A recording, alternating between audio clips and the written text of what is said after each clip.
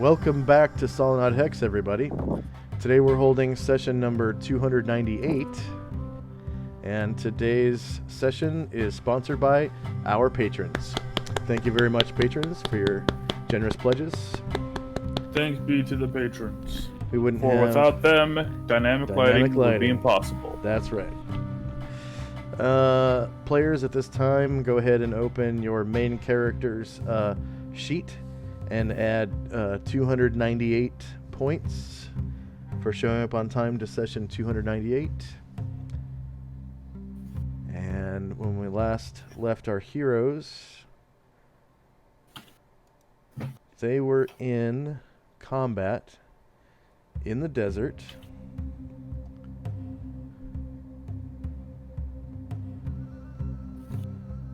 At one of Set's temples. And it looks like we might have stopped in the middle of a round? Yeah, we did. Wow. Yeah. Okay. Because we were going on over already last time. Yeah, basically it was like... Yeah, we were... Like, It was super long round pace. Yeah, like normally we end the game around 6. When I looked after the session ended, we were at like 7:15ish. Yeah. We're like an hour over our normal time, and I was almost late for another game. Oh, wow. Yep. Which again, I'm a DM too, so it's easy to run over. Yeah. Yeah. Just a little warning for our viewers. Today, Roll20 is having some technical issues, so if there's something that doesn't render or something properly, I don't know exactly what the technical issue is. We were having trouble logging in at first, and then there was some other stuff with like HTML entities not populating correctly on the Roll20 pages. But it looks like everything's okay in the game. Like I'm seeing all the tokens animated and everything, and all that stuff is populated correctly, so we'll see how it goes. Okay, so a little bit of a recap. The party rolled up on basically a cult chanting a cacophonous dirge about the end of days and embracing emptiness and Set's, love or whatever. And there was a priest standing on top of a pile of riches saying, embrace emptiness, leave your earthly riches here, and, go on into oblivion.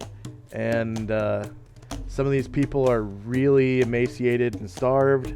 Some of them look like they have just arrived. The ones that are emaciated and stuff look like they've been here for a while. They're all living in squalor. There's bad field sanitation. There are insects all over the place, landing on fecal matter and stuff. And some of the people look sick, and it's just gross. At the top of the tower, the party saw another priest, and behind him was a non-humanish looking figure. No one could really quite make out what it was. Nobody made their observation check, and the ones that have observation. And it turns out that creature was a Kornyagon. Because Gromnar winning initiative, or having a decent initiative, approached the crowd of worshippers and basically intimidated them to stop their cacophonous chant. And they all started running from him. And that attracted the attention of this Kornyagon, who jumped up to the edge of the tower on the battlement, revealing himself to everyone. As some kind of pretty big, Beatizu.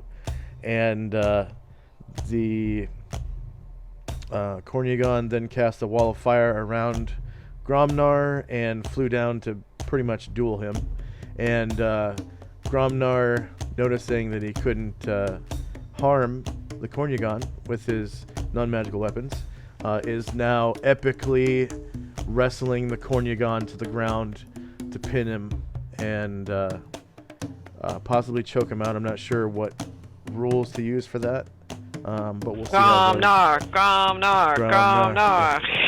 So he has a pretty good chance of succeeding because Gromnar has +2 to his attack rolls right now, and the Kornigan has -2 to his attack rolls. So Kornigan has a lot of natural weapons, so we'll see how this round goes. And the Kornigan is also armed with a whip, which I did neglect to mention. The whip is too large to use in grappling combat, so he will not be using that whip until he at least breaks out of Gromnar's grip, which may or may not happen. So we'll see how it goes.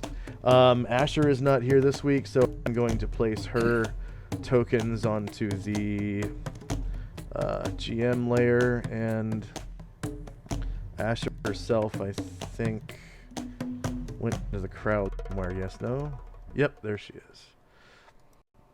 Okay. It gets more challenging, but the size of the rewards increase, as there are fewer characters and most importantly fighters to share XP with. Yeah. Hell yeah. Oh. Grumpy and Lumpy were hers, right? Yep. Okay. So we have some changed music coming in. This is my Fiend's Attack soundtrack. All right. So, next up would have been Gromnar's second attack with swords, but I don't know what's up with that. 167 and 16.7. If it helps any, just take that second attack off so we don't have to keep skipping over it. Okay. I mean, at least for now, because he's not using his swords. There's no real reason to have it on. It looks like I have initiative in descending order instead of ascending order. I don't know how that happened. That's a good question. Because from what I can tell, did we see the initiative of my last spell? Or, that's right, you clear it every time. Yeah, like if I'm reading this I know what happened. We had two people left, and then it started going again from this. Oh, actually, no, it still goes backwards completely. Yeah, it's the last weird. person. Or yeah, go. You had to. Unless I'm not seeing it, the last attack made was actually from one of my followers, which was according to if you scroll up, the last attack made was from my follower Raymond. Okay, so I'm at least going to switch it to ascending order so we can see what the hell is going on.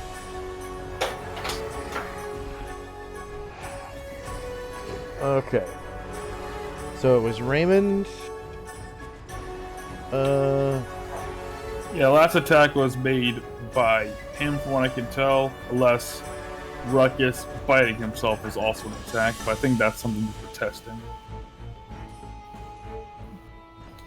Okay, so Raymond was on 12.93. So that means next up would be Calamar at 13.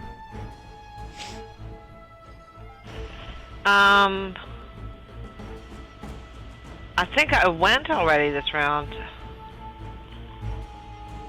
Because I cast Lightning Bolt, remember? And I killed 3 of the guys with the Lightning Bolt. Let's see. And an innocent person. Well, semi-innocent. You know, you worship an evil god, you get what you get. I was testing Wall of Fire with Tinneroth. That's right, Calamar cast Lightning Bolt. Mm-hmm. Oh, yeah, you did that. Yeah. Let's see. I would love another turn, but I don't think I get one. No. Oh yeah. Oh yeah. Then Saris cast magic missile, I believe. Okay, I did Karma No, Cold. fireball. So yeah. Saris cast fireball, which is still right there. Beatizu cast Wall of Fire, so I think that was a test as well.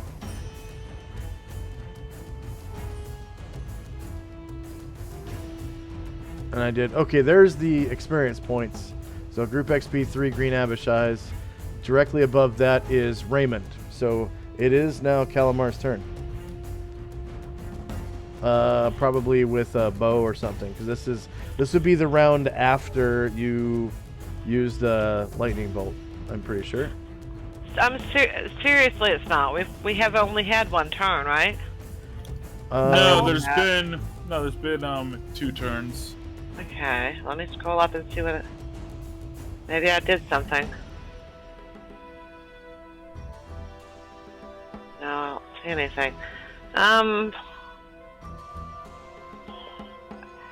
I guess I'll shoot my bow. Oh, wait a second. We're being stupid. Josh records every single... Give me a minute. Oh yeah, Josh records every single... Yeah, like, Josh records every single episode. I could just go to the last couple minutes of the video and find our answer there. Yeah. It'll take a second. Before that Sorry for the delay, Gromnar's Overbear.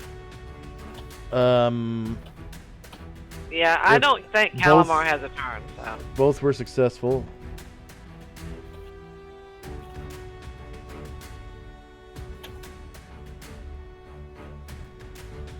Yeah, this is the second round of combat. Because there was that initial round you guys rolled in, which was 0. We're at -2 right now, so there was 0 round. Then there was the first round of combat, which would be -1. Now we're on -2. This is like the third round you've been on the map. And the second round of combat.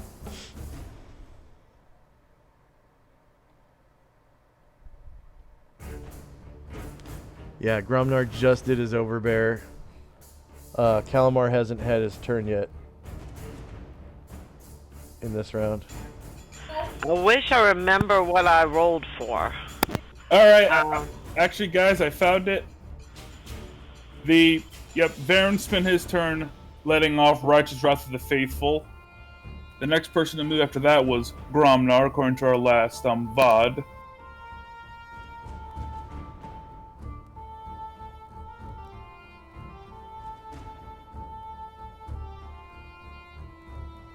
Yeah, the last person to move was Gromnar.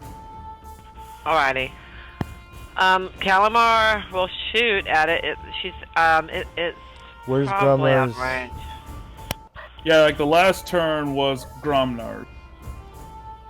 Just like I pulled up the last VOD on YouTube. Yep, the last turn was Gromnar's. Because on Varen's turn, that was when Righteous Wrath of the Faithful cleared. Okay, and Gromnar is on 20.68. So that means that we are on a new round. Okay, good. Whew. Yep, we're good. Okay. That's how it works. We're on a new round. So go ahead and roll initiative. And I need to roll initiative for that Cornugon, so I'm going to move Gromnar off of him. Just real quick. Actually, I can put Everybody roll Gromnar... initiative. No one's rolled initiative yet. Okay. I'm doing it right now, Josh. You know, it's a good thing Josh records every single episode because this became directly useful. Oh, yeah. Again, I avoid watching the VODs for spoiler reasons. And... No, I probably need them moving faster, actually, in this case. Let's roll Scimitar Initiative. You know, Josh, with all of your amazing macros, I'm completely amazed that you don't have punching wrestling, since it's a basic skill. I don't even use those rules.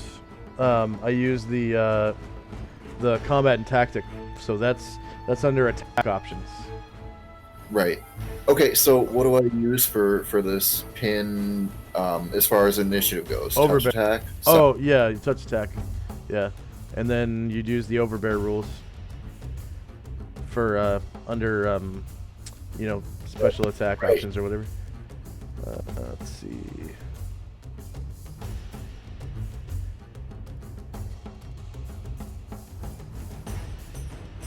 Yeah, for Olivia, if I'm going to, oh, never mind, I'm not going to because it needs to be magical. Okay. Dual wielding a non-magical sword would be dumb.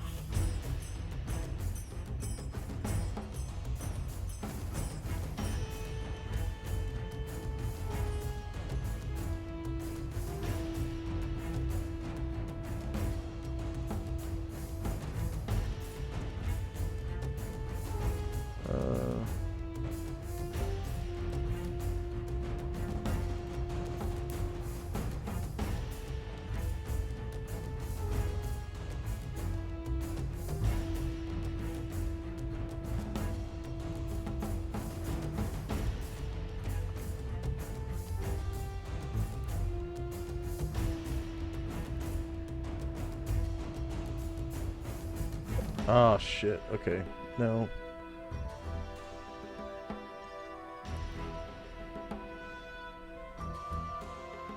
Hmm.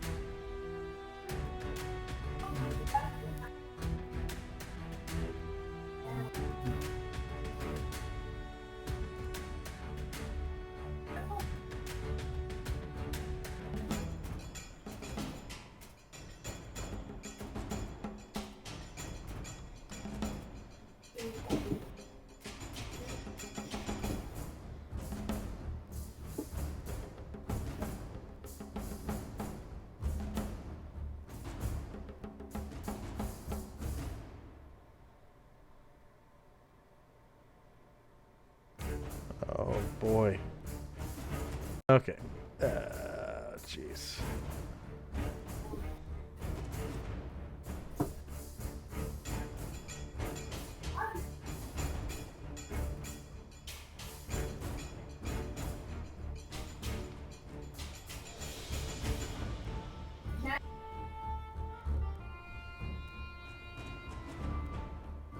Holy crap.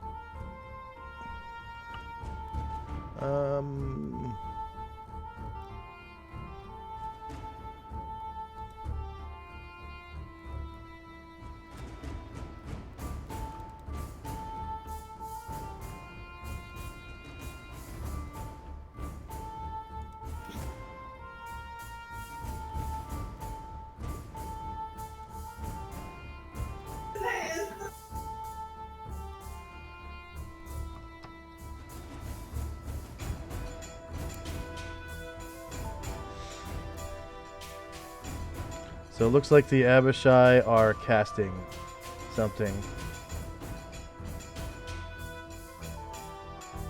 Innately.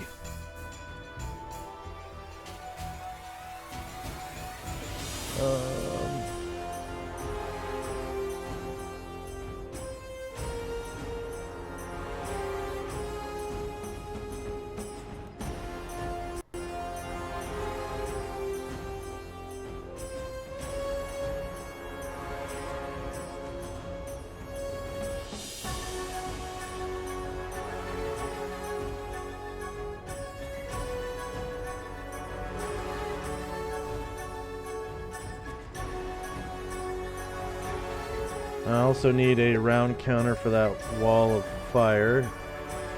So let's see. Gun. Wildfire.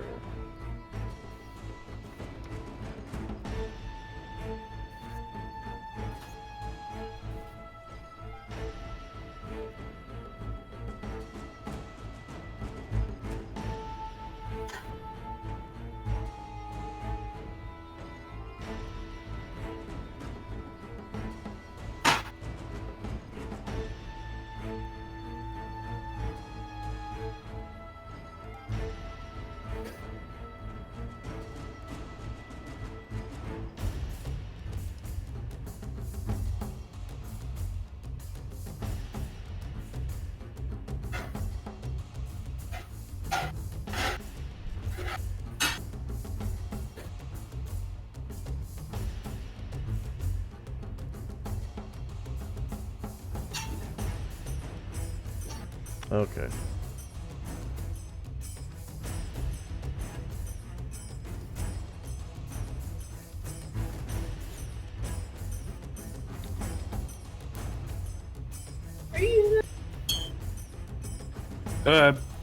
Thank you.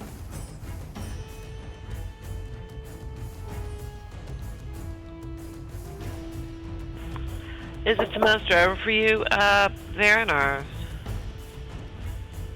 Oh, the semester? Yeah, Yeah, we're good. that's... So you have all summer long to just wee, or are you doing summer classes? That's a bit challenging due to the whole can't leave the house predicament. Okay. Is there anyone still in initiative phase?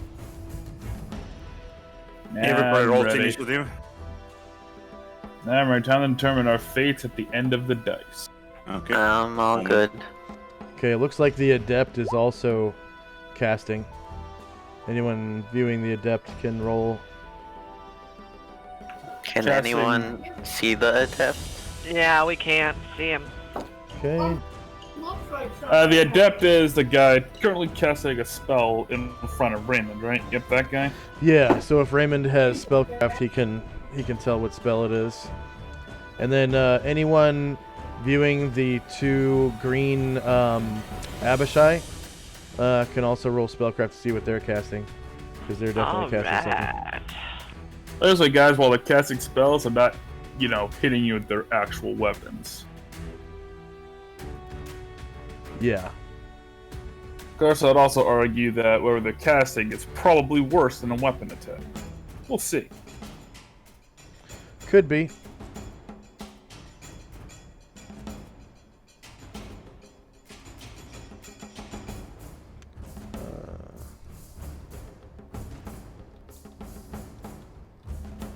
Holy crap, that thing's fast for being as big as me.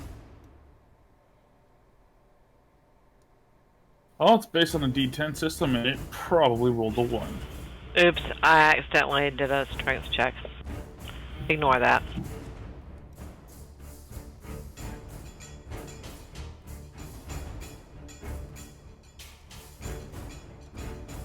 But I did succeed on the spellcraft.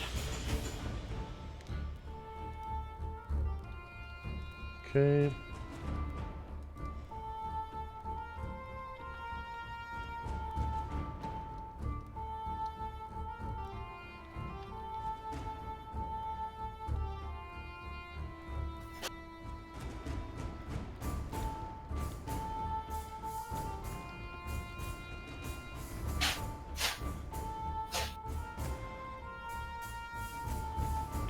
Shit.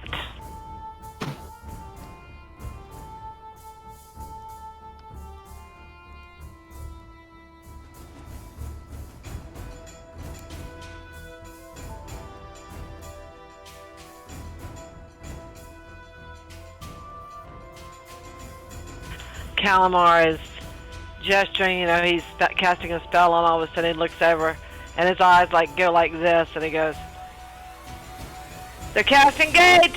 We gotta get him!"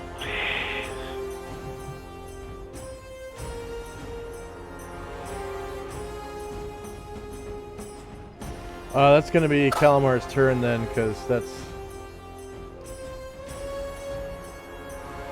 I apologize then. And I'm sorry. Really, really sorry.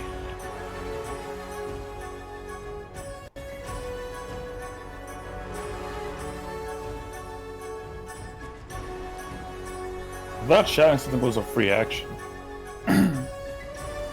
Or does that have to wait for your turn? I did too, but, you know, whatever. I think it's I like mean, with a few proficiency, words. with a proficiency check, that's it's kind of meta just to shout that out, unless it's on your turn. Sorry. Okay. That's okay. It'll just cost him his turn this round.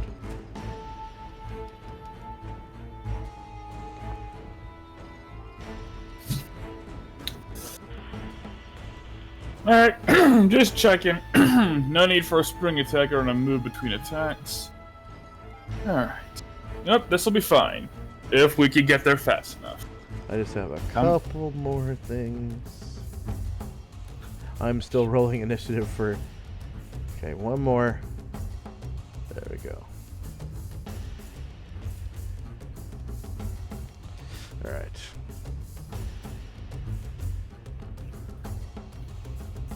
And...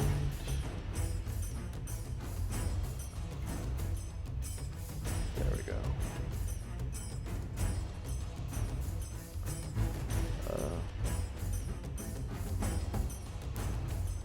You know what? That's not going to cost a turn at all. I'll just take it like a man. Okay. Thank you. Ascending. Okay, here we go. Round something. Ding ding. Say green dot. Righteous rather faithful. Oh, you can remove your green aura. I think that's Varen, right? Oh yeah. I think that's me. Okay. It's definitely me. Alright. Alright. Don't think we need that anymore.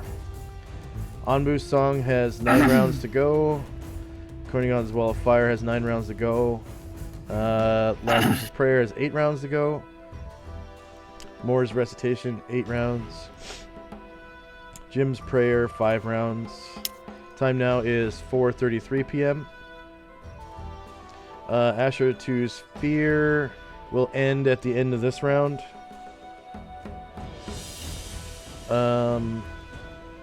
First up is...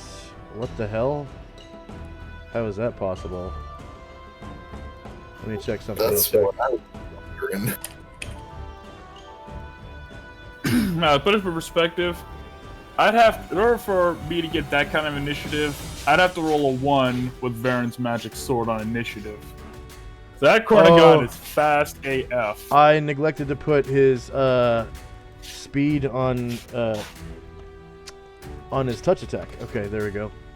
So I'm gonna add 6 to that, so it's actually gonna be 8.24. Or 8 point. Oh, Yeah. good. 2, 4, enter.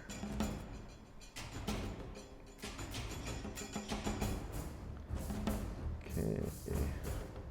Oh wow, he goes after a lot of people. Right after Morris, but before Brian Jurid. The Asheras are the name of speed at this round. Okay, so Is- there we go. Alright, so first up is one of the guys on the other map. Let's see. Oh. Here come reinforcements.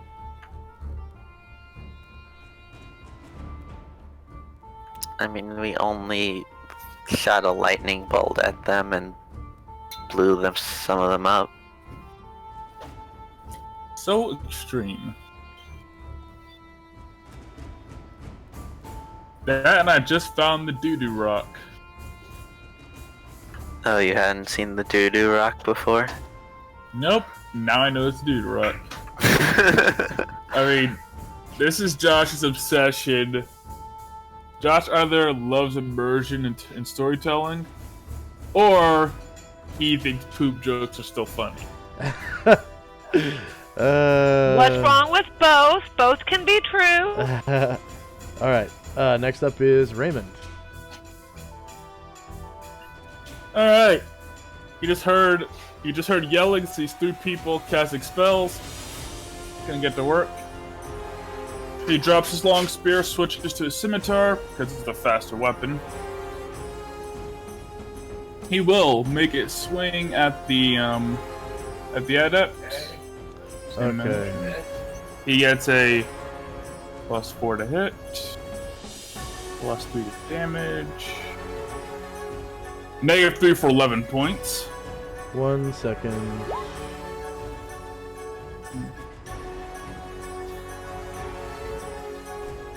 You said he puts his spear on the ground? Yeah, he just drops it.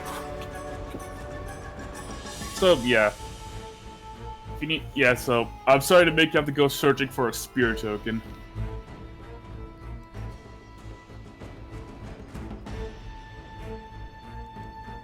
Oh, you already had one nearby. Convenient.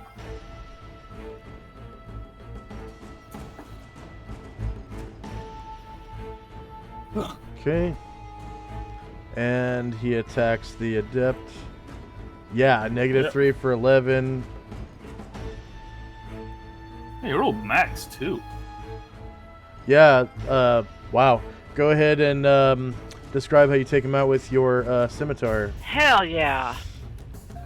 Raymond, you see, a scimitar is a weapon of both weight and grace. So when he drops the spear, he does like a sort of like a draw cut as he swings up, slicing off the adept's hands.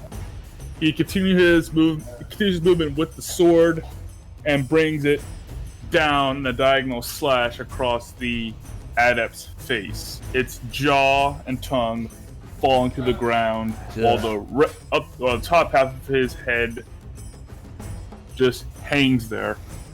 Yeah, you're during that hand cutting part, you get him right between the gauntlets and his arm plates because he's wearing plate mail.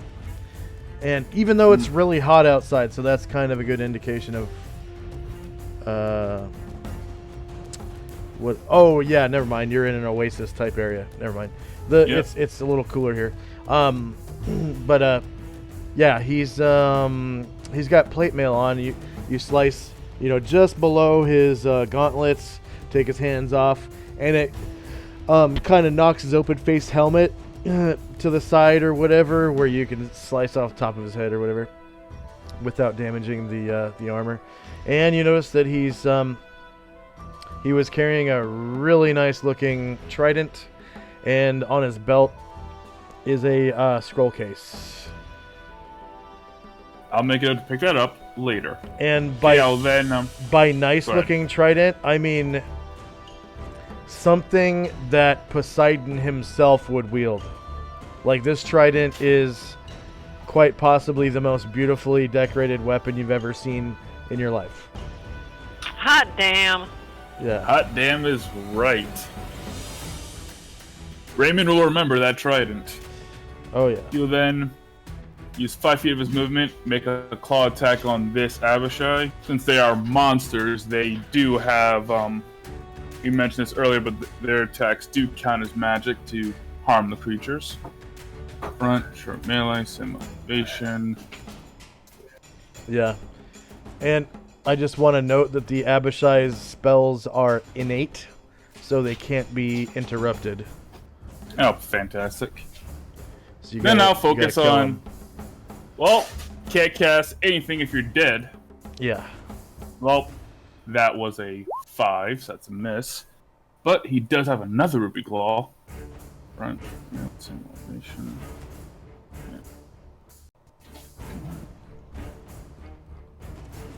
-5 for are they? What size are they actually?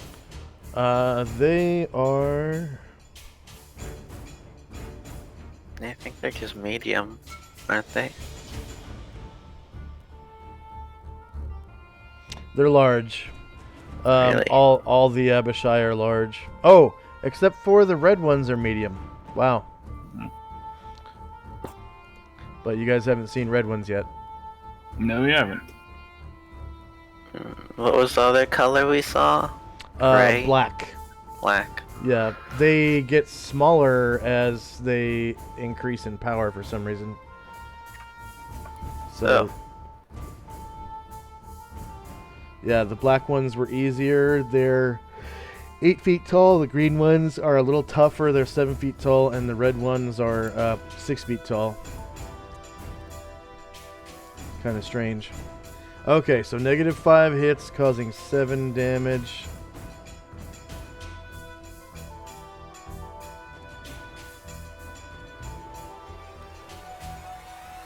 So hey, it's some damage.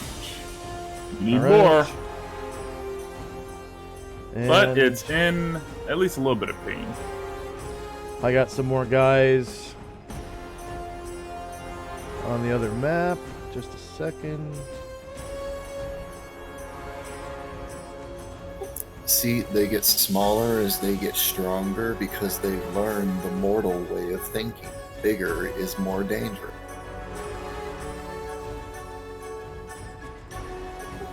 So they get smaller as they get more powerful to hide their power. Or bigger takes more damage. I was about to say, if you're right, then imps are. No, depends on the size of the weapon. Like, bigger takes more damage for using like a slashing or piercing weapon. But if it's bludgeoning, it's the opposite. Smaller does more damage. That's why like a footman's mace is dangerous to medium opponents, but if you try to hit a giant with that, they'll laugh. That's when a woman stamps on you feet hurts more than a man has stamps on you. It's those heels with very, very low surface area. Well, that, and since she typically has a smaller foot, she can probably focus more of her weight on just the right way. And if this woman has been doing this a lot, and if there are heels and you only use the bottom of the heel, especially if it's one of those very, very minuscule sized ones, the amount of force that there is compared to normal shoe is insane. Yeah, there are like actual reports of like people getting killed because somebody takes off a heel and hits him in the face with it. Because yeah, heels are very sharp, especially if they're like those super thin heels. They look painful to walk in though. And is it my turn, Josh? 1 second. Yeah, they're painful to walk in. They look painful to walk in. That's because they are painful to walk in. I decided several decades ago And Baron. I wasn't gonna wear that shit. Yeah, I really do. I Baron's really did initiative. want to. Yep.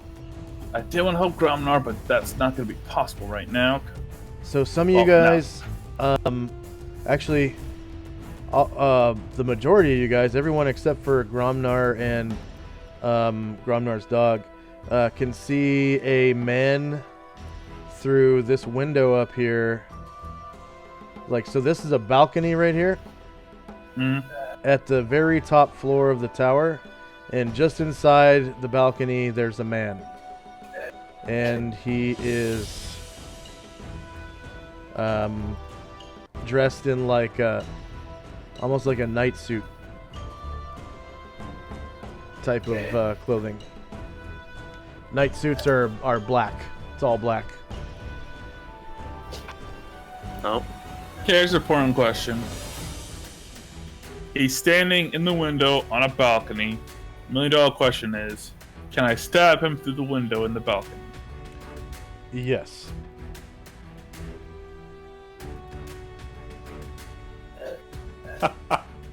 Oh, that reminds me of one of the best character names in that I have seen in a game from a rogue, Black Stabbath. Black Stabbath. Yeah. I do want to just flap and kill that guy, but these Abishai are summoning backup, so I better deal with them first. Varen will take flight, gain 20 feet of altitude, is flying at this angle. He'll take a 45-degree turn, land next to this one. Will then take his longsword and stab the Abishai right next to him. Front, short melee, send elevation. Damage. Negative 14 for 15 points of damage on this Beatazu. Okay.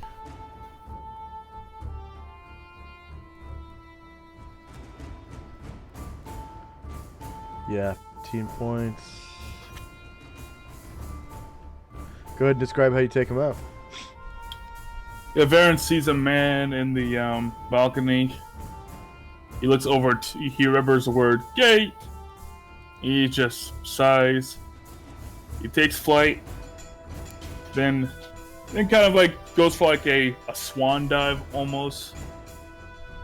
As he lands gracefully, his sword decapitating the creature from head to crotch. Yeah. Two halves of it falling to the left and to the right of him in pools of, well, blood. And the crowd is just like screaming in horror. Ah! Good. All right. Next up is another guy off screen.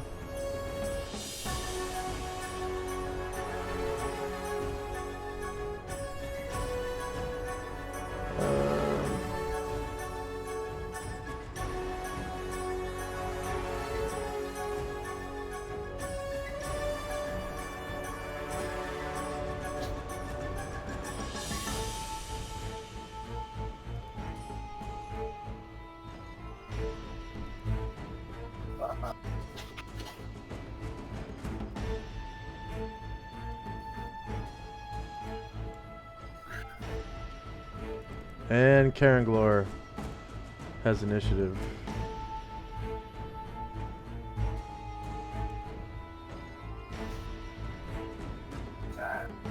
I'm sorry, not Karen Glor. She's not here. Morris has initiative. Yep. The humble Morge is going to take flight. And a bit like his boss, he'll be facing in this direction. Oh, just make sure I put the squares up right. Gain 20 feet of altitude, make a 90-degree turn, and land on top of the dead Abishai. You'll take 1d4 heat damage. Okay. Bashar, d4. So not a whole lot. 1 damage. Oh, my bread is a little bit toasty right now.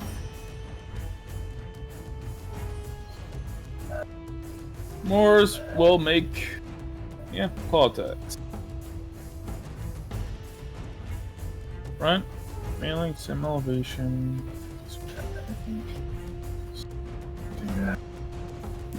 -9 for 7 points.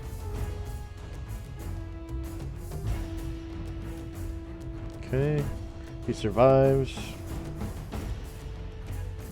Left Ruby Claw.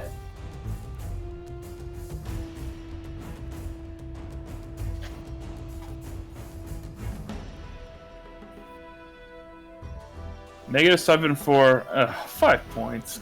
And he survives. Because he rolled a 2 on damage on a d10. Fuck, Okay. guys. Yep. The Cornugon is going to use his natural attacks against Gromnar. So that's everything but his whip, basically. So he's got a right claw, left claw, and a bite and a tail. Okay, right claw. And that's at -2 to hit because of the spell. Well, spells. Plural. Front. Melee. Same elevation. -2. And it was -1 to damage, right? Because of the prayer. Yes.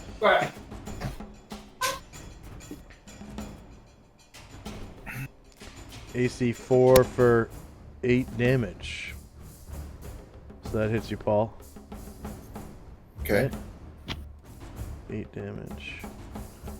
Okay, and then the left claw.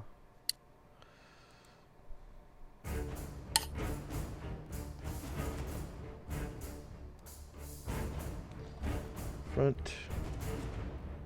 Melee. Same elevation. -2 to hit. And -1 to damage.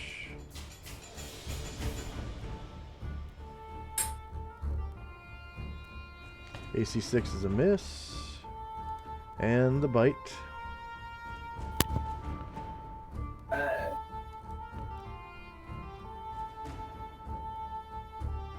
See, prayer is like, you know, doing its money's worth. Oh yeah. Okay, -2 to hit and -1 to damage. No, -1. There you go.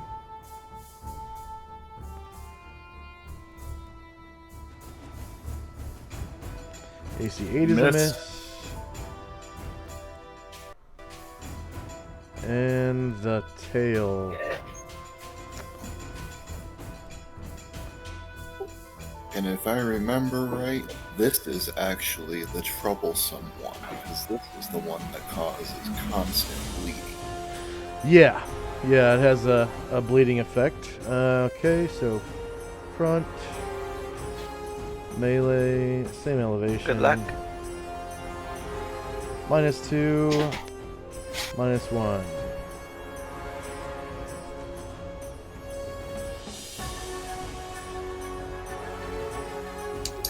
No, wow.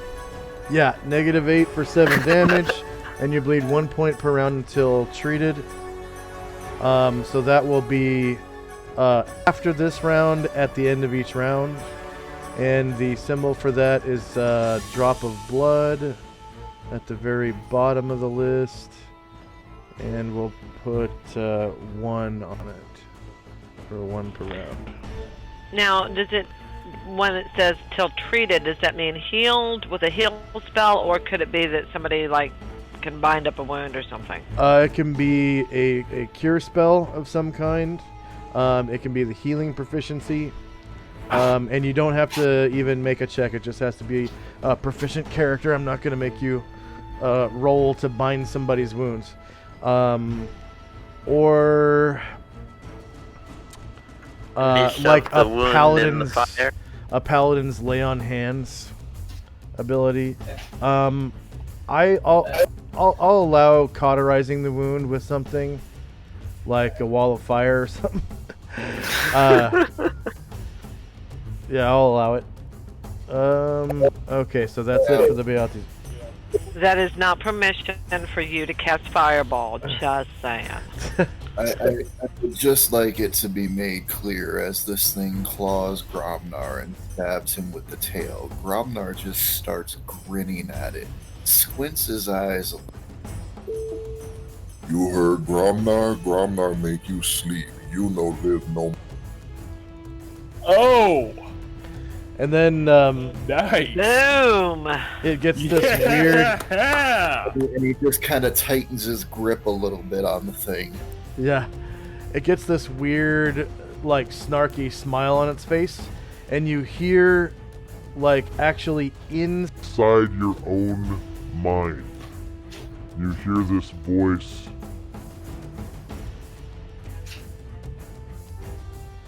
inside your own mind. Can you still hear me? Yep. Inside your own mind, you hear this voice go, Your goodness will not avail you. You will rest in peace in the cooking pot of Set's temple tonight. He must not know. He must not know there's nothing good about Gromnar. He's full of Gromnar goes. From my Robbie goes.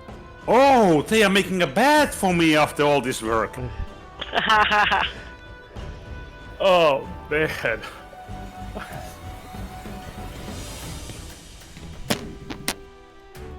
Okay, next up is Brian Druid. Alright, well, Brain Direct was thinking of that chimney last time. So, it's gonna move over here. Peek down and breathe. Reverse chimney. Considering the person who escaped went right there, so hopefully I can catch him. Okay, so you're basically facing northwest. Yep. Okay. And breathe down the hatch. Yeah, go ahead. You can see, let's see, down the hatch you can see.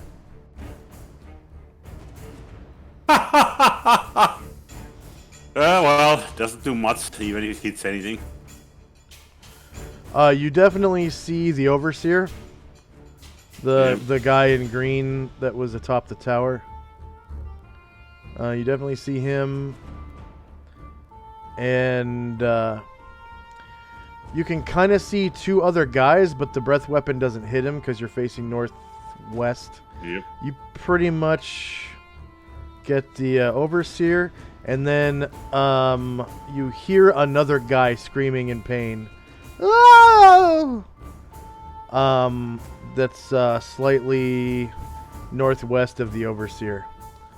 Too but bad you I can't managed see to roll him. the second lowest possible roll. And they both get saving throws. Go, baby dragon, go. Actually, That was a bit like a buff. actually, you just knocked a guy out of stealth. So there's a guy at the bottom of the ladder that you just knocked out of stealth. Oh.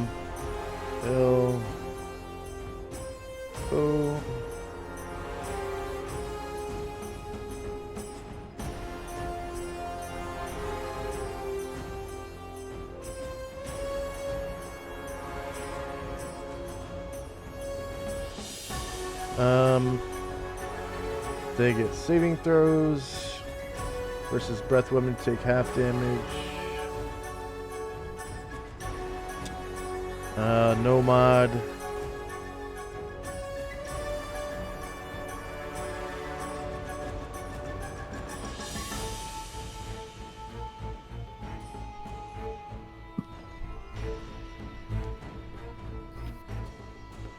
Okay, so the first one saves the guy that you just knocked out of stealth.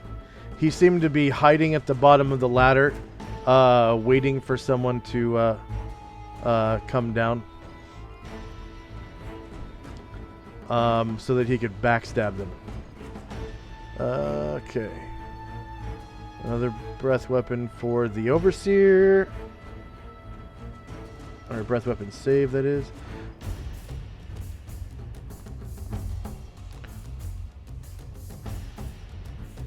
Oh, yeah.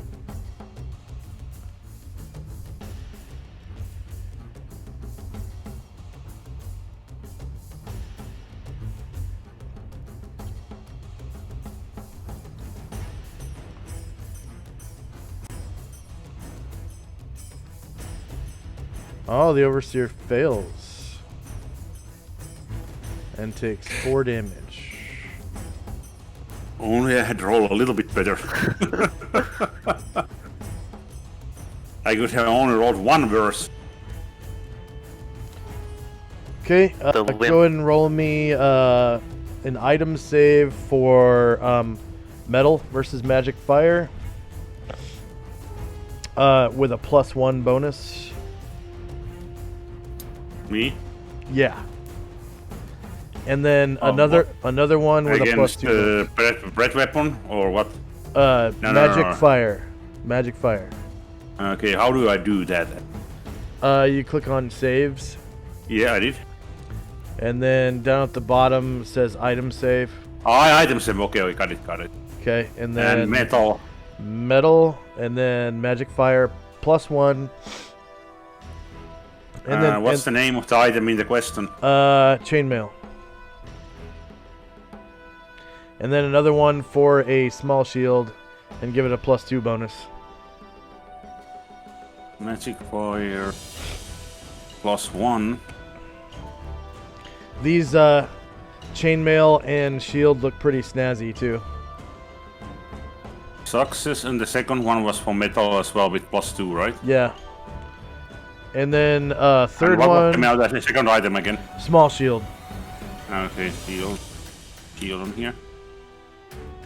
Okay.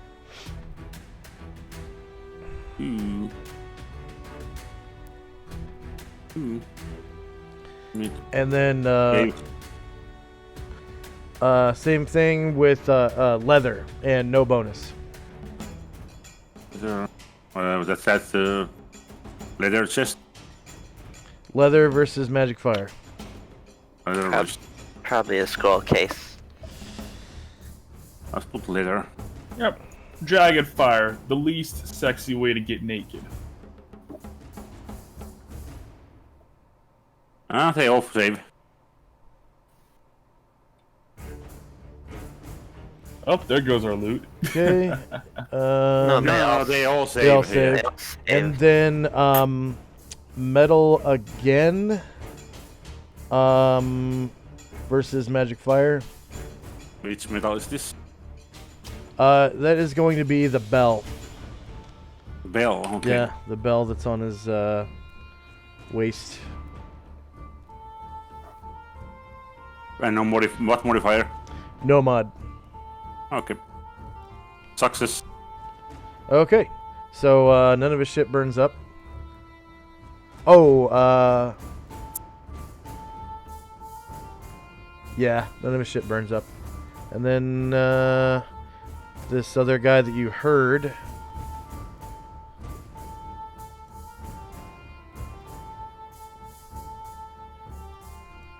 Breath weapon. No mod.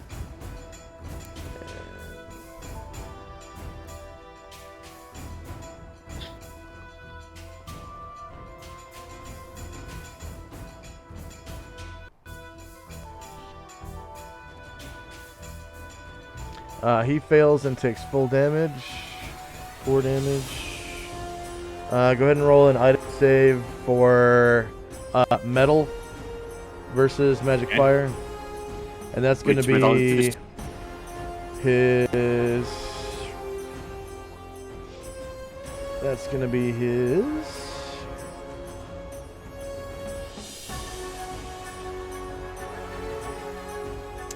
That's going to be his broadsword. Okay.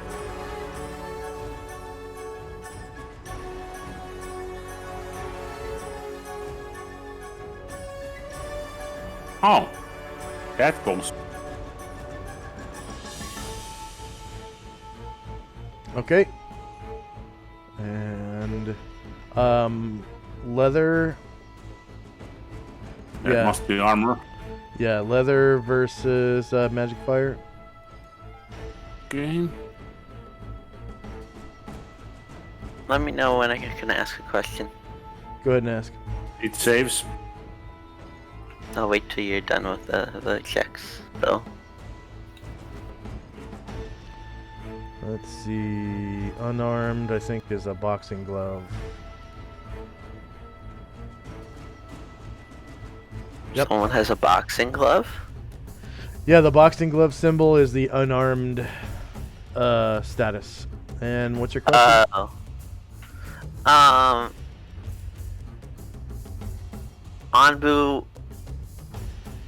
Anbu won't get rid of his weapon, but could he realize that his weapons are useless against enemies and use a different weapon against them, or would he just never do that? After experimentation, he would realize that. But would he be willing to use a different weapon? Or not? Yeah, he's smart enough to try something different. Okay. But, you know, after experimentation, because he... Yeah, I know. I would not like just get him to grab a magic weapon. Yeah. He can't see through the wall of fire, so he doesn't know what Gromnar's doing back there. Oh yeah, I know. Okay, next up is Alluvio. Livio looks over there and goes, realizes that is trouble.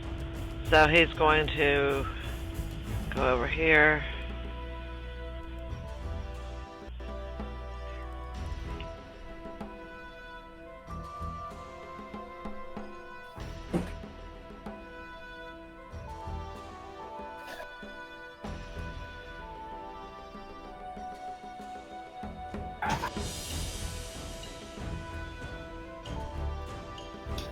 Boogie Will sleeping on the job.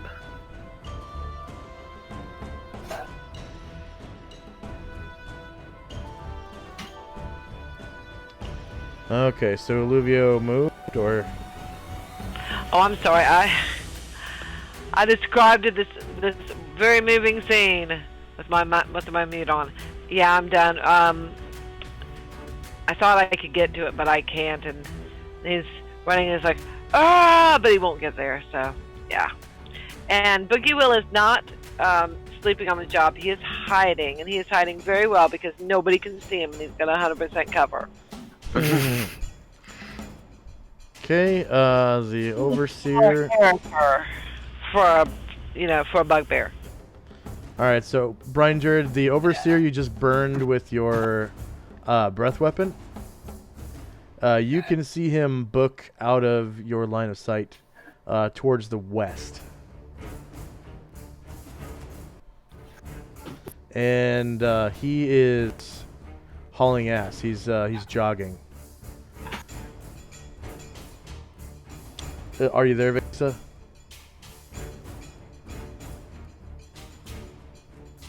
Vesa?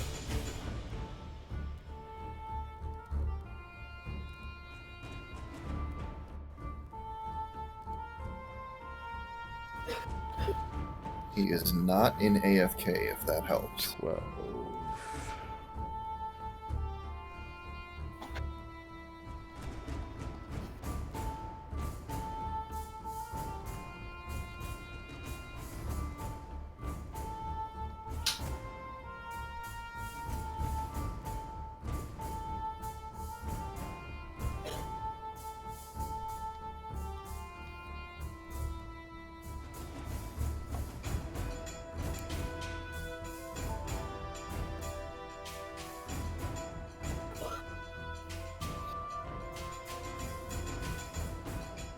Oh.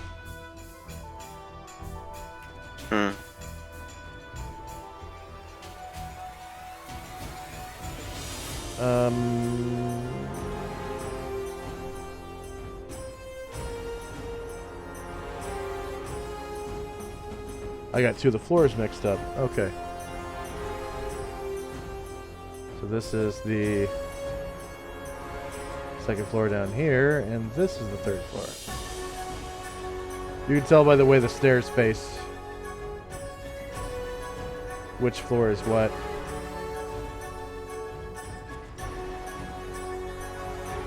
Wait a minute. Okay, 1, 2.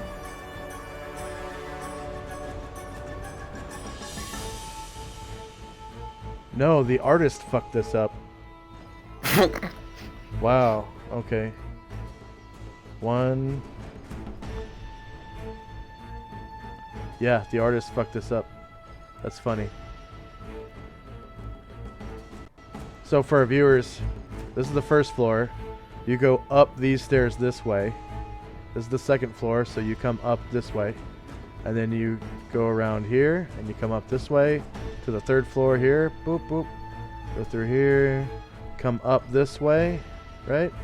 So the opening to these stairs should be here. Not here.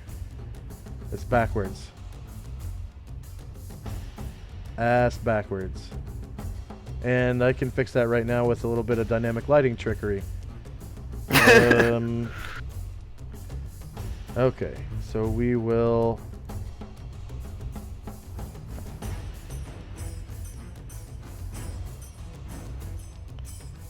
Okay, and then I just flip this vertically.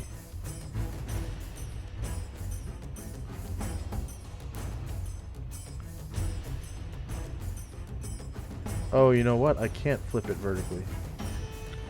I just found a goat centaur. I want to be a goat centaur.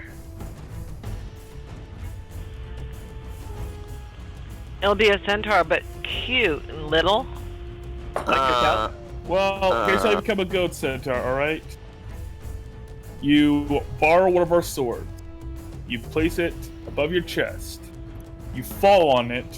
Then Josh let you make a new character that's a goat centaur. I don't think he has this thing has stats for playable character. Oh, but there are stats for actual centaurs. Or I guess you could just play a satyr. Okay. That's not the same. Not the same. Let me see if this works.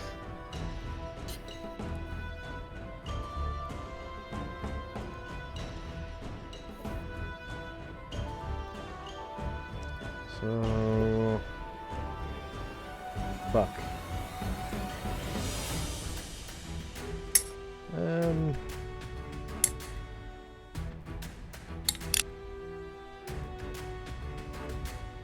I posted it in Discord. Alright.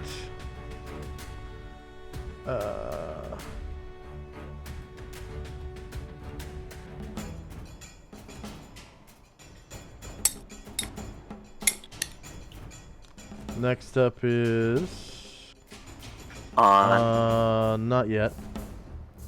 Not quite on. Oh.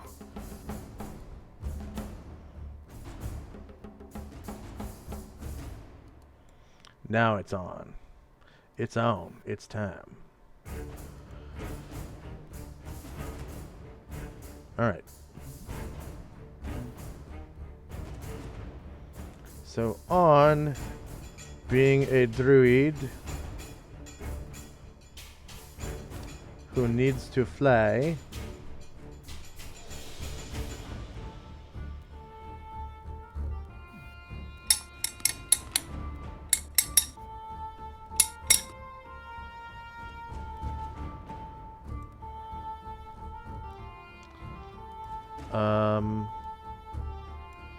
He is going to shapeshift into an eagle. Or shape change.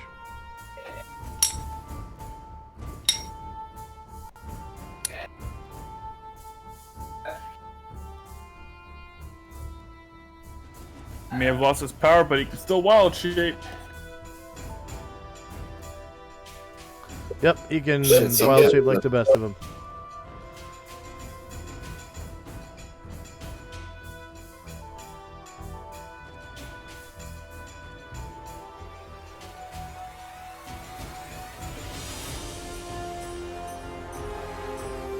There we go.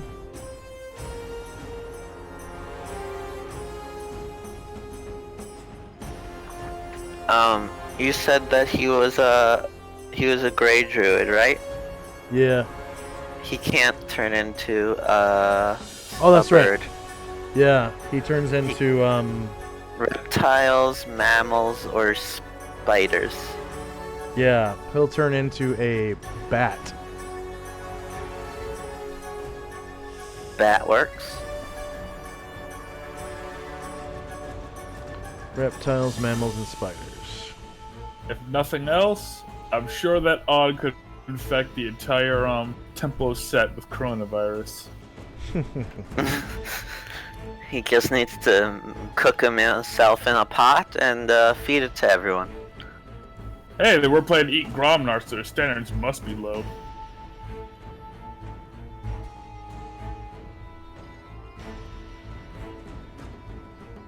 Oh, wrong kind of bat. You have multiple types of bats? Yeah, for when they finally put in a weather layer and stuff, I have bats that hang from the ceiling. Oh, okay, that's cool. And then I have this bat token right here for regular bats. So he is going to fly up and over everybody. I don't think bats are that fast though. Wait, I want to see, where's his token as a bat? Is that it? The gargoyle? It's a bat. It's literally a bat. Is it a big old bat? It's a bat. Almost Yeah. looks like a cow with that.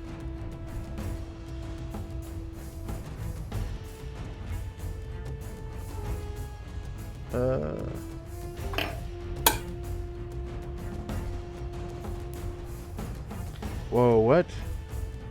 Oh, what kind of bat is he?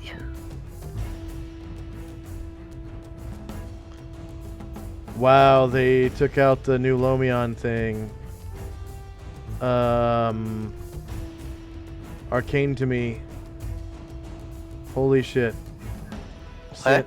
CNM Arcane to me is gone. I don't know what that is. That is That's the where monster all the website. monsters are put. Yep. What kind of bat is he? Josh, A regular bat. Common bat? A Common large bat. Common bat? Then he is, flying movement 24B class. Okay. B means he can hover. Okay, so I don't know what the numbers mean. I mean the letters. I know what the numbers mean. There you go, Josh. There's a monster manual link for you that still works.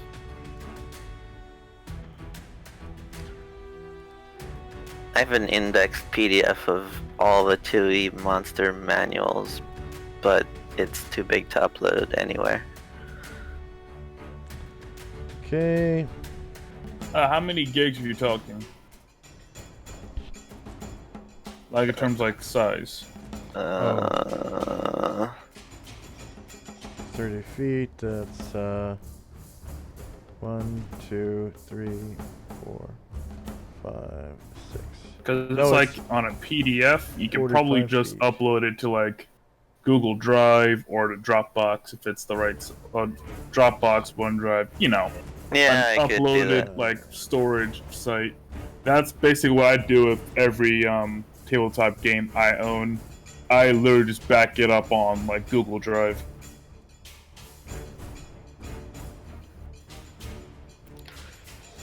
I guess I could do that, yeah. You are correct.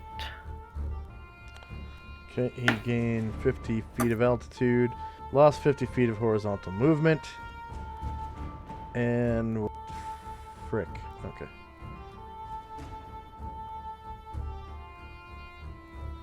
Let's hope, like, a rock doesn't hit him.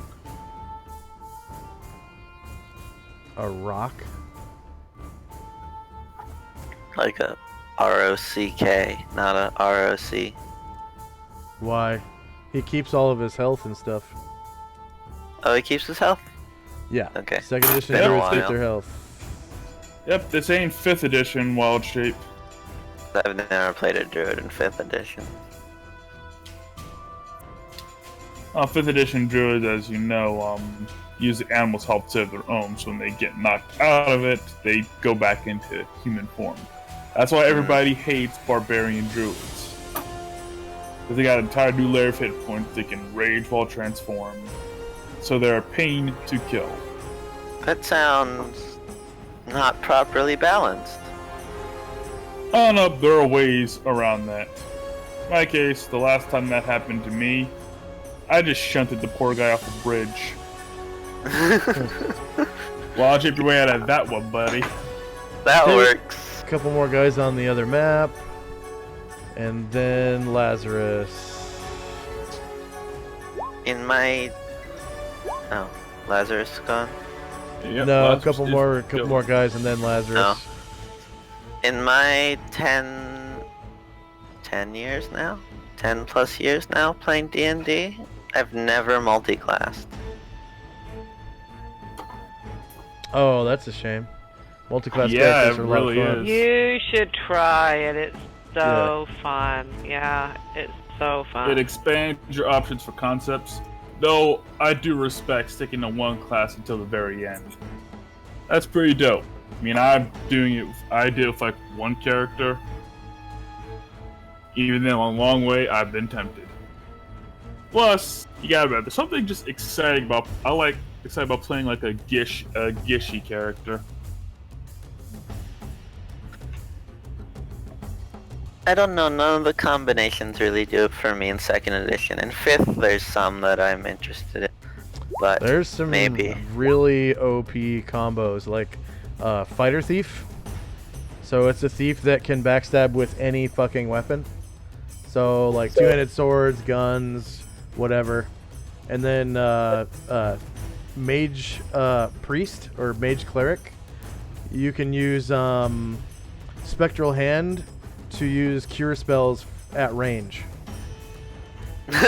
Do not underestimate the power of a thief illusionist. I just can't play a Oh, thief. no, oh yeah. That was great. That's great. Granted, Josh still carried most of the weight for DPS, but The only problem with Is that what Jerry is? Is he a thief Fighter warrior? Thief. Fighter Thief. Yeah, fighter thief. Yeah. That's why he backstabs with a two-handed sword. Well, basically, if you're backstabbing, more dice, Get it more lately. pain. Of course, fighter thieves can't like master a weapon, but who needs mastery when you could backstab somebody with a weapon as big as you are? And yes, it's every bit as devastating as it sounds. And I love the Mage Thief because, you know, I can kill several ways. I can backstab, I can, you know... Throw lightning bolts. Throw a summon lightning monsters. bolt. Lazarus. Yep, Lazarus. Yeah, Lazarus will take flight, go down 90-degree angle, land on the other side of this creature. Will it turn to face him? 1 second.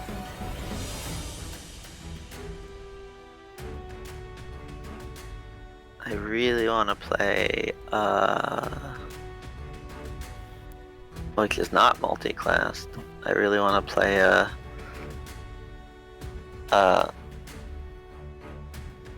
yeah, this is my memory. A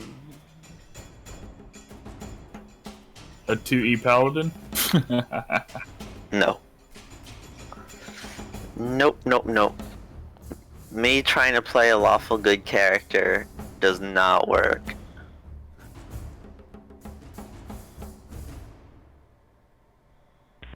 Yeah, I'm familiar. one of the best role-playing interactions ever I have seen has been between lawful evil character and a lawful good character. Lawful good actually is not that hard in alignment to play. No, it's not. No, he's not gonna turn to face. Okay, so he wants to he wants me to sharpen his sword along his spine. I love it. So this is a rear attack then. Yeah. Rear, short melee, same elevation. +4 to hit.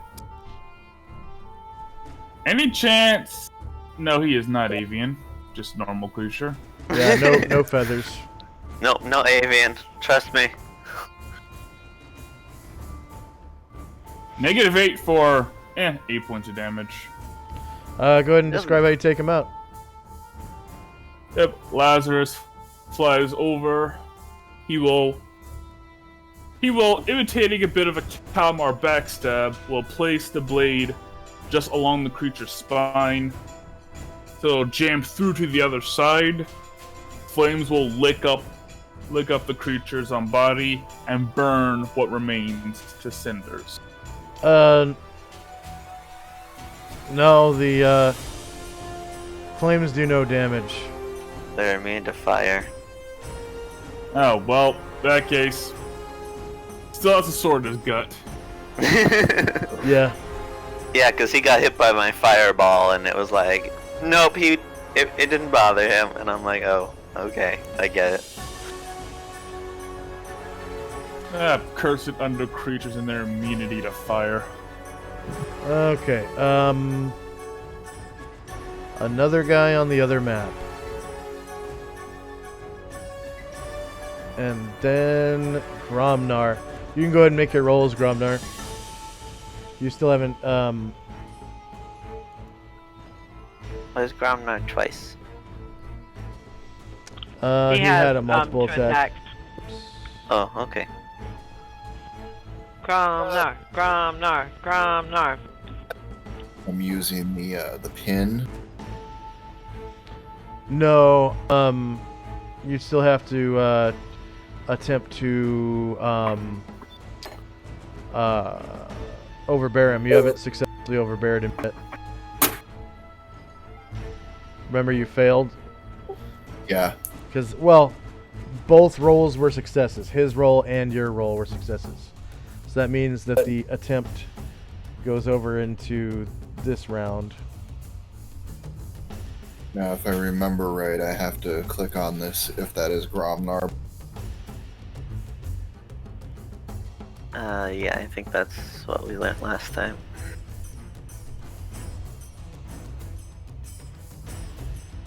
Yeah.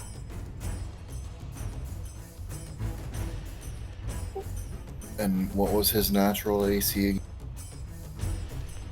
The Beatizu?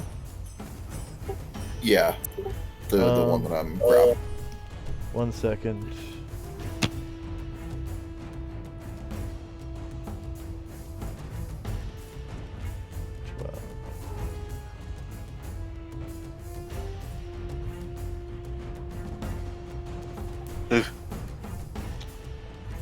Okay, the Cornugon's natural AC. Corneagon.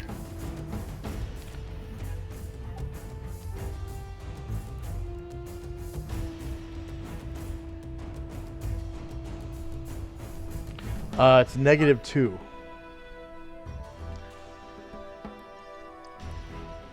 One hell of a natural AC.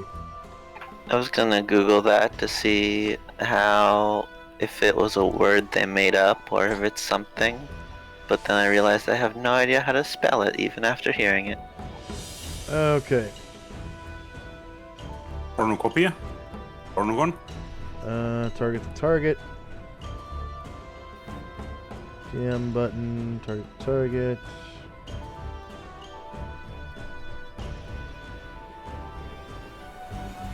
Turns out when you put COR into Google, it thinks you want to look up the coronavirus.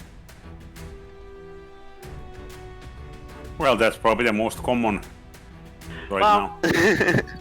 That's Cornugon. It sounds like it would be derived from the Latin for horn, which is cornu. And then the Well, Greek. yeah, but horns were also considered crown, so... Yeah. And then was. I mean, Greek. Gone. What's gone? Side? their other name is Horn Devils, so yes. Let's see.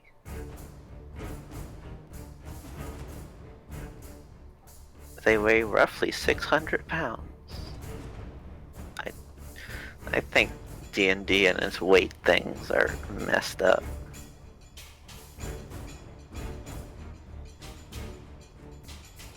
I mean, it's a 9-foot tall devil. It's kind of fair that it would weigh 600 pounds. Oh no, I mean, I feel like there's often times where things weigh... Ooh. What? Okay. Interesting. Alright, you managed to overbear him. Yes! So...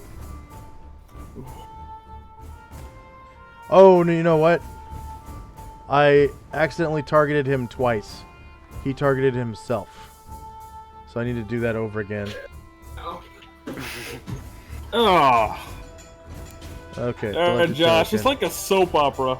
DM button. It's a bait and switch. Target to target.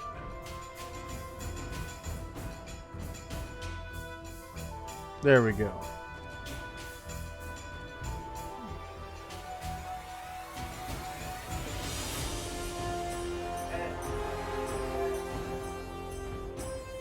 Okay, which size category is Gromnar? Large. Which category is Beatsu? Large. I was wondering why I didn't ask. How many additional attackers are helping you? None. Does your target have more than 2 legs? No. Gromnar's miscellaneous modifier +2. Kind of funny. This thing's almost a foot shorter than Gromnar and Minus outweighs 2. it like 105 pounds. For the Beatizu. That's my thing about weight in D&D. Thickly corded muscles. I think they have 1800 strength, so that's probably Yeah, why they do. they're way But they're more also muscular. covered. They're also covered in scales and stuff, so that and Makes them more big dense. wings and big tails. So I guess that all adds weight. 1800 strength. Okay, so they were both successful again. Gromnar rolled a 7. The Cornugun rolled a 7. Wait, you tied again? Yep, they tied again, so it has to go into the next round. Alright. Another creature on the other map. And then Ceres. It's like an epic wrestling match going on in the Ring of Fire. Yeah.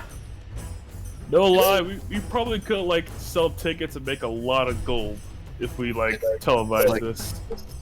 It's like the modern day wrestling, you know. It's all scripted. We're just sitting there, you know, jibber jabbering with each other. Yeah, next you're gonna do this. I'm gonna do that. And it just looks like an epic struggle. Ceres is gonna ride his horse, his camel over here somewhere to get a different view because he is mainly blocked by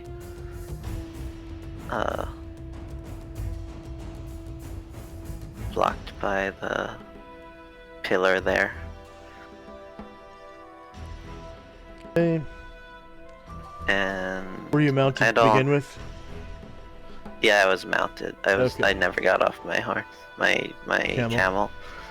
I don't see anything alive, right? You can see the guy in the doorway, on the balcony. I don't think I can hit him with a sling, so I guess that's all. You could try. He's about, let's see, 15, 30. He's about 30 feet in the air. So you would have lower ground, and then And through a window. it's not a window. It's a doorway leading out to the balcony. Okay. So it's like he's standing just in the doorway to the balcony.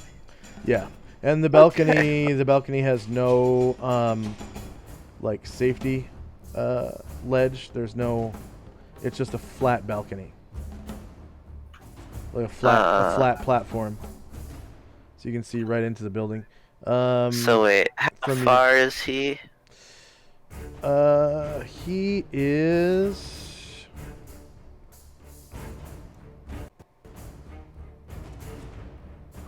So 60, 70 feet away, and then what? He how- is just 2 squares inside of the balcony, inside the room, and it looks like he's trying to be all sneaky. Like he failed a hide in shadows roll. So sling range is 10, 20, 40, and he is 78 feet away. So what range does that put me How many in? squares is that? How many squares is the balcony from you? Like the left side of the balcony. Left. Oh, 74. No, how many Oh, squares? squares. 14 point. Okay, so it's 15. two more squares on top of that would be 16. Okay. And then go ahead and attack yourself for this. Attack myself for this. Yep, because you can't see the target. But I have a really His bad armor ACs class. are 4, 7, 4, 4. So AC 4, surprise 7, shield is 4, rear 4.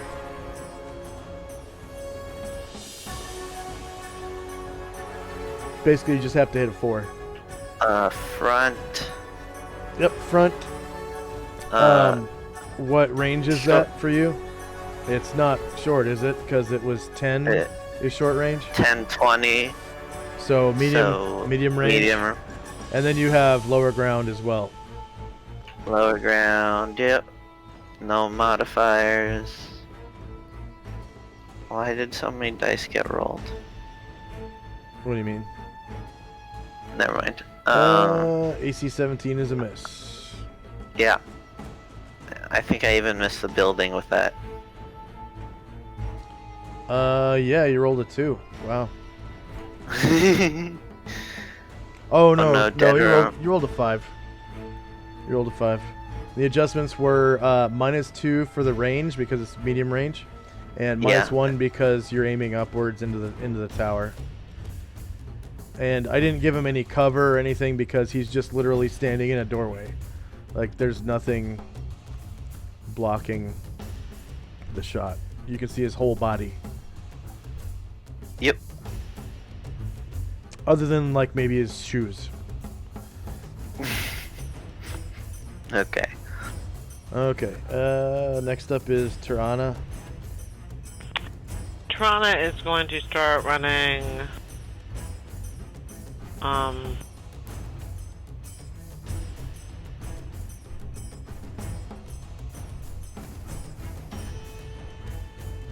She gets right there, and she's going to hide in that little crook of the tent and hide in the shadows.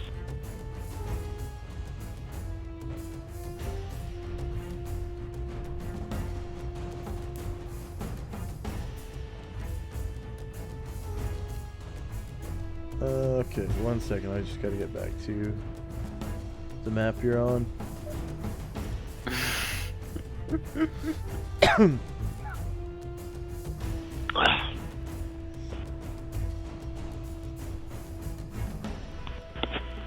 Okay, Tirana.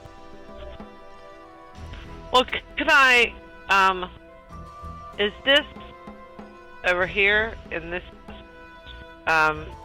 is it raised up? Could I hide down on the ground down low and hide there?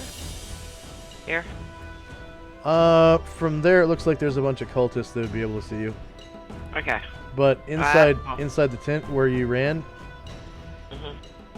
Mhm. like in here, that'd be fine. Okay, great. I'll hide. Or, I don't know if you have left. Whoops. Not much, yeah. I only have 1 or 2 spots left. There's also wood pile,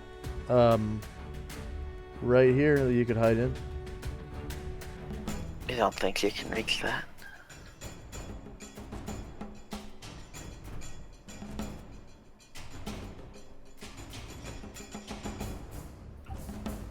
That's the pile that's saved. That's made its savings throw against the lightning bolt, isn't it? Yeah. Yep. No, I can't. I don't, that was 3 spots. That's too far, so I'll go in here and hide. Okay. And then go ahead and turn your token to the invisible form. And I'll roll your check for hiding.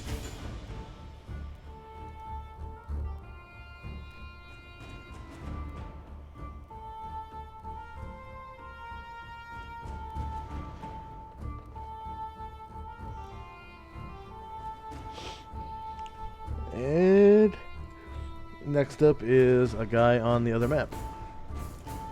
And then Calamar. Alright. Calamar finishes his spell. He goes, Hanikadu! And you see him kind of jump up a little bit, just since he just filled himself with jumping energy. And then he turns his attention to the wall of fire. Then he turns invisible. That's going to be my turn. Okay. Brian Jared, you can hear the footsteps of that guy that you could hear around the corner, kind of like scurrying away to something. And the guy's like, you hear him say in the common tongue, "I need a weapon! I need a weapon!" And one guy's like, "Here!"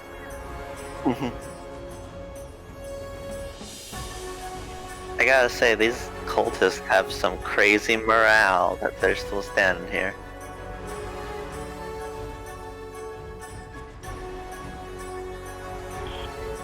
Yeah, they'll probably just run away by the end of the round. They have a demon on their side. A devil. A devil. Well, they can't see the devil right now. He's in a ball of fire with something bigger than him.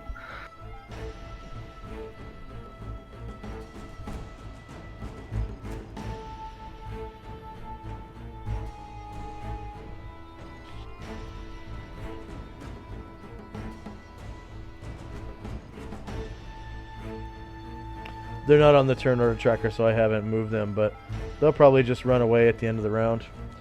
Okay. Calamar, what were you doing?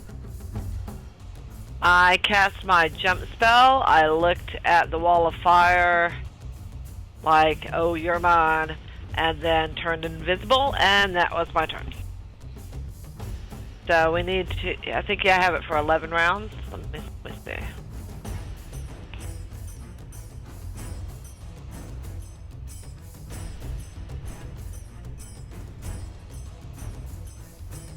Okay. 13 rounds. Yeah, it's a random amount of rounds. It's like 1d3 plus your level. Yeah. And it is the most it could be, which is 13. At least it says so. It's rounded in green. We don't have any gold dots, right? So we'll say gold dot. Okay. Is Calamar's jump spell at +1. Like this? Like that? That's what you mean? The gold spell? Yeah. There should be... Okay. Is that... Yeah, that's gold. Okay. And then you said how many rounds? 13. Okay, so it's going to start at -13 and tick upwards towards 0. At the end of the 0 round is when it will fade away. Alrighty, yeah, this will be fun now. Yeah. Yay! And that spell, I know it allows you to jump 30 feet horizontally, but vertically it's different, right? It's you can only jump over medium creatures. I can jump. It depends on where I'm jumping out. But Horizontal leaps forward or backwards only have a slight arc, about 2 feet per 10 feet of distance traveled. But I'm going to do a tall jump. I'll read back and I'll get back with you. I won't be moving until next turn, and by then I'll read and I'll get back.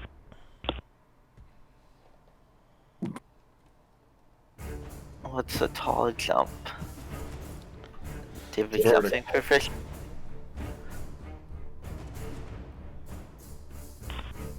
No, I don't think I have a jumping proficiency now. You're using the jump spell, correct? That is correct. Okay, you can go 30 feet forward or straight up or 10 feet backward. Yeah, that's true. That's the jump spell. Yeah. There's variations. But That's what it says. but you can't move forward while jumping upward. I can move after I jump, or I can move. The way that when I learned this spell, the way he said is that I could use it at the beginning, the middle, or the end. I didn't, it can interrupt my movement. You can use it. You can use it as an. You can use it as an action or as a movement. So you can move up to a full move and jump, but do nothing else.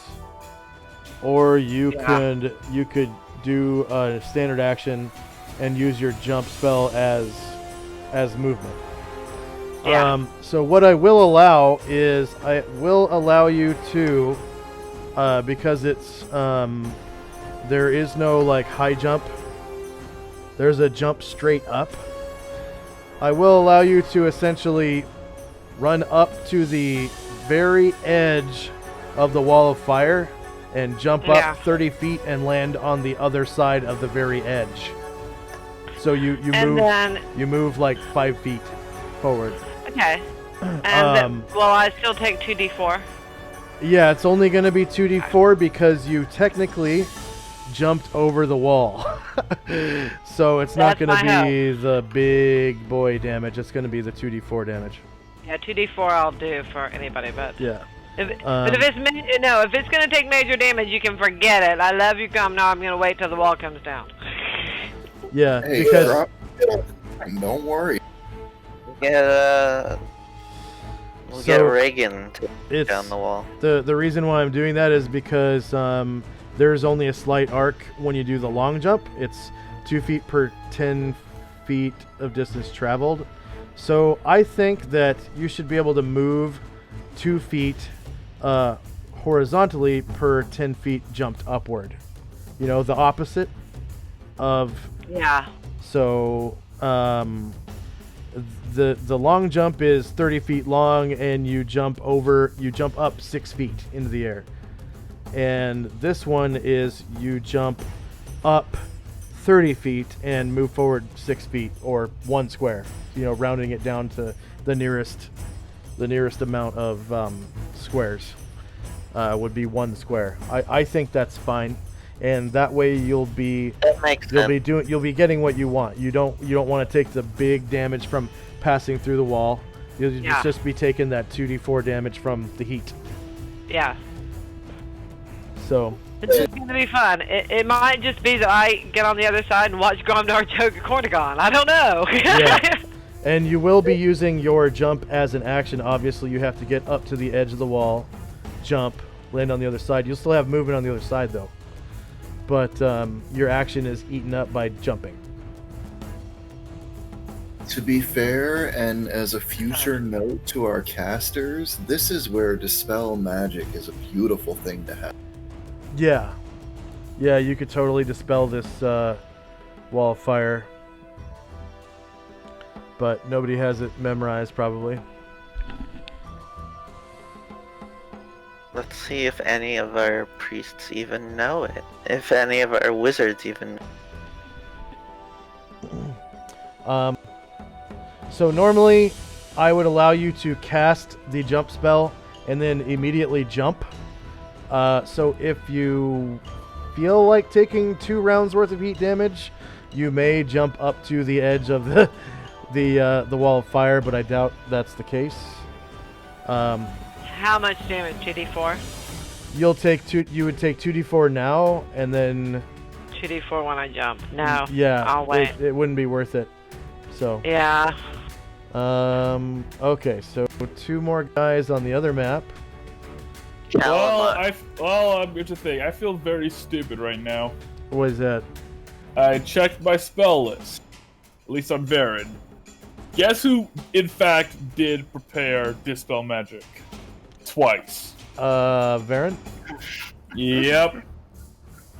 This is what happens when you have 6 pre-spell lists to deal with. Yeah. And in terms of wizards, only Calamar knows Dispel Magic. And I don't have it memorized at all. I've never memorized. I don't think. Yeah. It's really useful when you're facing enemy spellcasters. Yeah. Other than that, not so much. Might start memorizing it now. Which could easily happen in any encounter. What level? something- What level is the jump spell? I want to say 3rd. No, it's not First 3rd. level spell. Yeah, so Calamar, you get 50 points for your jump spell. Calamar's also the only one that knows jump. Yeah, jump is a really awesome spell, especially if you have, what was it, tumbling? It combines with tumbling. Yep. In the player's option books, they have there's a couple add-ons where you can use proficiencies in conjunction with spells, and jump is one of them.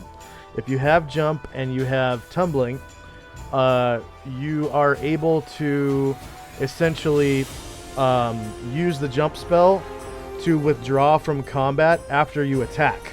So you can actually attack somebody and safely withdraw from combat by jumping. Yep. And you can jump over medium-sized creatures to do it. It definitely seems more useful for non-just straight class wizards, you know? It's more useful, seems multi-class. Especially for a thief, because if I can get inside and backstab this bitch, then, you know, Yeah. it would save a lot of time. Wouldn't getting burnt make you visible, or no? It will, but I can go invisible again. I have the ring of invisibility. Oh, you have a and all ability. Okay. Yeah. Okay, so next up is Dion. Dion looks whether or not the people that he was thinking earlier that, hey, those are probably innocent. Are they acting hostile towards us, the people around the tower, or? They look scared shitless of you guys, and it looks like they're actually running away. Then he keeps holding, and as long as they don't do anything, he was no reason to lob a fireball at them. No, Dion, okay. just step aside. It's okay. Let go of your worries and release the fireball. No, not doing it.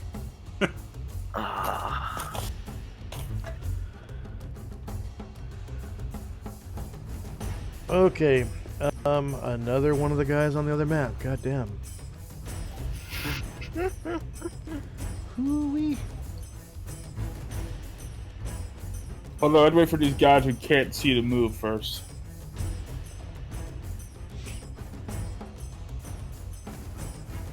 What's Boogie Will gonna do?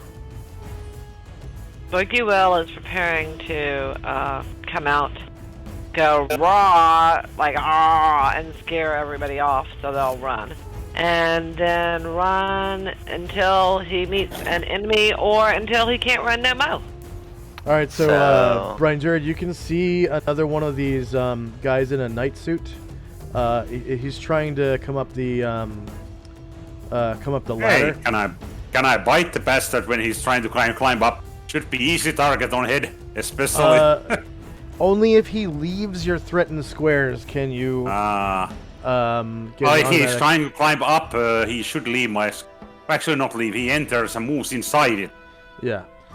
So can you guys see this token? Token, you say? No, I can't Okay. actually see anything. I don't see any. Alright, so I'll have to wait till one of them actually gets onto your map. But they are essentially night suits that are like cobra'd out. They have like a cobra hat. And they're dark colored. And I did tell... Well, in that case, Braindered yells something. Be careful of hiding assassins.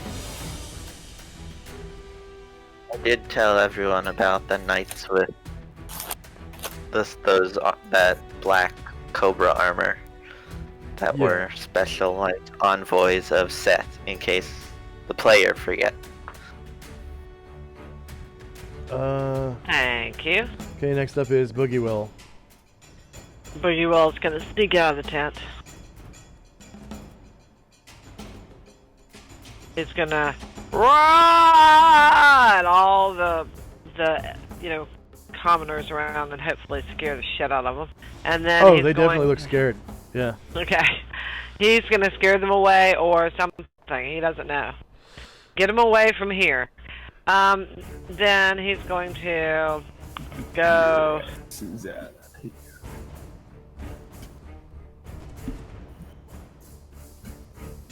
He's gonna jog. So that's what he could do in one jog or whatever. Okay. And so then you get to there after 9 squares. Yeah. And then 10, 11, 12, you'd be inside the door. Okay. Okay, so what I'm going to do is I'm going to copy this token, delete it, and put you on the other map real quick.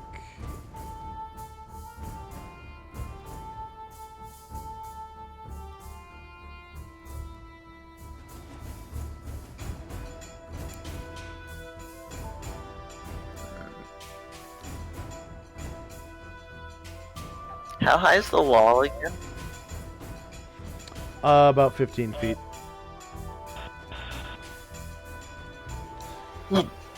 Alright, so you make it inside. And it seems like the yeah, I'll ping. There we go. Oh, you can see? All I see. Someone got inside? Yeah, I got inside. The door is open. Where's the door? It's right underneath that balcony on the ground floor. The only balcony that you see. I see 2 balconies. The one that you shot into. Okay. If the door's below that? Yeah. And so Boogie Will, you get inside, and you can see there are mounts everywhere. There are 2 like Talk to me about the lizard mount. There are 2 cobra-shaped fountains along the north wall. There are braziers, one by each fountain, and then one south of the door there. 2 camels, and then there are 3 giant lizards. They're wearing saddles. Okay. Yes. Now the cool thing about giant lizards. Is that they are huge creatures. So a giant lizard can hold a large creature as a rider. A large creature like Boogie Will! Boogie Will and Gromnar. And there are 3 of them here. They don't seem threatening to you. They look pretty well trained. And the saddles are still on them. So, it goes in 12, 13, 14, 15. Looks like the 16. floor. Oh, there it is. The floor here is covered in large piles of dung, and there are flies everywhere, and it smells awful inside here. Okay, we'll get to right there is where the my turn will stop, and he'll reach out and he'll scritch the lizard. Yeah, it definitely is a well broken in mount. It just kind of like turns its head along its body, and it gives this like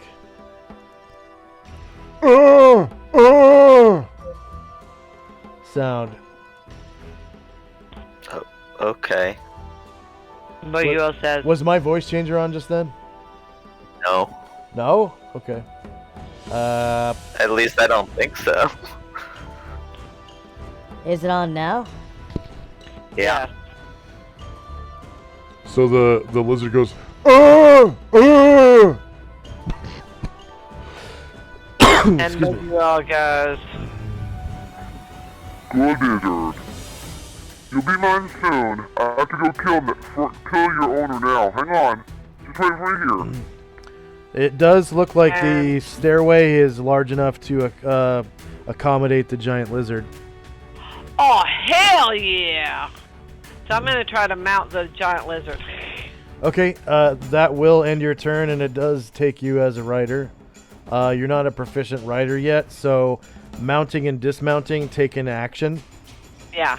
But once you're mounted, you can use the lizard's movement rate as a as your movement rate, and but if you or the lizard take any damage, you'll be bucked off and probably take a d6 of falling damage.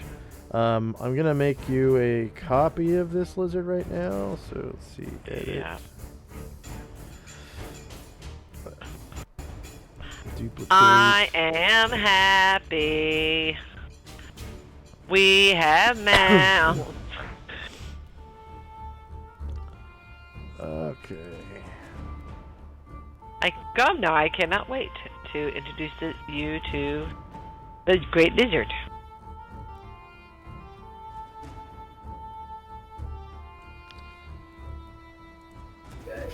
So for now, I'm just gonna call this Boogie Will's giant lizard or whatever. Can't call him Rock? Rock? Let's call him that. That's all Biggie will call him. Rock? Okay. Rock?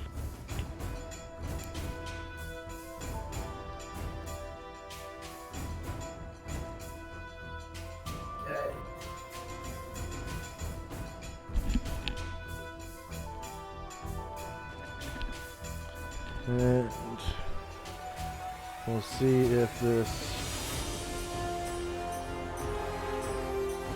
Nope. Okay.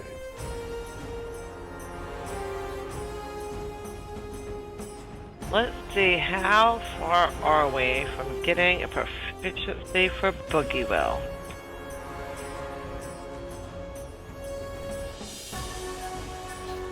I mean, you don't need a riding proficiency unless you're getting on and off your mount a lot in combat. I'm counting on it. This thing can go. You know what I'm saying? This thing can go, so yes. How long? Well, you can get like a lance instead then. But I like my Morning Star. I don't want to use a lance. Unless you find the lance as pretty as my Morning Star. What's your Morning Star look like?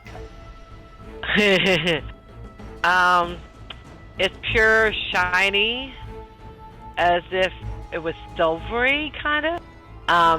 And the head is got all these things sticking out of the shapes, but yeah, it looks like it's made probably of mithril.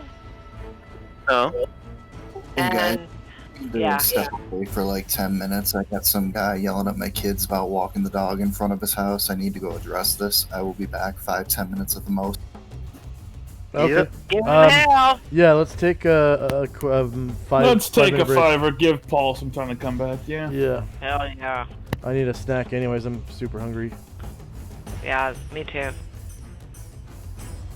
Okay. This lizard is almost done. And you've seen Boogie Will use the Morning Star, and you've seen it is devastating its damage with him. So yeah, you can see why he wouldn't. Don't want to. No. I'm gonna be right back.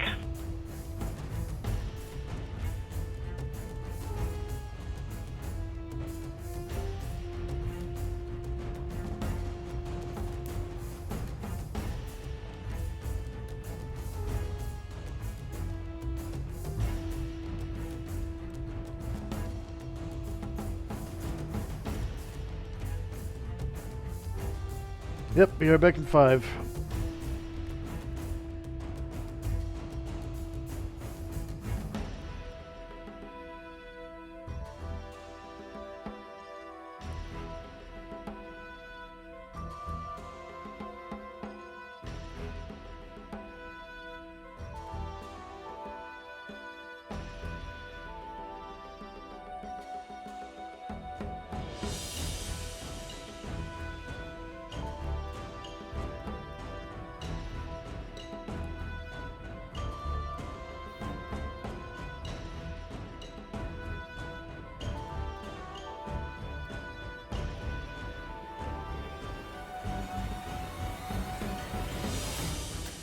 I'm back.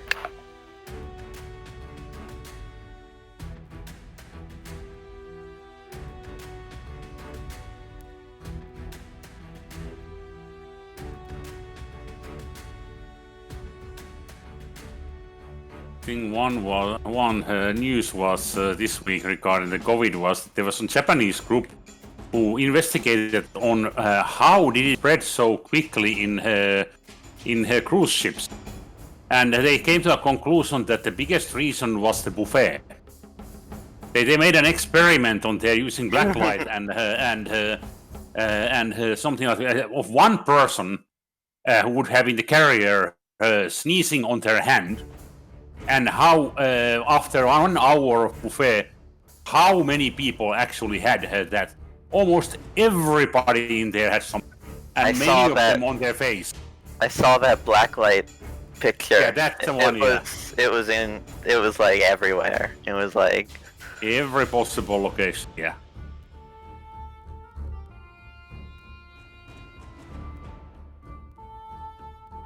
All it took was that person grabbing the utensil and everybody got it on their hand. Like, it's really kind of gross here in New York City now, like, that our cases are going down. Probably only like 50% of people are wearing any protection now. It's mandatory, the protection starting from 18th on here. If you go out, you have to have a mask. If you don't have a mask, you are not coming out. It is here too, but people, I mean, New York City, they can't police everyone, or hardly anyone. A lot of the rich people in New York have gone out of the city, though. Yes, and that's what helps spread to the rest of the country. Yeah. But I'm sitting there going, well, this people is with interesting. money, people with money dodging the rules. Nothing new there. Yeah. People are equal, yes, when they are born. That's pretty much. Not after that. As much as we would like it to be.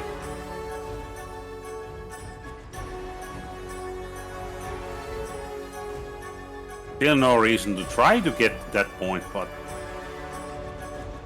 I read a really good article that compared life to a game, because a lot of people play games, and that you don't know when you start up, you don't know what you're gonna get.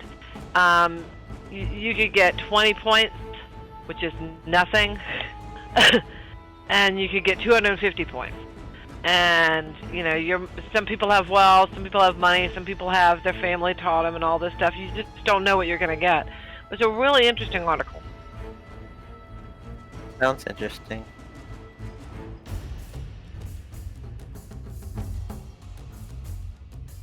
Well, it did say that the heterosexual white male is easy mode. It's easy mode. Sorry, it's easy mode. Try playing as something else, and oh wait, you can't because life chooses for you, so you're screwed. So yay! For example, African American -3 crystal penalty when interacting with police officers. -3. Yeah, try -10. And their attitude against the police is about a -20. And can you blame them? You know, seriously. Ugh. Nope. Can't confirm. What can you say? ACAB, Some people do win genetic lottery as well. ACAB is not an unfair term. Is not ironically used around these parts in a lot of cases. It is what it is. All cops are. Ah. Yep, you got it. I haven't heard that one before. I don't have as sour an outlook, but that's because my uncle's a cop. Yeah. It's hard for me because I have a very positive attitude about cops. Of course I do. I'm white, right? And then I moved to New York City from North Carolina, and when I thought I knew what institutionalized racism was till I went to New York City. Now I say that. When were you there? Till 4 years ago. Oh. When did you get there, if I can ask? 2011. Oh, okay. And while I was there, the cops got rid of stop and frisk while I was there. That was great. But before that, I saw one of my 5th grade students. I taught in Bed-Stuy. Getting stopped and frisked. I was walking in from the subway to the thing, and I saw him. And okay, I'll grant you, he is larger than a 5th grade boy. Okay, no, he's stop larger. and frisk was awful. I mean, it was. But he was It was stopped and just pure frisked. racism. And he was in 5th grade, and I was like, Sorry about that, guys. I'm back. Oh. Welcome back.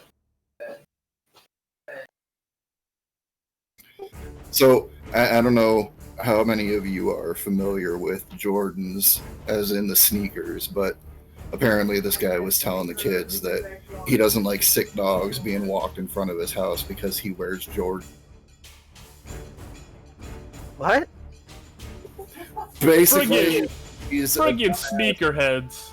He's a dumbass materialist who decides at 47 years old to wear $400 sneakers and not get dirty.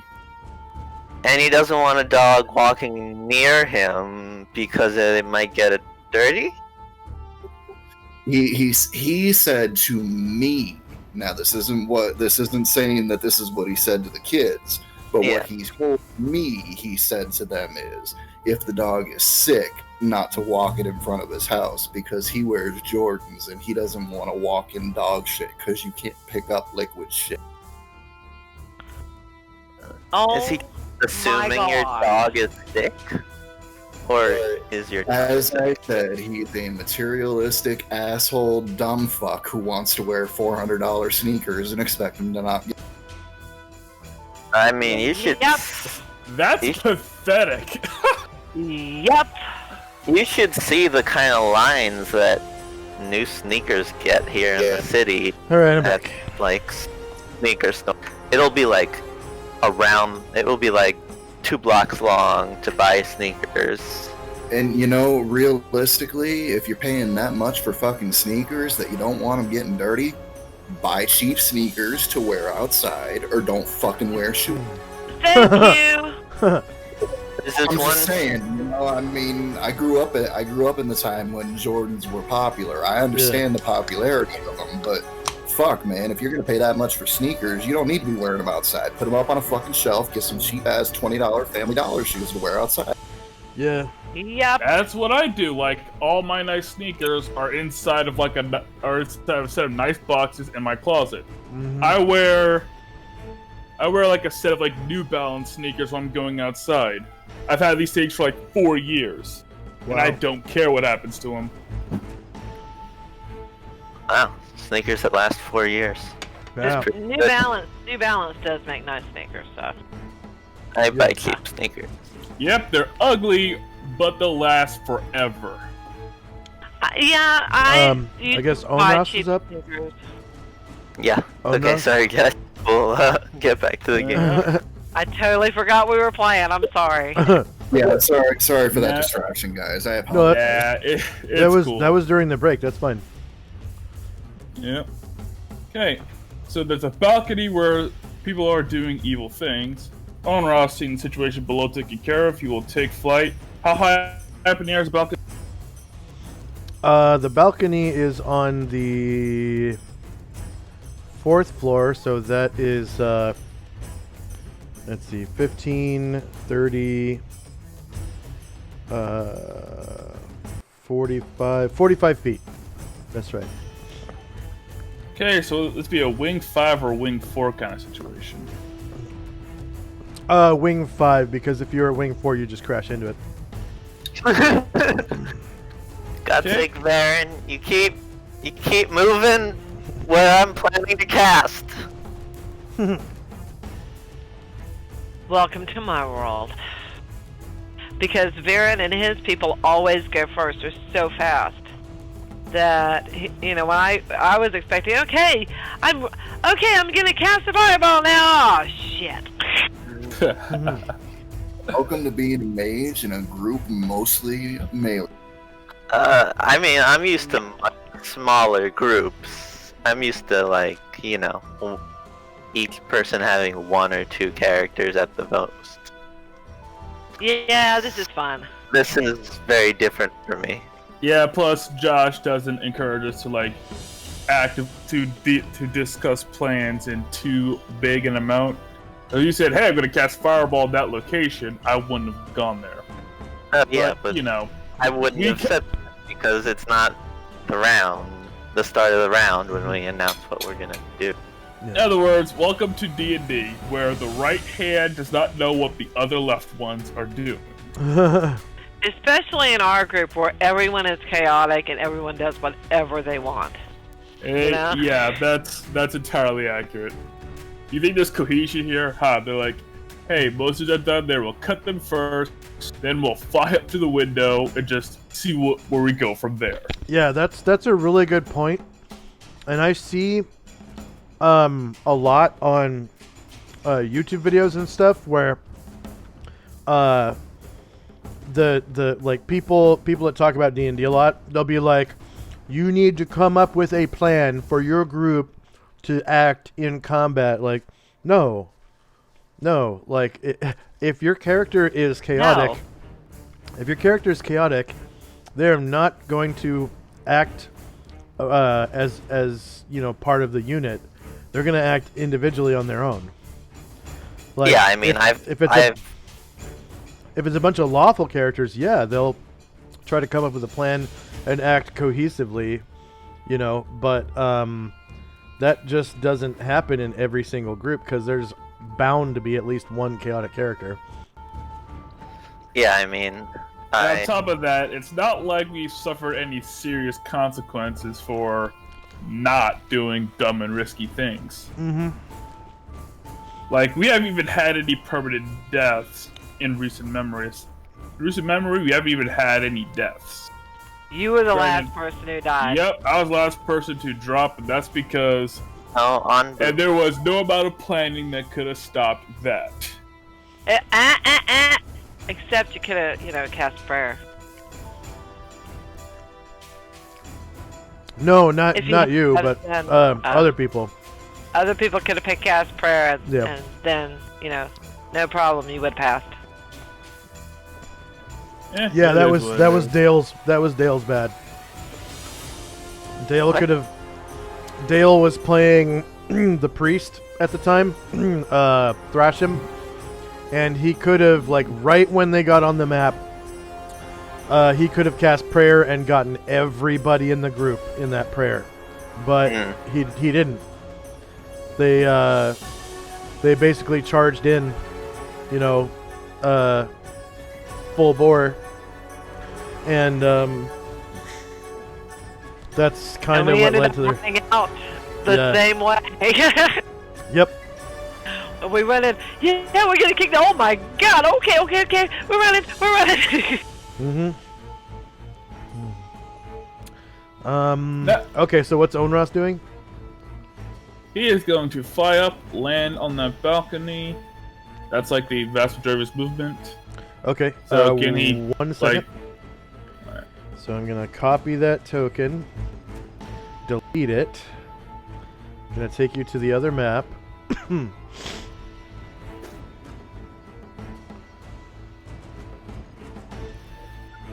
I mean, I've definitely played evokers that would have still fireballed where Onros went, but that's not how Ceres is turning out.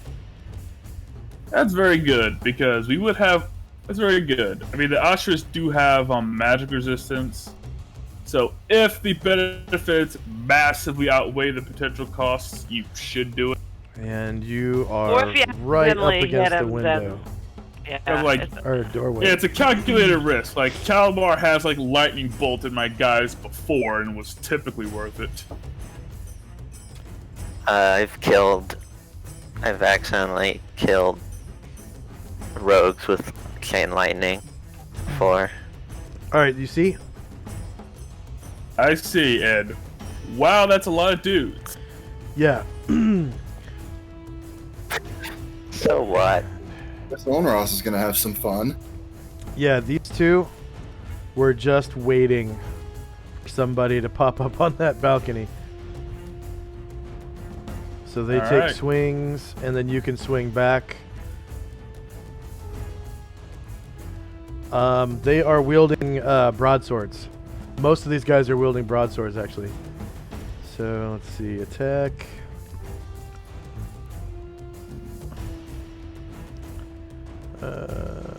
Broadsword. It's fine. Backup will be coming for us next round. At least Onros gets to have fun. He's not in a wall of fire ring with a fucking demon. Hey, Yeah. hey, you're about to have some help. yeah. Not, it won't be very useful help, but it will be help.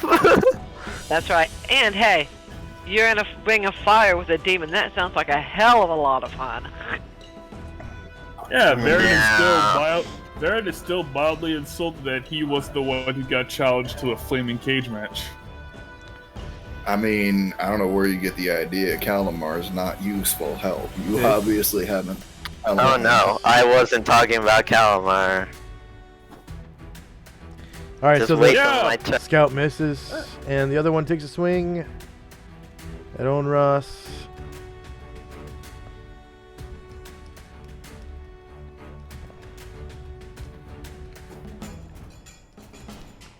Same elevation, no mod, no mod.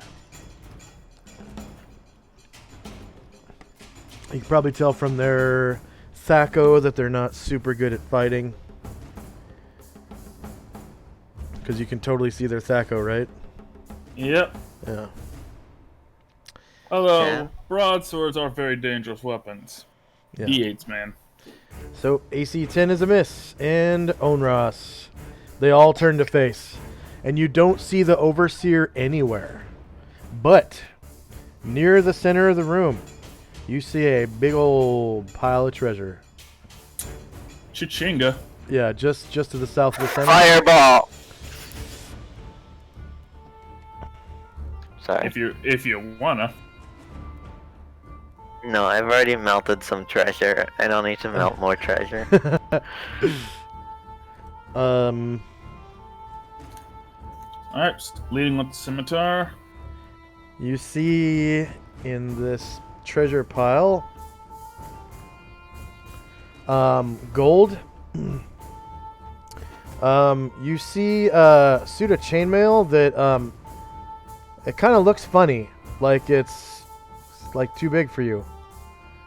And then there's a potion sticking out of the pile as well. Guys, That's a miss. That, I think is exactly it. Targeting the one down here. Okay.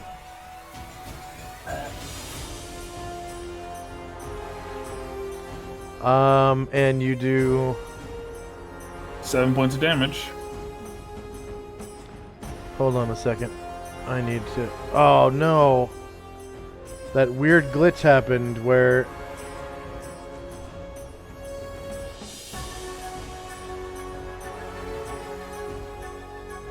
uh-huh. I can't remember how to undo it. There's a way to undo it.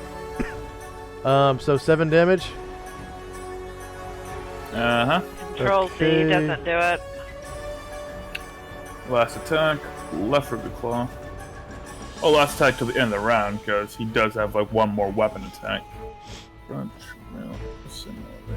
Oh, I guess putting your cursor in a field and editing the field will undo that glitch.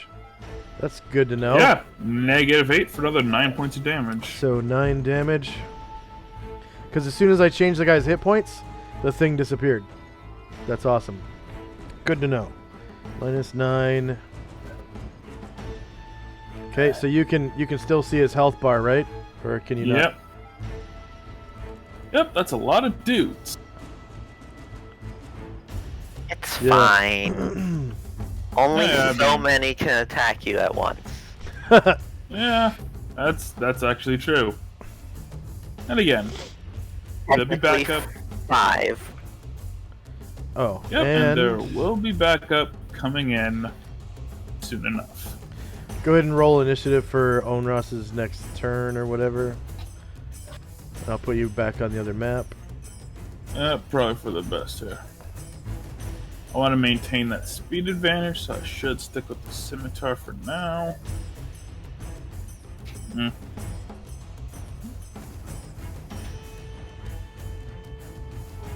Because why not? This will be Onros's 300. Does And then, Shannon, go ahead and roll initiative for Boogie Will as well. And I'll put you both back on the other map. Okay. Just anything like a touch attack or large Just attack. for whatever weapon you feel like using or whatever. Okay. or whatever you're gonna do, I guess. Yeah. Do all the fire dudes, what are they? Asheras have magic weapons, or is it just Two of them. Two of them. two of them? Only Varen and Lazarus. Well, it might be a good idea to. Yes, I do have another flaming sword. It might be good to hand it off to one of my followers. Wait, you have Well- another flaming sword? Well, yeah, but it's like my flaming sword. It's kind of like it's like the closest thing Varen has to like a badge of off. He's an ensign now, and he gets a flaming magic sword, which is good because I skipped over other magic swords to get my hands on it. Yeah. Okay, so next up is Asher 2, and he's, or she, is just running away in fear. And I think that's the last round of his fear, right? I think so. That's Yeah. in the tracker. Yeah. Jezzy. Yeah. Okay, I gotta find myself first, but then we'll go.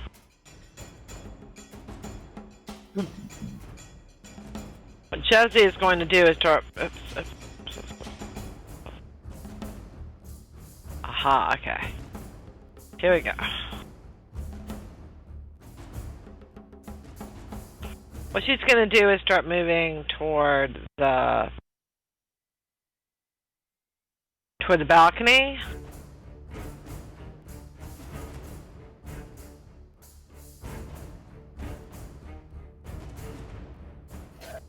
With her little short bow in action. So, let's see. Okay. I should know better than to try to talk when I can't, you know. Do you know pixie bows? You're a pixie, right? Yes, I do not. I have a short bow, but I don't have a pixie bow. Okay. Yeah, we've been meaning to do that, but never got around to it. Never got around to it, yeah. Meaning Way to- back when it was run by another person, we hadn't done it then, so.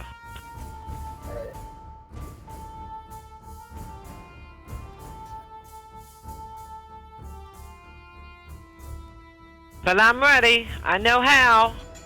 As soon as I got one, woo dog, it's gonna be fun. The damage on the pixie bow, like the average damage on the pixie bow is identical to the short bow, but it has a minimum damage of 2.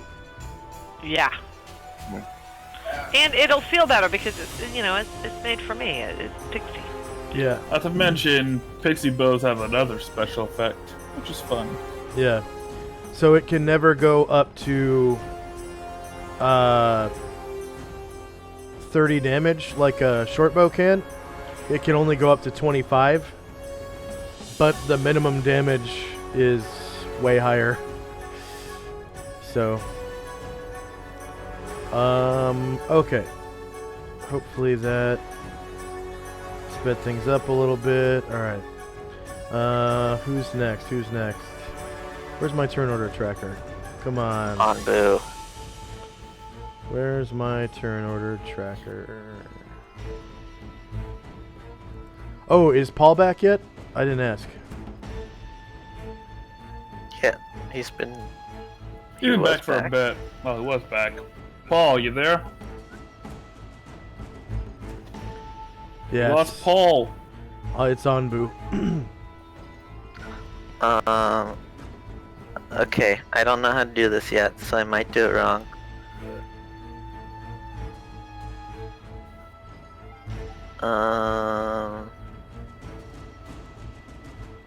Running.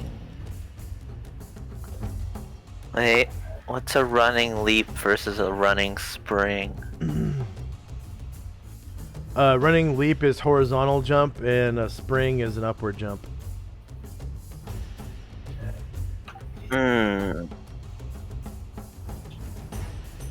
Oh, you gotta have Anbu just flip over the wall of fire. That's dope.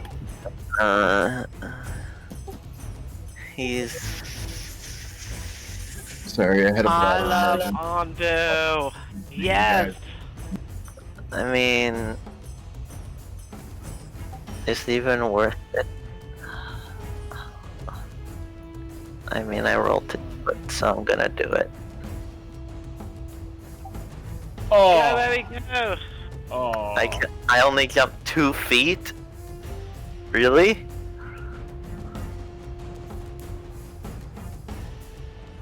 Let's see.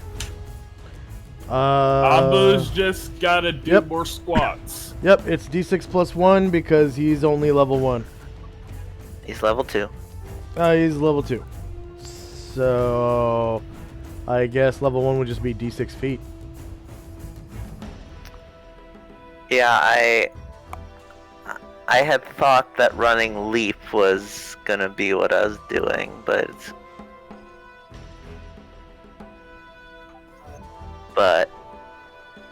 running spring is up. I mean, that's like not even better than a than a normal person jumping. Yeah, 2 that's feet and I have a stroke. that's essentially the jumping proficiency is 1d6. Actually, that's one worse. That's like 1d6 plus your level. Well, he ran and jumped through the fire, and he's gonna take damage. Oh god, okay. I can't I rolled it. I'm not gonna undo it because I know how badly it failed. Yeah. Yeah. DMs are allowed to adjust the distances based on the level of encumbrance and the fact that Anbu is only carrying a weapon and he has insane strength. You might give me extra height if you want, but I doubt it's I Doesn't mean, matter how much I extra might height give you have. like an extra 5 feet, but that doesn't beat 20 feet. So Yeah, I know.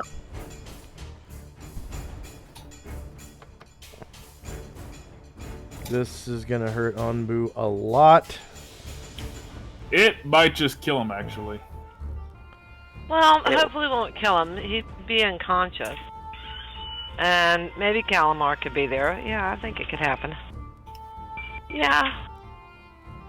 Come on, Anbu! Oh. Okay. In any event, I think you get a saving throw.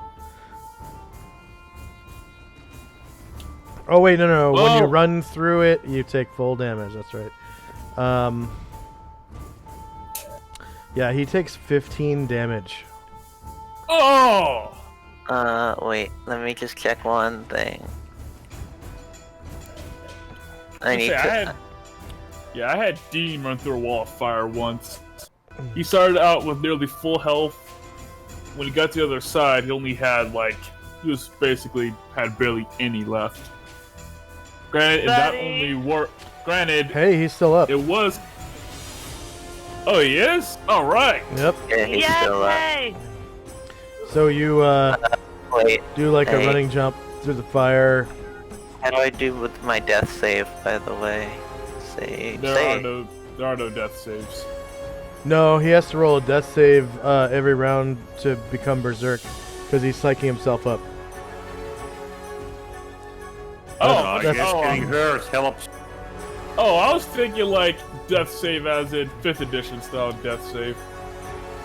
No, that's different. Saving throw versus death magic, yeah. Yeah. Oh, That's God. that's different. I'm being stupid, ignore me. Can you move Anbu into the Ring of Fire? Yep.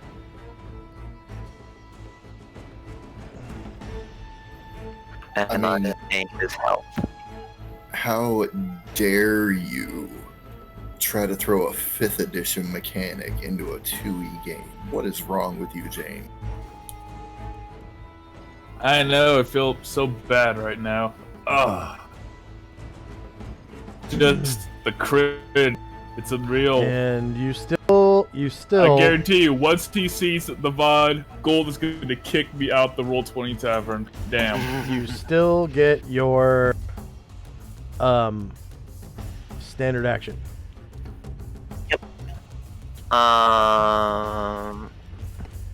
Oh, So, and can you explain to me what the situation looks like Alright. between Garomnar and the so demon? Gromnar is grabbing the devil around the body, and the devil is scratching the shit out of him with his claws and biting him with his teeth, and So they're stabbing him with his tail. Yeah, they're facing each other. Yeah, they are grappling. The devil can't whip Gromnar with his whip because they're grappling, so he'd have to get a smaller weapon to whip him. But he can use his natural weapons, obviously. So am I on a flank or a front? Not that it matters, but Technically, I guess right now, I would say that all of his sides are rear because he's grappling.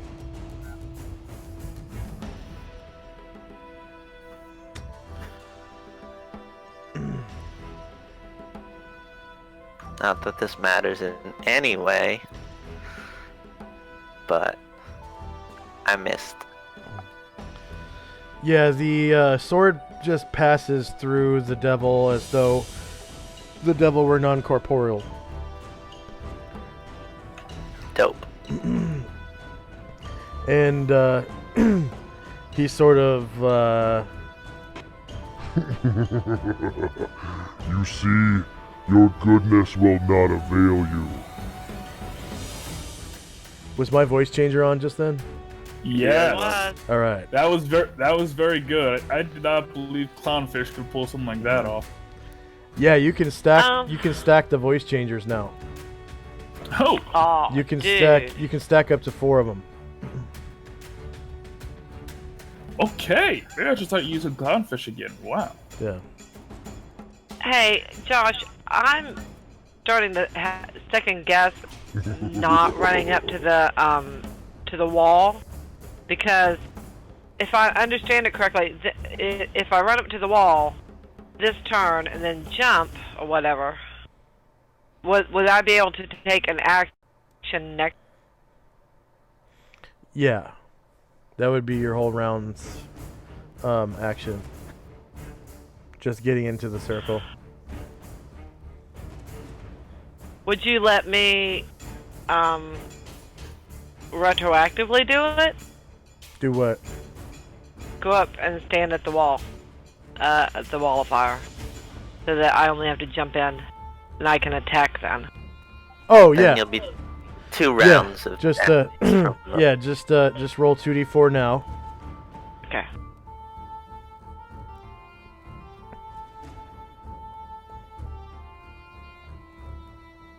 I gotta grab my guy. 2d4. And that's how much damage that you'll take from running up to the wall in this round.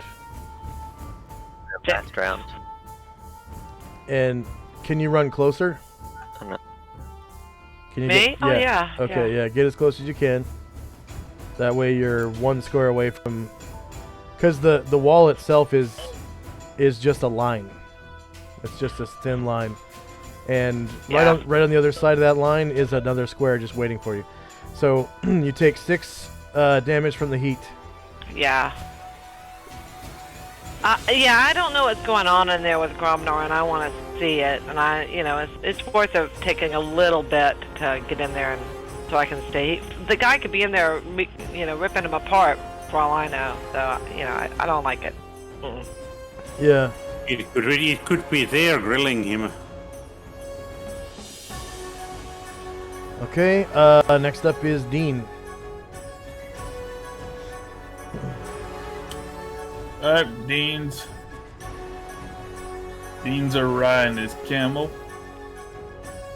The creatures he can attack immediately are all pretty much dead. And there are all these worshippers standing around with their thumbs up their asses. He'll turn his gaze over toward them and say, you might be serving the evil of the set. Y'all probably should run now. This is where the big boys are playing. If not, they'll look like those guys, all on fire and such. Now get out. I like to make a intimidation proficiency check. Yeah. Hell yeah. Intimidation, the one that uses strength, which I don't actually know which one that is. 1 second. It's gonna be the one that actually is on top. The one that has a 1 on it. The one on top. Okay, thank you. Checks. I should see. Intimidation. 1 on top. No mods. Yep, that's a fail. Oh well, he tried. And nope, that was intimidation 0. Let's see what his chance was. 15. That was the 15? better one. Yeah, so that's his strength, right? Okay. They just ignore me.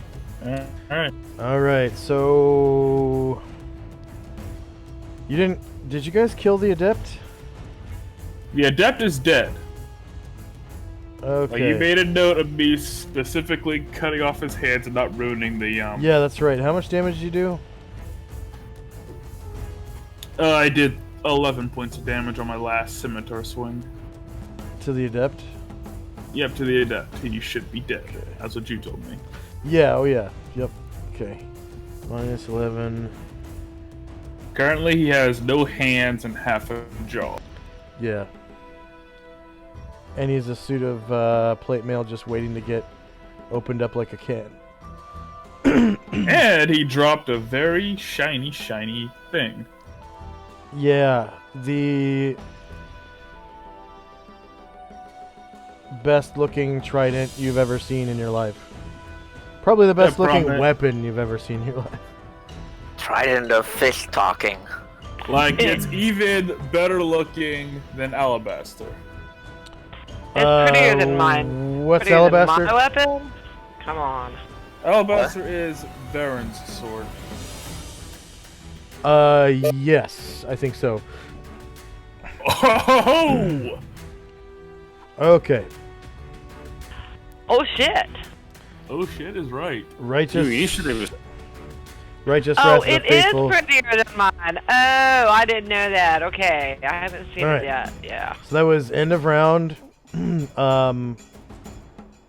Let's see. The Beatizu would regenerate, but he hasn't been injured yet. All these. Bleeding. Yeah, go ahead and deduct his 1 hit point of bleeding. These people are gonna like book out of here.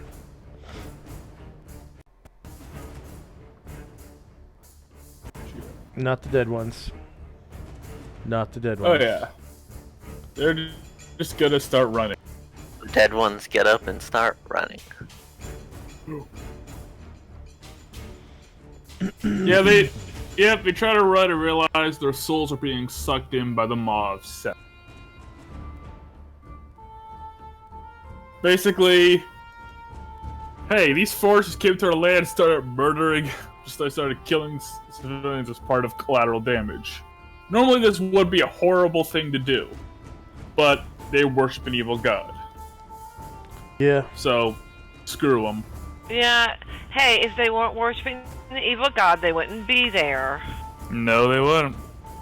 Right in the line of my fireball. So. Hey, let's be real. Do you think Set's priests would make a difference between, worshippers of any other god or their armed militant? They wouldn't. Yeah. No. They would fireball all of them at once and get. Okay. Yep. Let God sort them out. This case, Set is just stuffing them in his mouth. Yep. In a way, we're just saving him the time it would have taken for them to be his anyway. Yep. But, we might... It's possible that we might be able to help these people. Yeah, the survivors, once they run away, may decide to rethink their lives. Yeah, and besides, have you seen the poop? Somebody needs, to teach them some basic sanitation.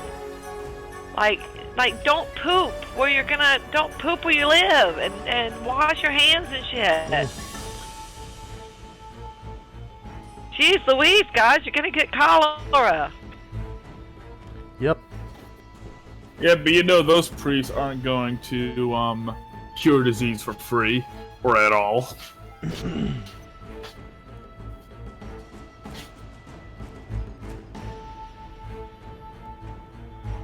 Even Calamar knows this isn't clean.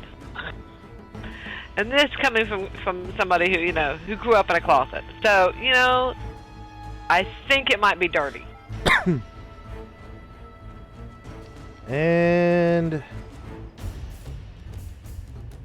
these folks are gonna run too.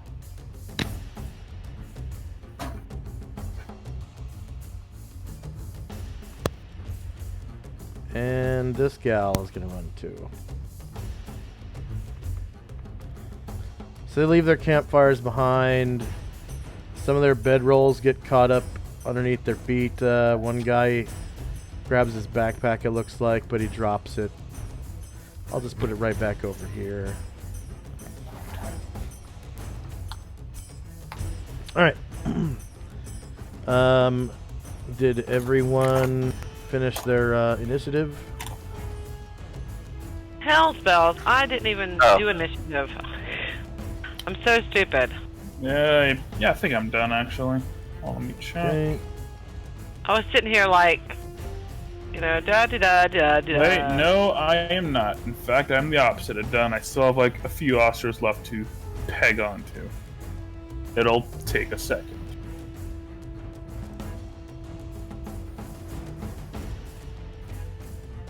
But I do know who I'm sending into the tower, and I do know how I'm going to solve the problem. And it will be glorious. Or hilarious. Yes. It'll be one of those things. Because all those evil creatures packed into one nearby location.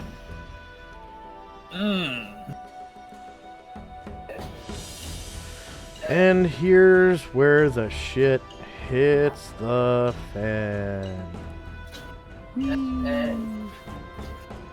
For who? You'll find out. Muhuha. The gate. Muhaha. The, Muhu. Muhu. Muhuha. The gate. Muhuha.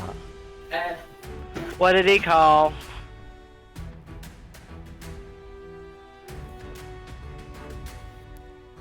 And this is how Anbu died.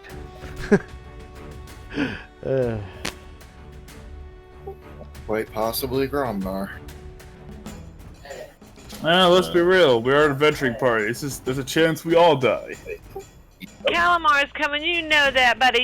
You're gonna be good. I'm gonna save you. You're my buddy, you're my friend, you're my pal. What kind of weapon are you just Calamar use? Well, he has selected his longsword, which he got from the treasure chest.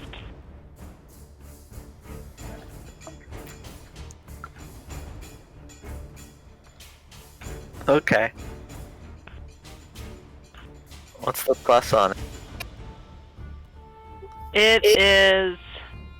I can't remember the magic, but it's dim magic or whatever. It's +2. Huh.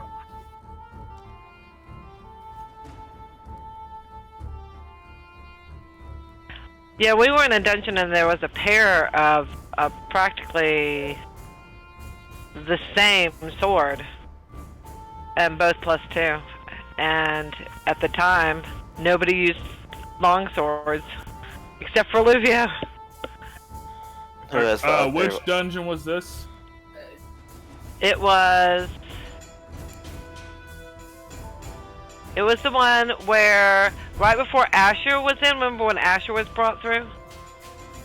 What? Oh, then Right when yeah. yeah. I know that one. Yeah, yeah.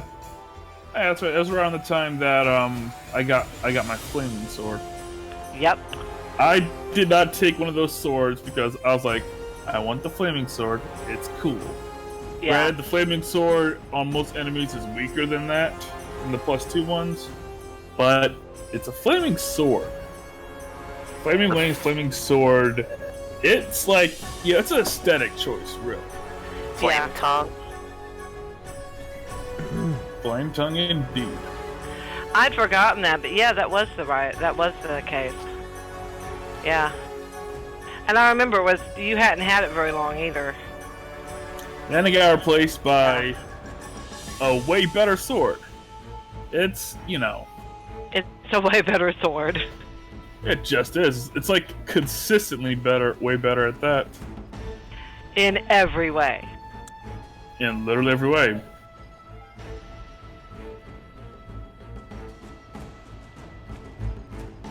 And the one on the ground looks kind of like it. So, yeah. I'm like, holy shit. What one on the ground? The trident that the adept had. Oh. We in general just need more magic items in the party, or someone won't take proficiency in that. If somebody said, hey, you can have this if you have a proficiency, I'd take it. Okay. I don't care who I am. Granted, I do have 2 spare weapon slots, so I could just Is there anyone who Mess is? with you, I wouldn't do that. Is there anyone who has not completed initiative phase? All right, here we go. No. Ascending. Gold dot is Kalamar's jump spell. Green dot is Righteous Wrath of the Faithful. Anbu's Song has 8 rounds left. Kornigon's Wall of Fire, 8 rounds left. Blue dot is Lazarus's Prayer, 7 rounds left now. Red dot is Moore's Recitation. I just love what I rolled for my initiative. Just one usher after the other. That's funny to me. Yeah. Jim's Prayer. Time now is 4:34 p.m. on February the 2nd, 11 AE5. Okay, Asher 2 is no longer afraid of that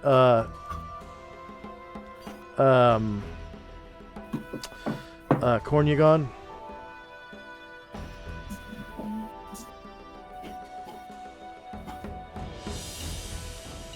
So you can actually roll.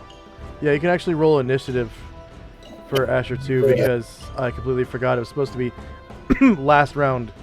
The fear was gone. I did roll initiative, I remember. Oh, you did? Okay. Yep. Alright, first up is one of these scouts.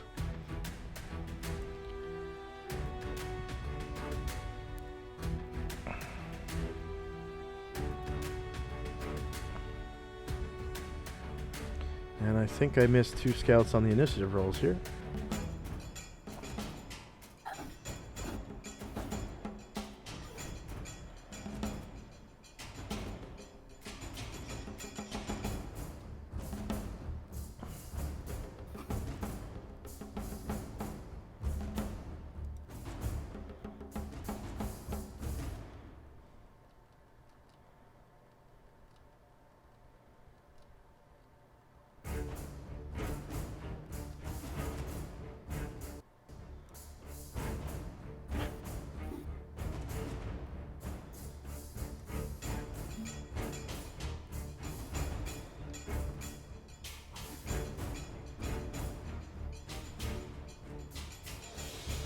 Alright, so this scout is fighting Onras.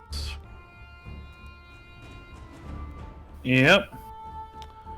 And he attacks with his broadsword against Onras. Onras is already facing him.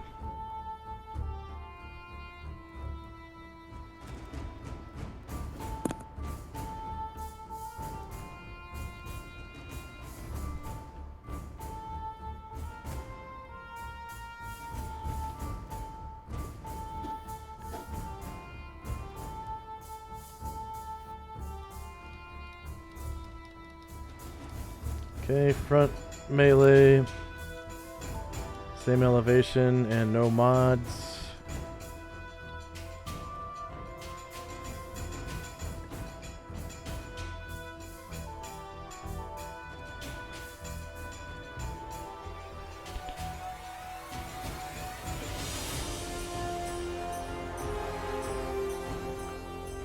Ooh, crits him, but only for 9 damage.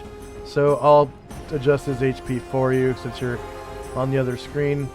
Currently his health is 44. So minus 9 35 hit points.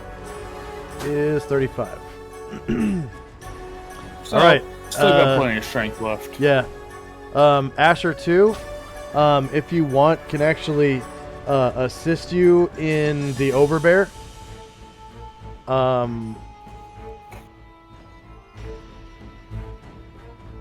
Yeah, I think a dog would be appropriate for that. Yeah. I mean, If you so choose. I was just being a dog. It wouldn't really have much sense as far as that goes, just having her bite him. But if that's the case and she can assist with the overbear, then how will I go about this with the dog? Same way.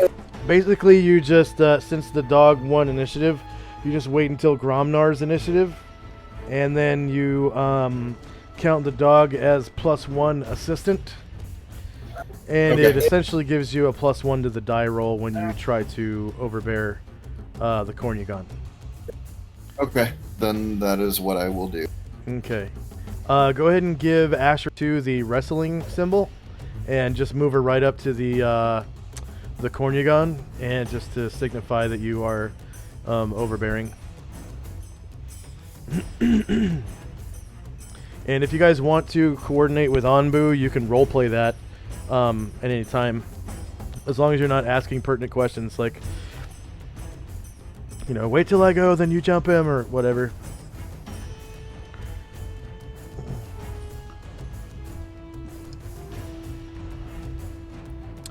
Okay. Oh, grab it, not human. Sword no work.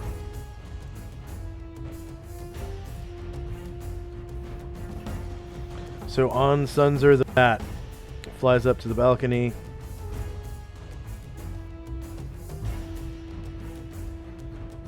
How we hurt then?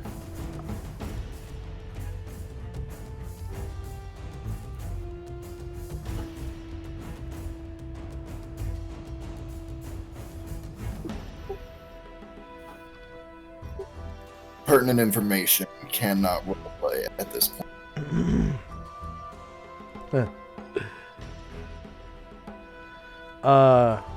So On flies up to the balcony, and he is right there beside, what is it, Raymond? Yeah. Actually, no, the one on the balcony is on Russ, but yeah. Oh, on Russ. All right. I got some backup, boys. Yeah.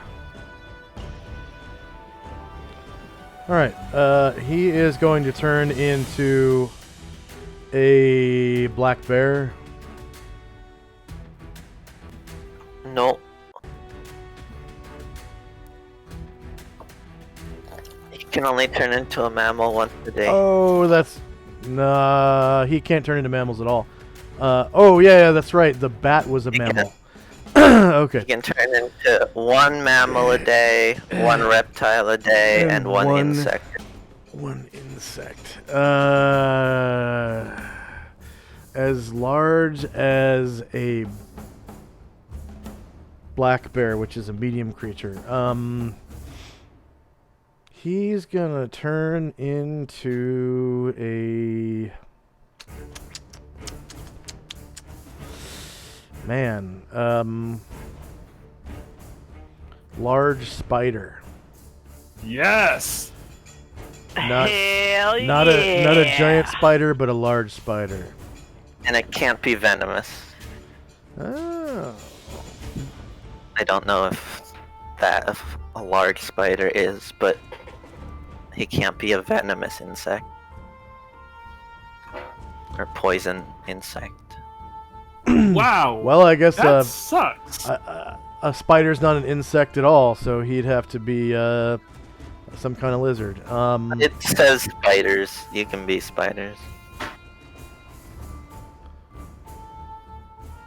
There's got to be some kind of jumping I spider. doubt there's a an arthropod.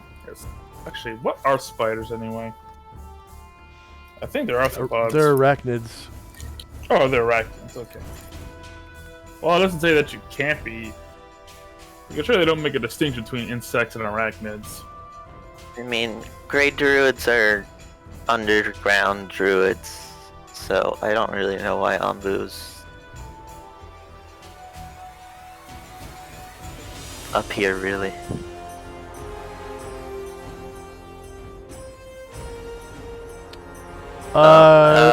He told the group, but I reptile. don't think you were there yet. No. He told the group, but I don't think you weren't even a player in the campaign yet. Mm-hmm.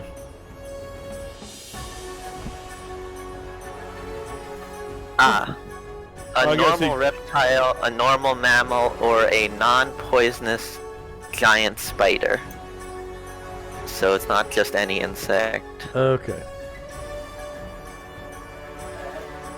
Of course, they have to specify non-poisonous. I can understand why, but... Well, you know what? If one wants to fight as a giant spider, you fight as a giant spider. Also, He probably should have been a giant spider when fighting that rust monster. Just saying. Yeah. And hopefully it'll scare the shit out of them.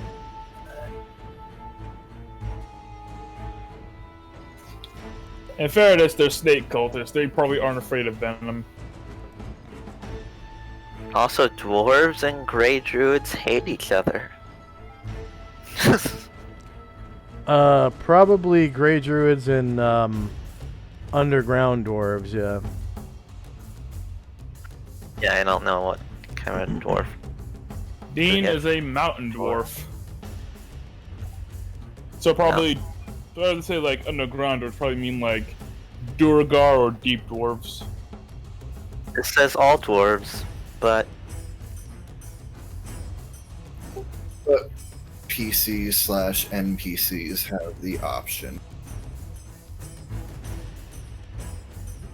Yeah, Dean probably doesn't care that much. yeah. It's probably just more of like a passive-aggressive thing with on.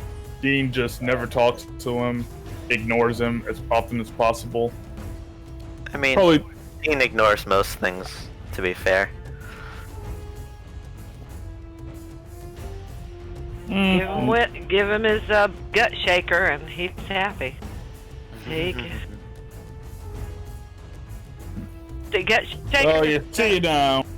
Dean's a simple dwarf, trying to do the best he can by the grace of Moradin. The grace Problem of is God. Problem is, you running around have to go up there in continent, falling around some flame-winged angel man. Alright, so back to the outside map, Calamar. I'm gonna jump. I jump high. Alright, roll It's still 2d4. hot. It's still hot, but at least I avoid the fire. What the hell? 6. Damn. Okay. Okay, you Kid, take I guess another right- 6 And damage. there goes 1/5 of Calamar's hit points. For that, as much as that cost, I could have just run through. Yeah, really. Yeah. No, running through would have been worse. Yeah, you would have gotten it twice. Yep, I fear you should fear the wall of fire. It is a very effective deterrence mechanism for a reason. Well, I took 15 damage going through, and she took 16 damage going over. Well, no, I 12. took 12. I meant 12, sorry. Alright, so you're on the other side. Okay, I come through like a ninja, silent because he's inaudible because of his ring, and he lands and he's looking and he sees that Gromnar is choking a bitch out. You know, it's Wayne Brady gonna have to Trying choke to. a bitch. It's Yes, kind of he like is. it kind of looks like two little boys wrestling, where like one of them is grabbing the other one's clothes, and the other one is like trying to push him off of him. That's kind of what it looks Okay. like. It's kind of like a wrestling Okay. fail. So as they're going around, I'm gonna very carefully place where I want my backstab. One's pulling hair and biting and scratching. And then I'm going to pierce through. I'm going to stab him in the spine. And Yep. hopefully, Go ahead and make your backstab. I got backstab. And it's going to be standard +4. Even though he's grappled, it doesn't do you any good because you're still getting him from behind. Yeah. But you do get your plus, 2 to hit and 1 to damage or whatever. Okay, so what's the total? The total backstab attack roll. It starts at +4. plus 6 to backstab from magic, and then +1 to damage. I'm a level 11. And then Backstab damage +1.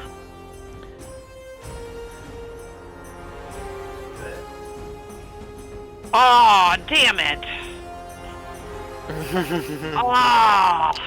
Yep, and you are now visible. And roll the 6. And I rolled a 6. This is just a really shitty day for me when I jump through, but you know, you gotta do it. As soon as he's not good thing he's grappled, because he would just fireball all of us and we'd all be dead. Yeah, that's about it. Unless I make the saving throw. Yeah. Which you probably will, let's be honest. Huh. Thanks for the idea. Yeah. Hey, he's grappled, he can't do it. You can still use innate spell-like abilities when you're grappled. So. Oops. Back to the wall I'm going. Bye. Wee. Yep, can't resurrect that. All right. Can't resurrect. You don't take. Do you take stone skin from a fireball? No. Yeah, you do. Anything that causes damage. Oh my god.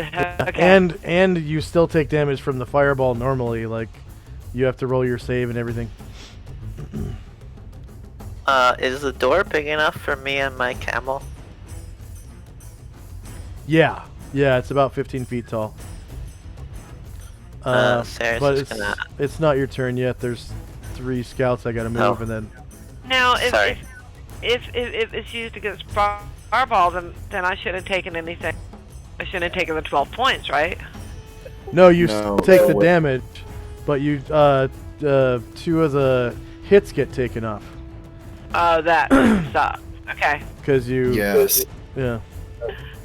Yeah, the sucks. downside.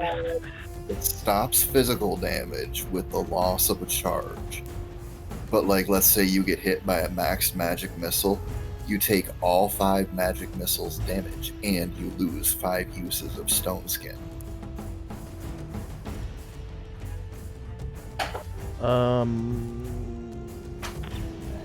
Mental note. Now I know what to use. What level caster is Calamar? 11. Okay. He's 11. But not for long. I can actually see him getting to 12 as a thief, real, in the next 6 months.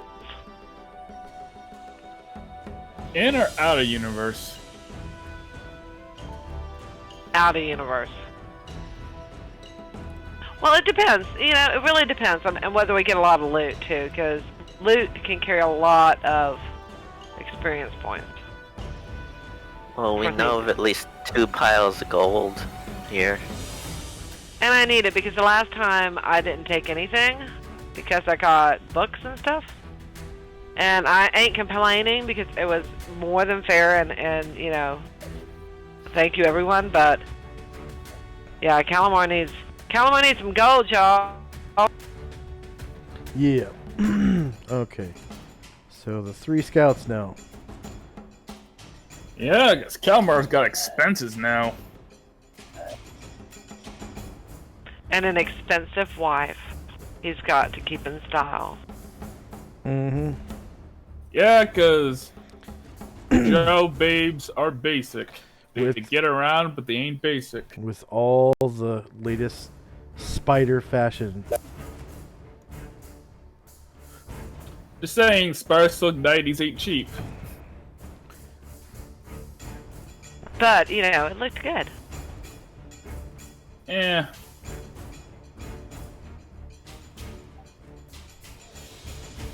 And checks and Huh. Nothing compares to the glory that we had in the 80s, though, with big hair and the shiny clothes. Oh, man, we looked good. shiny clothes. Our Jordans that we didn't want to step in dog poop with. Well, see, I didn't care about that, though, so I don't think that Jordans were there yet. Either that or just because my mom was poor, she was in graduate school, so you know, might not care. Might not be No. cared if I stepped in dog crap. Jordans didn't come out till like 91 or 92. In all honesty, I don't mean this in any offensive way, but you're a girl, you wouldn't have cared about. That's true. Yeah. I mean, back then it was different. Girls weren't into sports, and Jordans were, Yeah. you know, a basketball player brand. So of course all the boys wanted. But you can't. But I have to add, you can't say you're a girl and therefore you'll be interested in high heels because I'm not. So, I like shoes, like tennis shoes. So that's all I own. Yeah, I do not understand why anybody would choose to wear those. I mean, I won't lie to you. I think they're very hot, but pain. Oh, is not yeah. attractive Oh, yeah. to me. Yeah, the way it makes her legs shaped and it shapes her butt and everything, she totally looks hot. I wouldn't wear them though. I mean, maybe on like special nights out, maybe, but in most cases, no. That's just painful. I mean, I don't like wearing my boots that have a slight heel to them.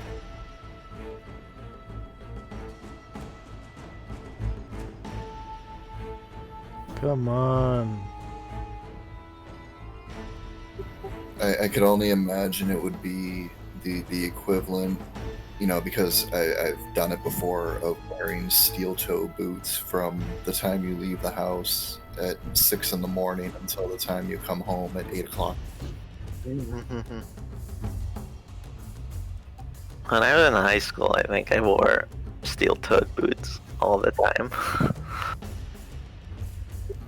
Because you had a job, or because you thought it made you look cool. I worked. Its damage value was higher than normal boots. I worked on weekends, but didn't bother buying a different pair of shoes. I worked doing stuff that required steel-toed boots. Construction. I used to wear Yeah. hiking shoes all the time because they were cheap back then. I hung awnings. They're not. Well, Josh, they're not anymore. Yeah. That I hung awnings and put up party tents. Sledgehammers and 300-pound tents falling on your feet kind of tends. hiking boots Yeah, were my summer shop was well, actually initial summer shop was a video store, candy store combo, which was arcade as well, so it's kind of like a multi-thing thing. But very late teens, I was a master mason system, technical masonry. That was kind of interesting. It paid really well. The hours were often long. And you got the weirdest places to work, like you are fixing up power plant, things like that. Like the whole furnace. There was one power plant that screwed up badly. They were doing some tests, and they forgot to put the water in the pipes. Alright, Cirrus's initiative is up. I just had to move those 3 guys and roll some stuff for them. Yeah.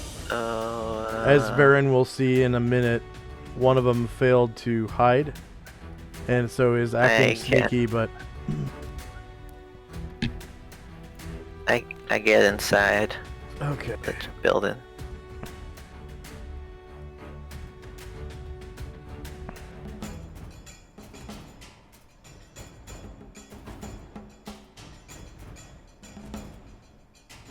So copy, delete, and go to maps.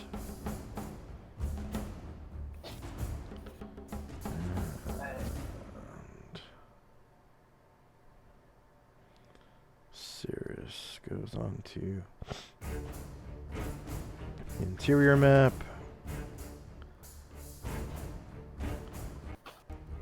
And I go to the interior map. And then I paste Cirrus's token just inside the door. Right there. Oh. There we go. I was too low, sorry. And then I add Cirrus to the turn order tracker. Control U.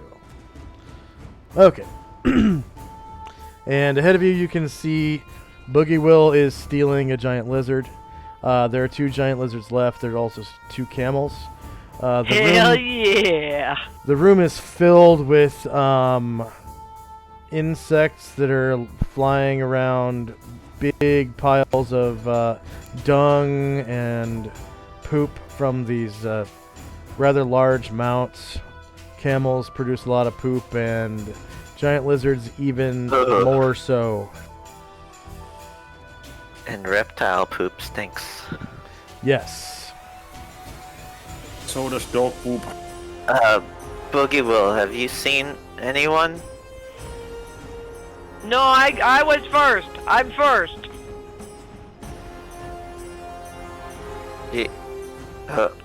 Okay. He's very proud of that. I'm gonna, since I was just dashing that, I'm gonna follow Boogie Will when it's his turn. Is that okay? Smart. Yeah. Because I still have a full 21 squares I could move, but I don't want to go up there first. Okay. Next is Lazarus. Where's Lazarus?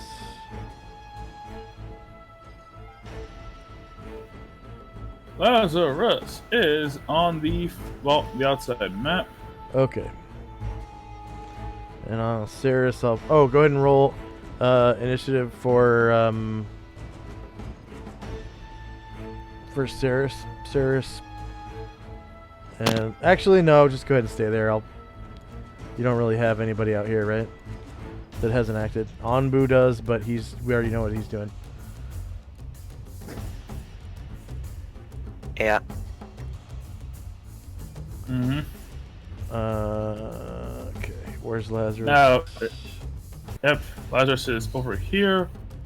Now, is this a balcony or like an entrance? Okay, that is the balcony up on the 3rd floor, and below it on the ground floor is an entrance that you can't see underneath the balcony because the balcony is, over the top of it. Yeah, I got it. When you have wings, what's the difference between an entrance and a balcony? That's true. He can't necessarily get to the balcony because he is too close to the tower. He can't fly straight up, so... I cannot fly 15, straight up. 20, yeah. He's too close to the tower. You could fly to one of the other balconies and still make it up to the 3rd floor. Because you have a 90-foot turn. Yeah, in that case, I'll fly up and go into this balcony instead. Okay.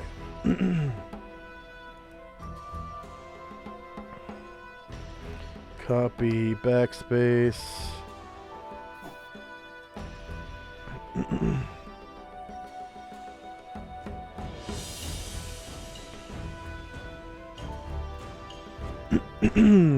Interior map.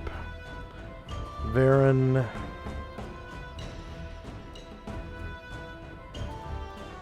Goes to the interior map and no.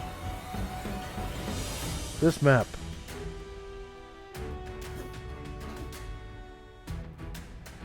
Okay.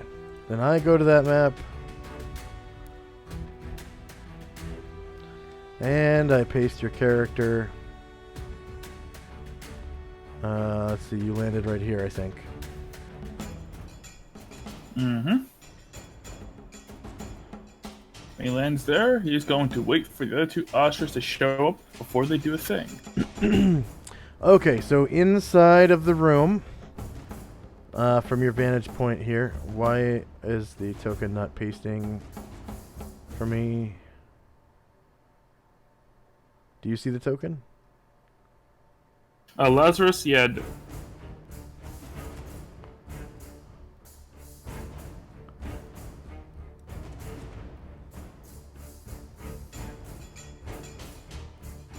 Wow, I don't see him yet. Jeez.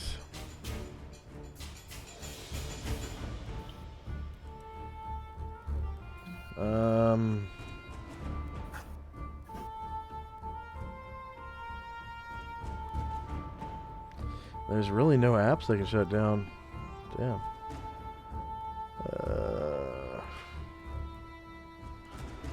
See if I can turn off everyone's animation.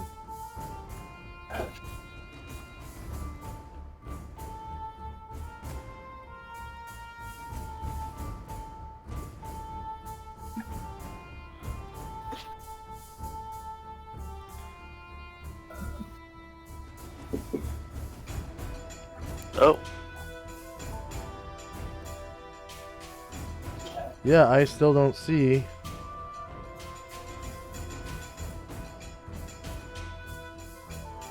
Lazarus. That's strange. He should be on like the north part of the map.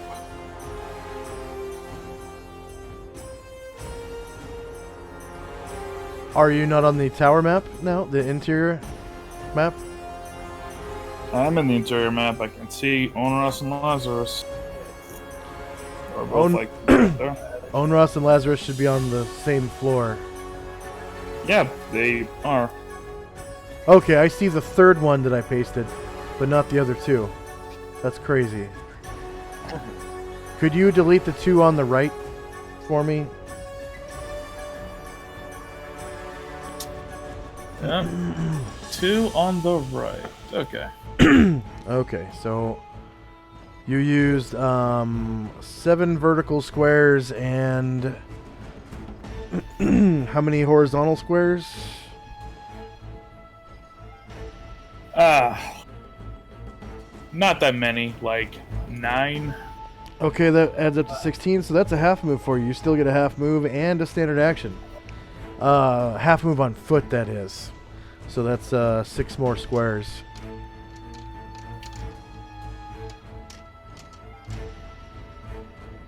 In the center, just south of the center of the room, you can see a large pile of treasure, including gold, a suit of chainmail it looks weird. It looks like it's made out of standard chain links, like actual chain links. It looks big. Like, too big for Lazarus. Oh shit! didn't hear that the first time that he said that. Oh, I know. I think it's repeating it for all of our benefits in that case. Yeah. Yeah, And then there was one other thing in there, and I don't remember what it is. I have to open it up. There's been so many good things that I might have forgotten one, okay? Trident of fish talking? Fish command? I don't know what it's called. Yeah, there's a potion in there. Yeah. Oh, there's also a group of 7 potions. So there's a potion. A potion. Oh, there's also four. and a group of 7 potions. That's a lot of potion. Yeah. Nah. Let's We hope did that. good last time. Last time it wasn't a, what was it? The Potion of Endless something? And everybody got one? I loved it. Yeah, I'm hoping it's a push or something. Helpful at the very least. It allows you to land at the balcony, and you will wait for the third Ashra to come together because they're going to do a burning wind. Ooh. Well, that love you, solves the man. question on who's good and who's bad. Oh, they're worshippers of Set. Fury, truth detector. Isn't it? Isn't it just how they look at it?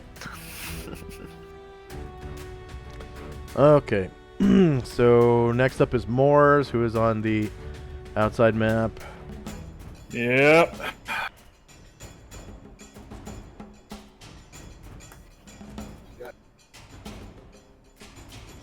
Take me away, Josh. Stencil me like one of your French monsters. Okay. Varen goes back to the player band. And... Didn't go into the player band, but oh well, you're outside anyways. So, now we're outside, and it's Moore's initiative. Yeah, in fairness, I realize now I probably picked a very difficult name for this character. Moore's... But yeah, he's going to basically... Yeah, he's basically going to do the same thing as his colleague. Going to fly to the other end, gain altitude, land to position himself next to Lazarus.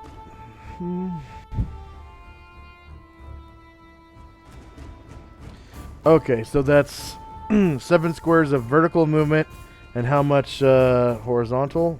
In that case, it was 16 horizontal, so while he still has an action, he has no more movement. Gotcha. Effectively. Gotcha. But he still has an action, and he's going to be waiting for one Marasha.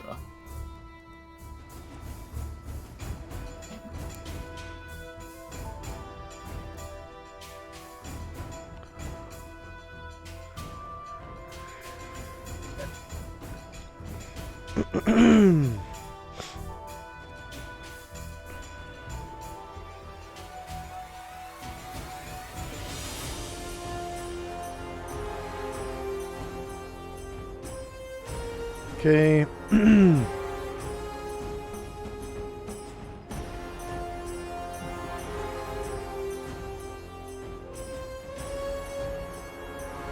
All right. Just gonna put Moors back on the turn order tracker. And then there is a scout that moves.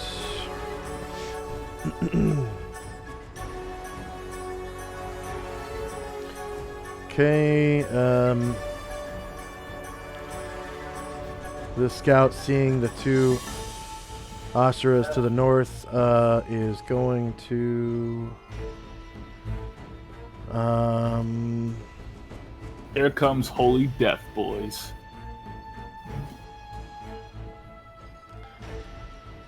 He's gonna try hiding. Okay. Checks.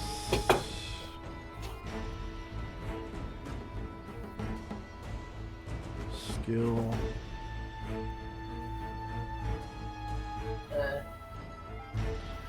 Hide. No mod.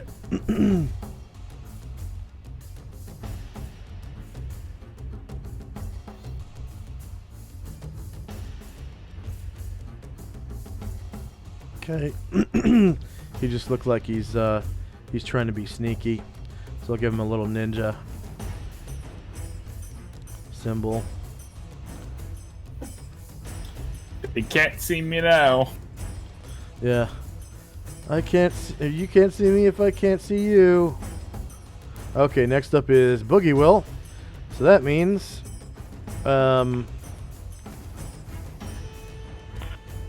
let's see, that means Shannon has to come to this map. Yep. That's just what I was going to say. I think Cirrus is already here. So Calamar. Pow. Alrighty, let's see where we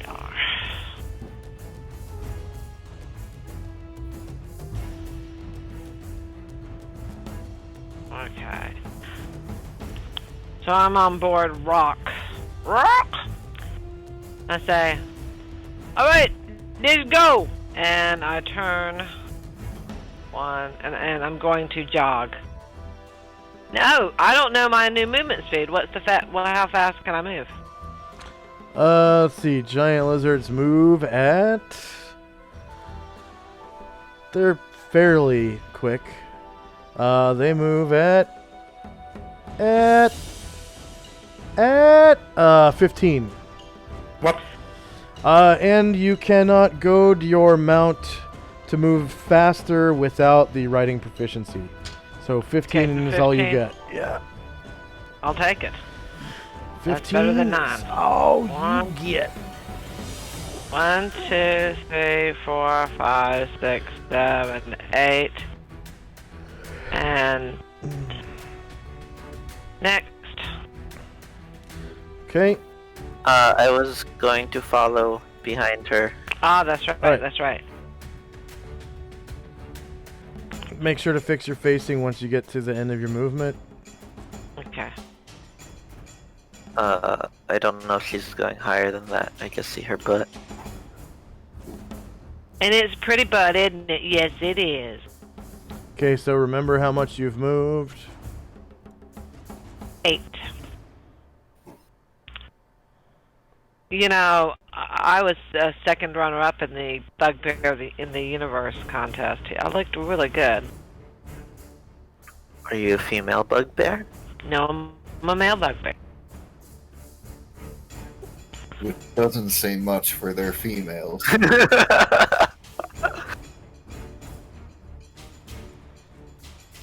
Okay, so now you guys are over here on the second floor.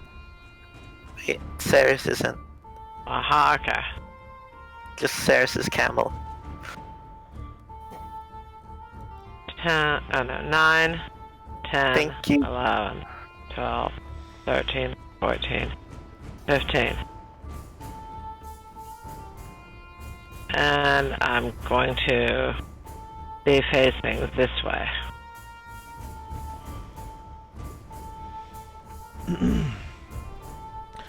Okay, so in front of you, there is another staircase leading upwards, and to your Okay. left, which is north, there is a door, which has a keyhole in it. Well, I stopped because it's the end of my move, but I'll turn to Zeus and say, need calamar, see? Locks. Mm. Yeah. Don't know knock. He knows it. I can blow it up. Jan heals. Put the tower into right place and expand. Oh god. There is. They do go into rules for that, don't they? Yeah, They're We pretty have talked insane. about long about offensively using the tower. yeah, I think it would be catastrophic using it inside of another tower. That would be, pretty terrible. Especially for anyone below Would a, you. would a tower pressing on the tower count as siege damage? No, it doesn't work like that. The tower, the magic tower itself, the magic item, doesn't take damage when you use it to attack. But it excavates. It Exactly. it crushes things and But breaks it, things open when you deploy it. it And can take siege damage at all times, though. it You can can take deploy it and then you can undeploy it. it can and you take have a hole. siege damage from creatures that attack it, but using it to attack doesn't cause siege damage against it. So if someone deployed it inside of this tower, it would probably crush this doorway. tower from the inside out. Yeah, because And- it's super Please heavy. please don't do that. I'm Yeah. inside. It would be catastrophic. You would probably kill somebody and some things. And And destroy it. Josh knows what I happens don't- when you I don't- destroy the tower without. I don't think that it would destroy the magical This is item too big one. Yeah. or cause it It would make a hole. damage. It would probably destroy the tower that you're in. You'd Like- probably kill all the mounts. Yeah, everything below the floor that you deployed it would probably get destroyed and smashed to pancakes. Like 'Cause probably. it's like some super crazy heavy material. Yeah, right? it's like it does like 10d8 damage or something stupid like that. So those giant lizards would take 10d8 damage. The camels would take 10d8 damage. Probably as much Boogie would take all that damage.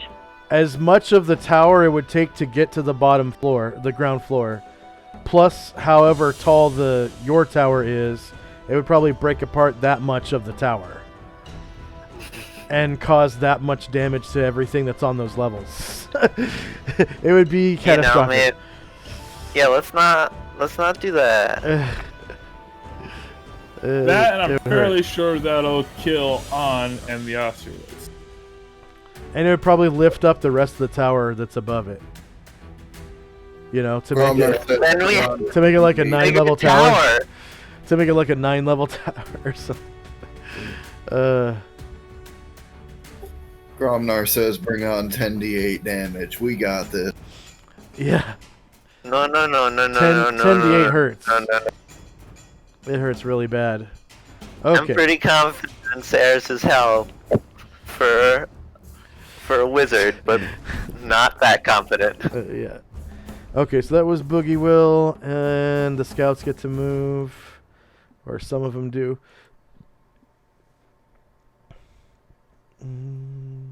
Boop.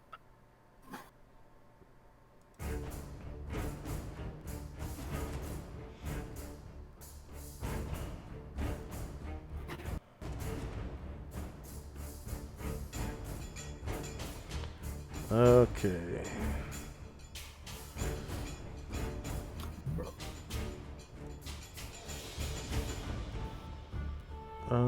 Checks.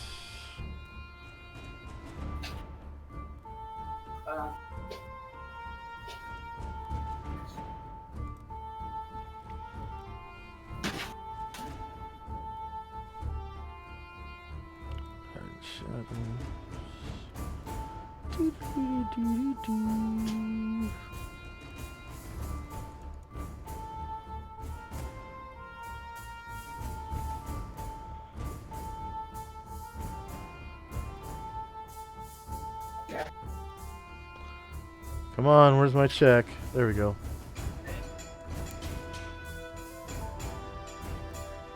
And the next scout.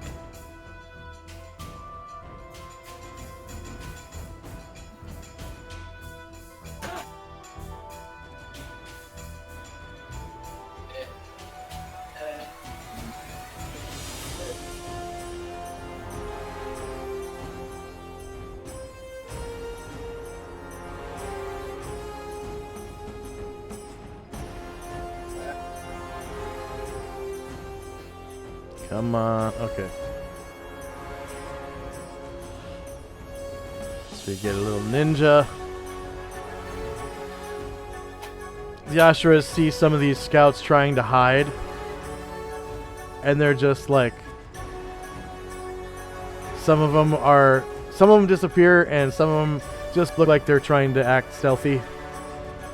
But they're still seen. I spell roster.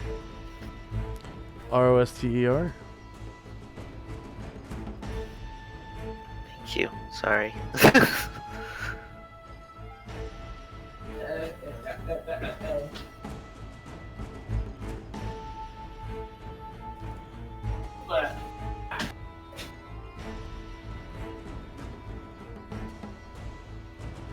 Okay.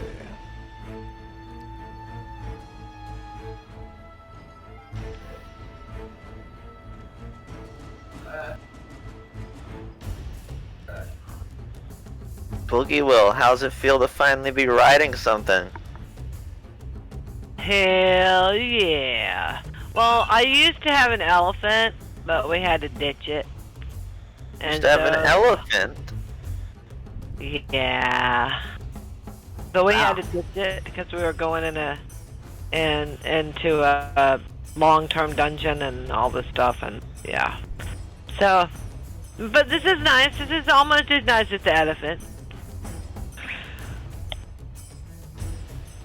It's only quieter than the elephant.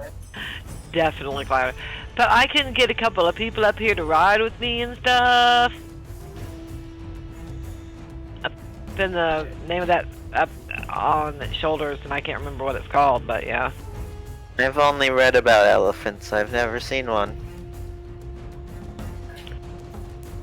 Well, you know, that was Calamar's first introduction to the campaign. Was he walked up and he went, "You have an elephant." He was amazed. He was like, "Wow, this is an elephant." Okay, and The it book would didn't have a be- picture, you see. Okay, so one more scout, and then it's Illuvio's turn.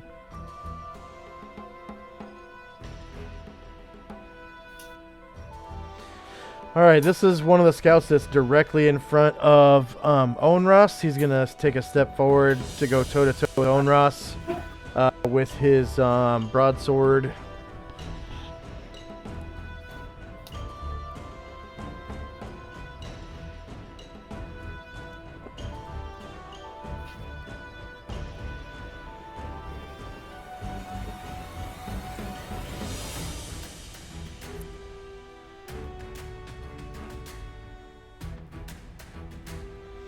So that whole balcony on the right side of the building is blocked off by scouts now.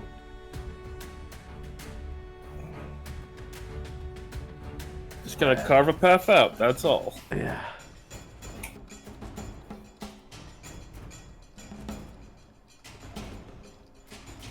Same elevation, no mod, no mod. So you're just like trying to slice him up. Slice up Onras, who has a negative armor class.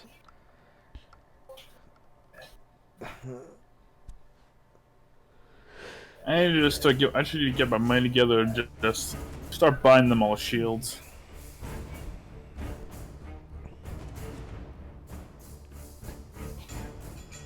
AC 9 is a miss. Next up is Illuvio on the outside, so I'm going to take Yep. everybody to the outside map, I guess. But Let's see, Shannon and Saris, go ahead and roll initiative for your characters on the inside map, and then James, you do the same for your characters on the inside. I'm moving you there now.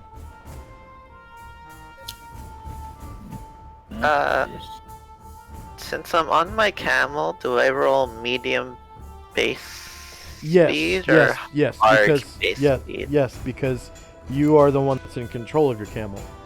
So the camel is reacting to your actions.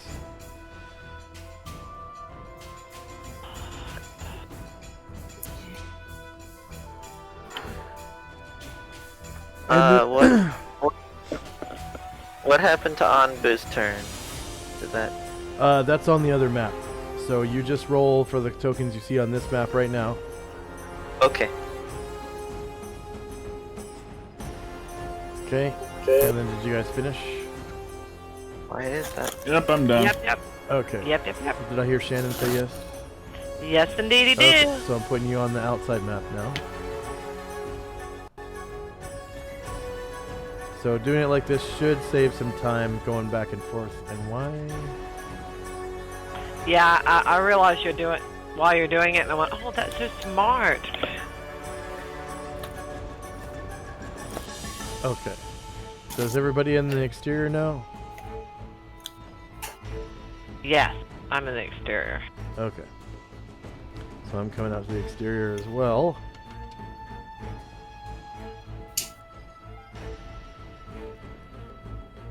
And we're doing Illuvio's initiative.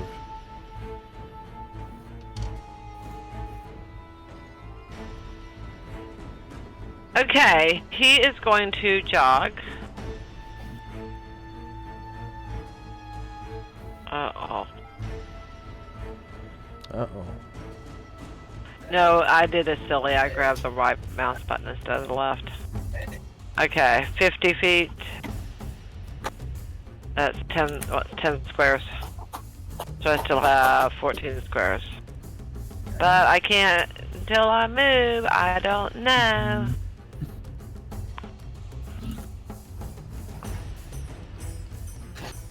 Okay. So you got to the inside of the building. So I'm copying that token, deleting it, Yeah. and taking you back inside the building.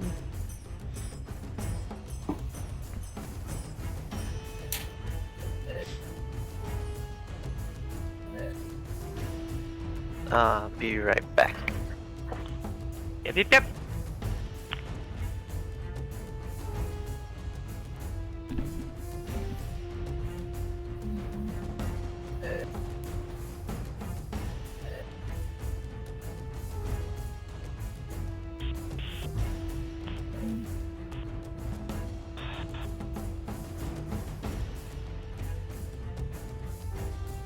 Alright.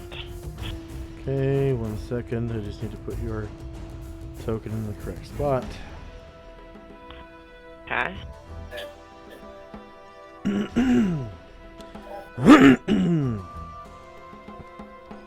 And there you are. So you're 1 space further, or sorry, 2 spaces further than you were before. Okay, so I still have 12 spaces. I still don't see your token. There it goes. That would be it. And he's running up the stairs, so they hear Boogie Will and Ceres hear Olivia behind them, but that's all I have. Okay. And I'll be right back.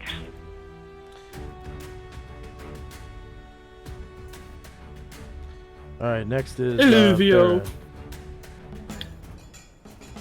Alright.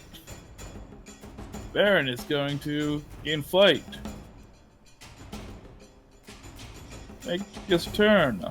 Land on that balcony.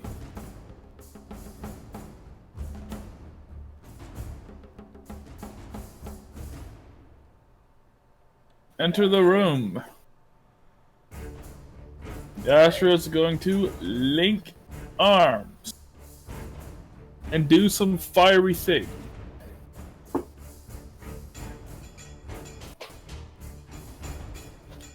Because granted, this might just be a racist assumption on my view, but generally, people who are enforcers for an evil cult tend to be evil themselves.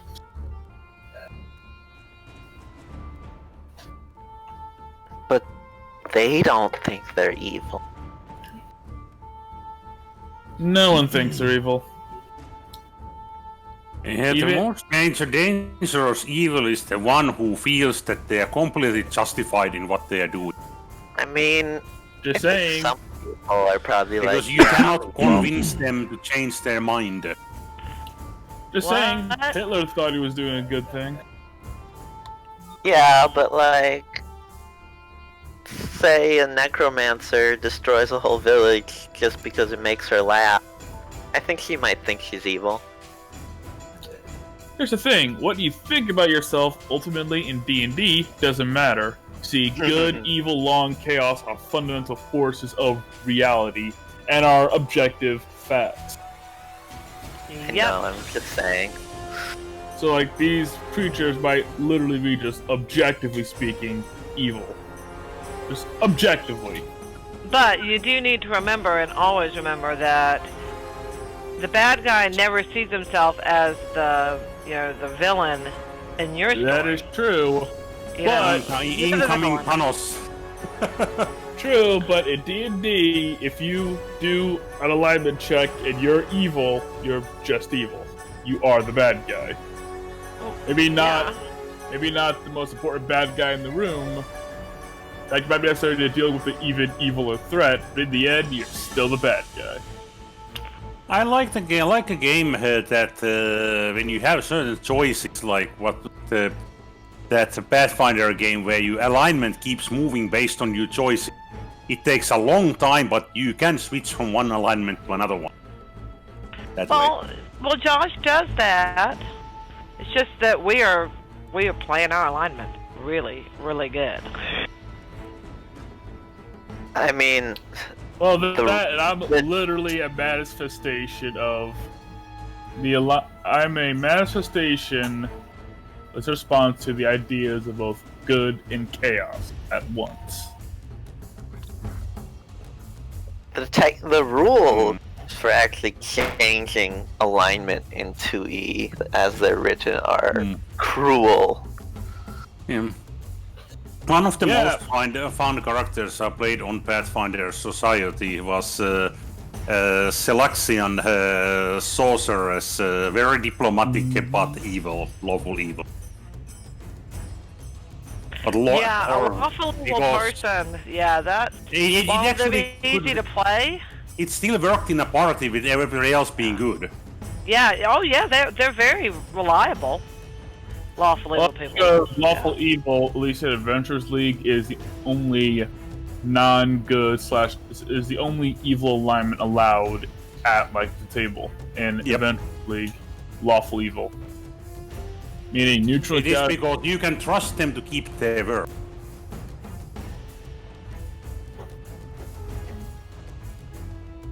But I loved playing that character as very rules or very lawyery style. Yes, we make deals, but sometimes the deals were quite beneficial. But it was all according to the rule. Yeah. And it didn't hurt that it had absolutely humongous diplomacy bonus. So it could really wrinkle anybody around the finger. Up to a point where I think some of the talents allowed it to shift the attitude of a person. Instead of 2 categories, I was able to do 3.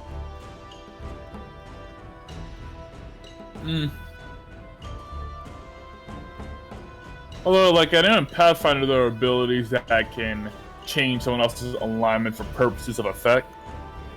There's the ability Smite. You know how there's Smite Evil?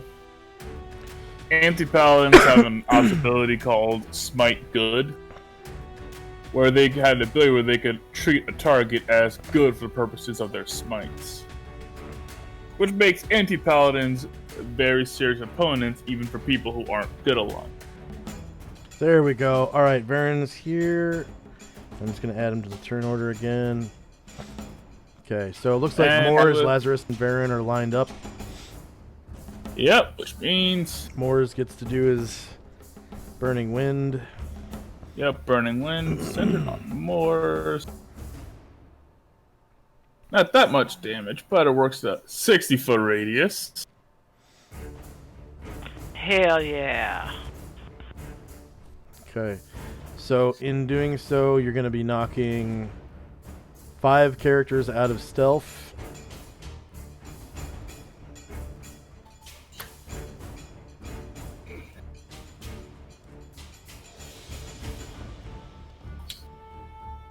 That is fun.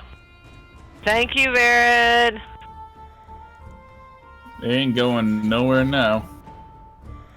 Okay, and then Moors' line of sight. Wow, he was prepared. He was gonna jump us, guys. He was gonna jump us. Yep. 1, 2, 3, 4, 5, 6, 7, 8. Wait. 1, 2, 3, 4, 5, 6, 7, 8, 9, 10, 11, 12, 13, 14 of these scouts are gonna take 8 points of damage.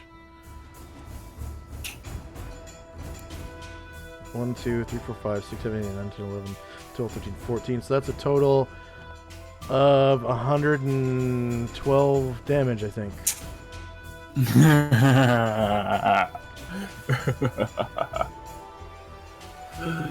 Die. Well, they have actually decent hit dice. I'm not gonna die, but they're in a little bit of pain. And I'm at my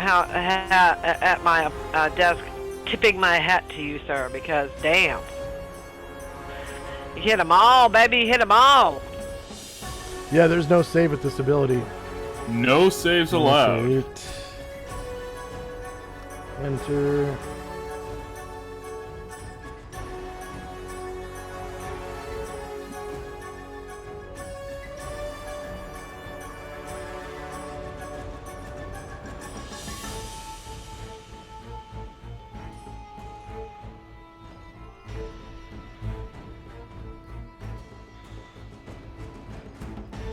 Man, I hope that he doesn't kill me when he goes out, when he casts a fireball centered on him. That's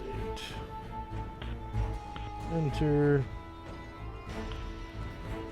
Now you know what I'm worried about. I've been worried about that every second since he said it. Your fault for giving Josh the idea. Wasn't my idea. No, look this way. If you die, you can play as your waifu. Illuvio.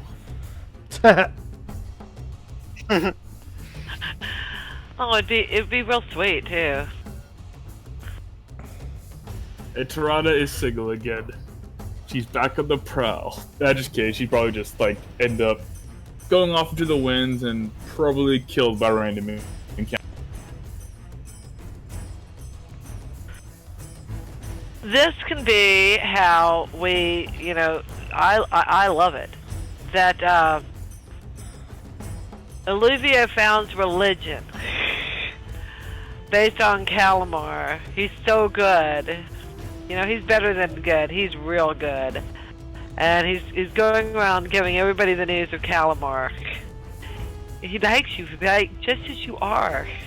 You're fine. You know? Be funny.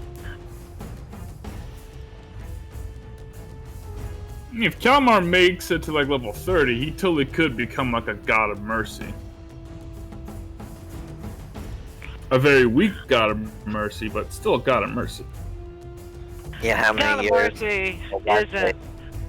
Oh, sorry. Go ahead. No, go on. I was gonna say, it's a number of years away. In every sense of the word. When I'm 90, that'll be a nice, you know, 25 years from now, I'll go, hey, I made my god, that's nice. Yeah, just...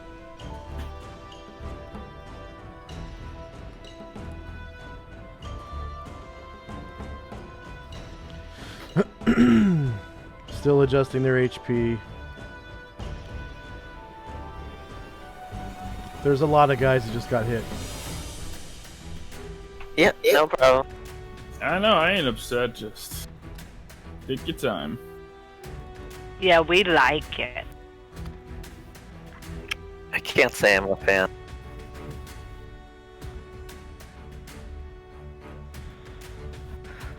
But not my game. See, y'all think Calamar is merciful. Gromnar knows the truth. Calamar is not merciful. Calamar is gullible. Oh, Larry. Gromnar, you are really sweet.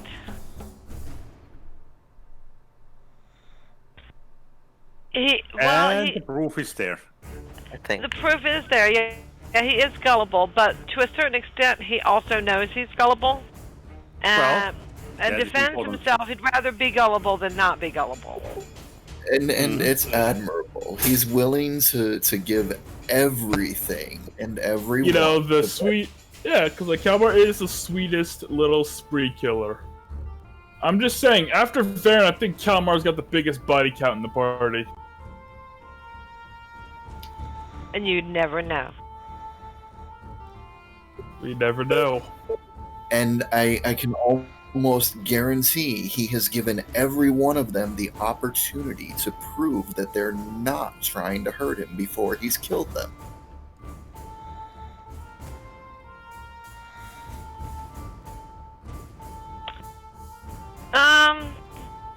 Yeah, that's true. That's true. If he were about to strike and somebody said, "Hey, no, I want to make a deal," he'd stop. Probably. Now see, and that's like the total opposite of Gromnar. I don't care if you try to surrender. If you stab me, I'm killing you. That's it. You can surrender after you stab me. I don't give a shit. I'm killing you.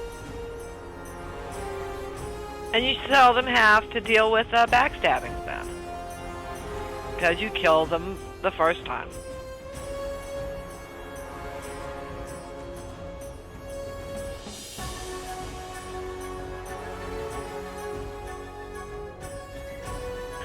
But Calamar and Gromnar, I think, have a special bond. Because Calamar hasn't worked with somebody in the party who has been... who sees things like he sees things. You know? Yeah, we're all human.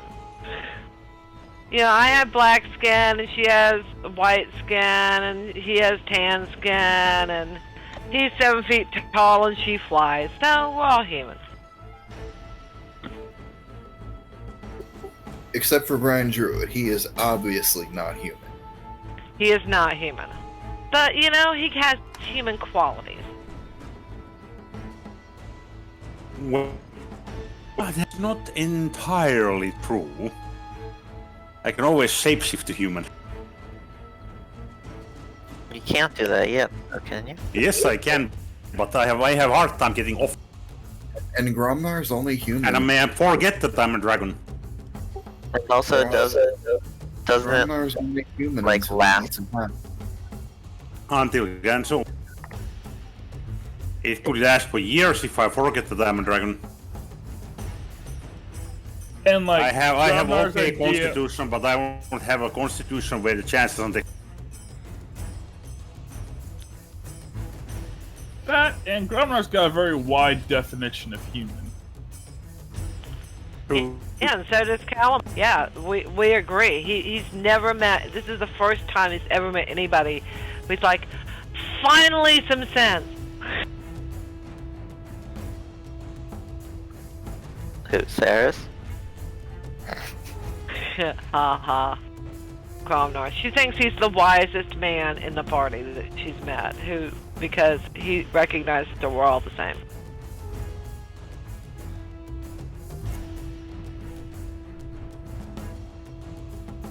I'm sure you all have heard the difference between intelligent man and a wise. No, how? What's the difference? A wise or intelligent man gets out of sticky situations that the wise man never gets. That is so true, and that is part of the reason we had Survivor finale this week, and it's a big deal with me that Tony won. But his first time playing, I didn't think anything of him because he was like he did everything wrong, and he was having to fix everything every day, Yeah, and it true. It was manic, you know. He was always moving and always going in, and I thought there's no way he can win with that kind of energy and that kind of personality. Yes, you can. And I saw him do it. He didn't even get a vote. But this one was really good. He did the same thing as on, was it in a Big Brother a few years back, that Derek guy who never got a single vote. Yeah, Derek. But never Yeah. even up of he being voted out Yeah, on the block. yeah. And that's the one that we say, yeah, that's the best ever. You know, we have a king and a queen of Survivor. Yep. There have been some memorable characters like that oil guy, that one oil guy, whatever the name of Russell or so. That was fun to watch, but he didn't, of course, win. Because my everybody husband hated loves him in the end because he manipulated everybody and made a deal with everybody. He did, yeah. My husband liked watching it, but at the end when he didn't win, he's like, yeah, that's justice. He just couldn't win. I think I got them all damaged, including the one that Onras was fighting. Including this one down here. Yeah, because you hit him twice? Yeah, hit that one twice. Also, this guy up here is also uninjured. Okay. Yep. There we go. Yep, sorry for making your work, sorry, Josh. It's just hard to select them because the animations are slowing down the because you know there's an animation when the bubbles pop up, like when you click something, the little heads up display. Oh yeah, pops those out of can take like half a year to show up sometimes. Yeah. Yeah, I've had some problems with that recently, which I wasn't having them before. we're playing at the most popular time ever, so yeah. All right. They need to expand their stuff because it's growing and it's gonna. Yeah, they need a bigger server. If they could stop that little animation from occurring and just make it straight pop up, that would be great. But at least have that as an option. Yeah, You know, you have can it turn it off. have it a toggleable. I'd be happier if they would just at the very least perhaps try to team up with like another some more sound people. It's Onras's turn. Yep, he is going to. Well, there's one. Oh, there's one he was killing earlier. Can he finish the job? Front, melee, some elevation, buffs, more buffs.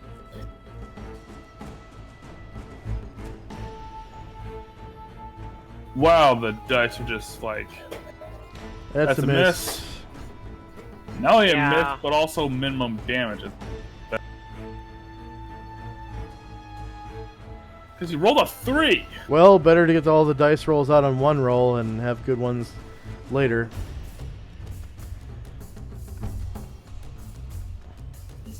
Right Talon.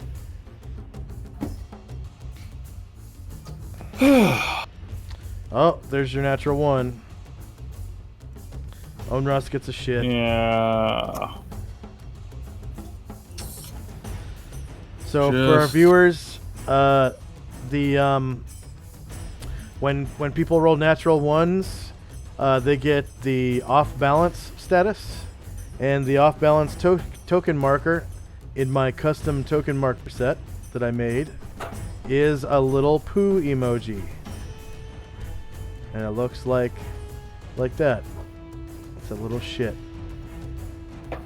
Isn't that cute? I love that. Okay.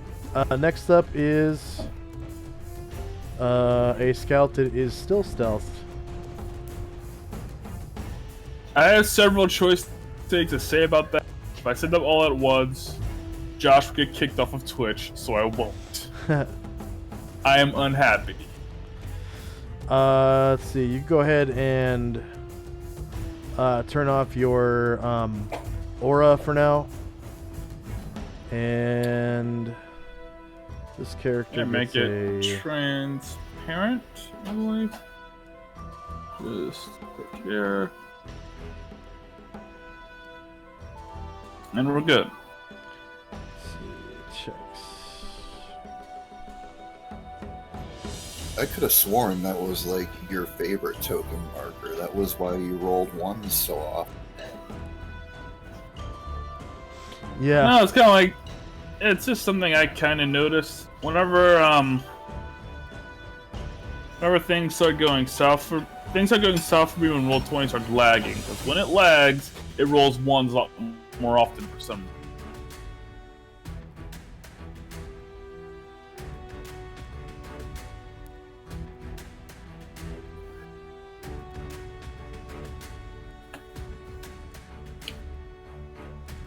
But I will bite my tongue and swallow my unhappiness at this exact moment. Because I want Josh to still be able to stream on Twitch. I don't know if you can get kicked off of Twitch just for cursing, but I'd rather not test that out with Josh's account. I'll save it for somebody who I actually dislike. Not someone I consider a friend.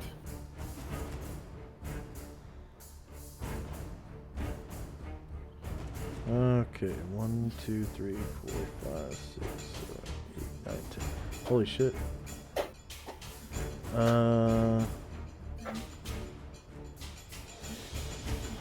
Wow.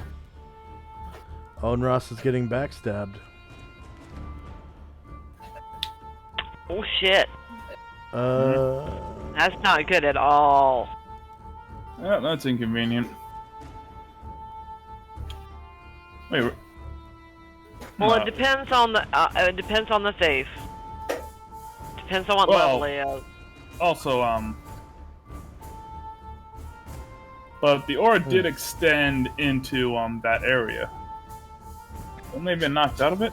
Like, let me just put it back up again for a second. Because, like, if they were, like, back there, then, pretty sure the, aura extended all the way back there. Oh, can I do it? Yeah, it did. Can I do it? What now? If I'm not getting back, I'm pretty sure it went... Oh, it's with a bow shot. Okay, that's different. Okay, so +2.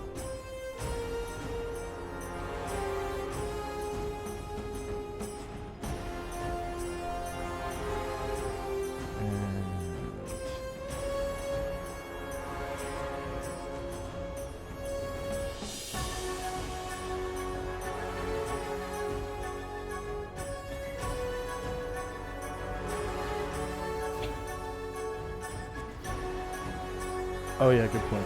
Okay.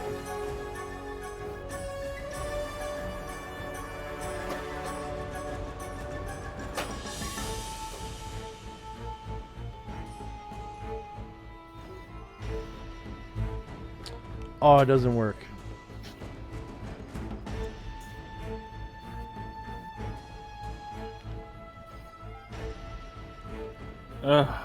Oh, there we go. Yep, AC3 is a miss.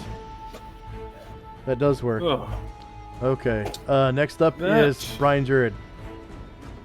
Alright, well, I assume that the ones that are coming up the shaft are not up here yet for me to bite them.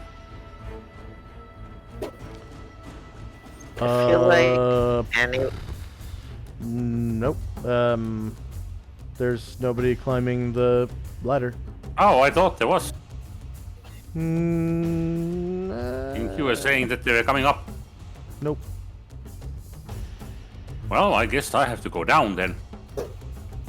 Can't you not fit down there? Should be able to, I'm not. I might be, I'm long, that's why I'm large. Should be able to fit down that.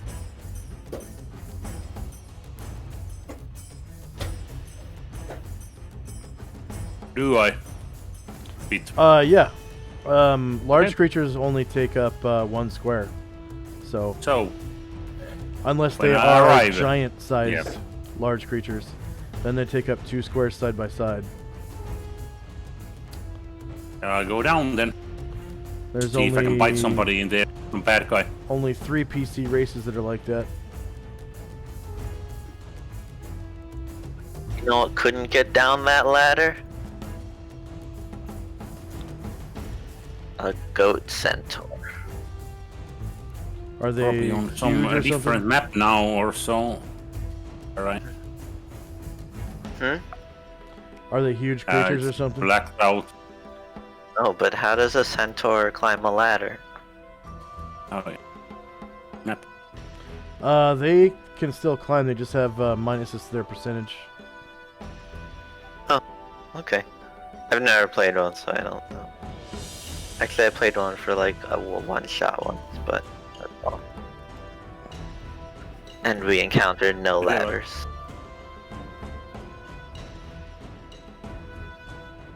Looks like I have multiple targets. Like, bite the closest. Is there one right under me as well? Yeah. See how I can put myself in here so that I guess I bite that one Okay. when coming down. So you go face first. That's Yeah, awesome. Front in that case. But I have higher elevation, I guess. Yep. It matter.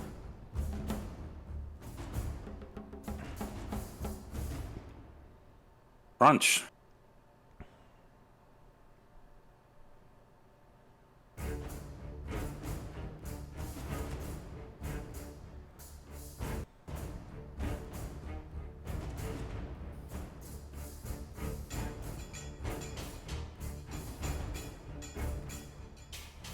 Okay, yep. Crunch. You definitely hit that one, causing 25 damage.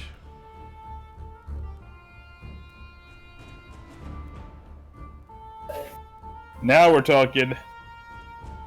And it survives the bite. Yeah, he survived. With quite ravaged shoulder. Yeah. I missed the neck. All Got right. the shoulder. Next up is Gromnar.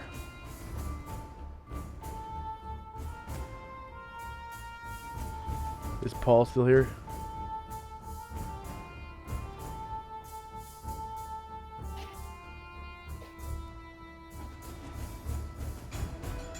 Paul, are you there?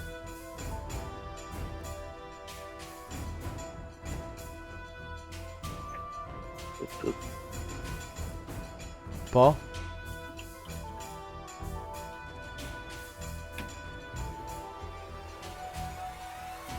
So he didn't fall asleep.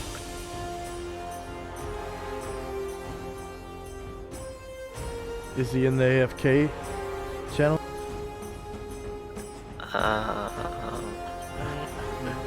Slipped in shit. No.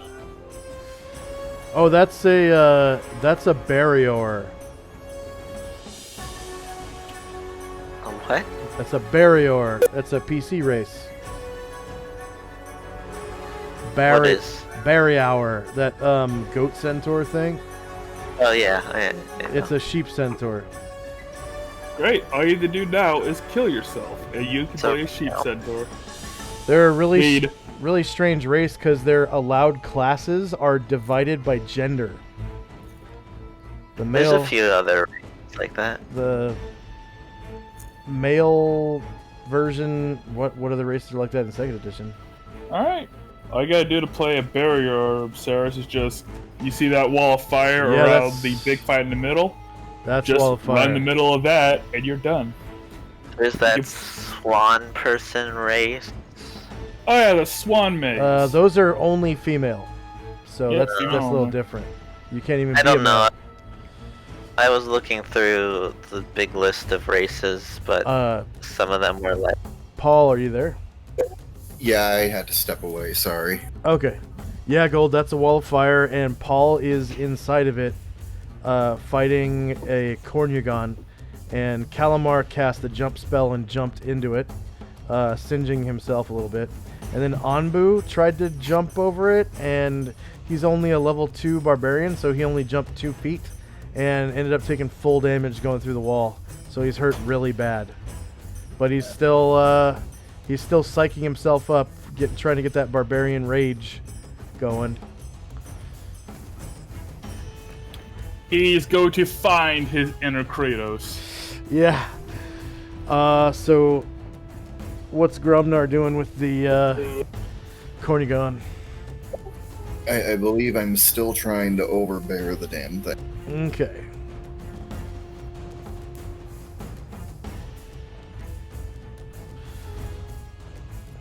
So now I know the dog is helping. Was Anbu also? Anbu will help if you tell him to. I mean, Gromnar told him to grab it. He said, "How are we gonna hurt it?" So is he helping or? Well, I asked that, and then you said I can't. That's pertinent info, so you can't answer it. But you can say it now. yeah, you can tell each other what to do. It's just asking pertinent questions takes an action, and you can only do it on your turn. In order So, for commands order- are one thing, questions are another. Got it. in order for me to continue with this attempt to overbear this demon, is You can't answer me. Anbu helping or not? Anbu will do what will help because he sees you doing this to this, and He didn't take So- his his action, right? He was waiting. his He'll action wait later in the come up initiative. yet. Oh, he didn't. His initiative isn't up yet. So can he not help? That is correct. Okay. Gromnar would have to wait for Anbu's initiative. if you want to have Anbu's help. You shouldn't wait because the thing goes before Anbu. And you do have help from Asher too, because Asher 2 beat Gromnar's initiative, right? Yeah, she was very first in the initiative. Okay.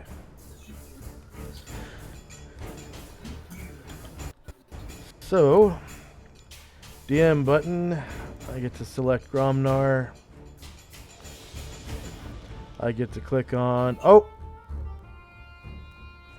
It says 0 successes. That's fine though, because you still had him grappled from last round.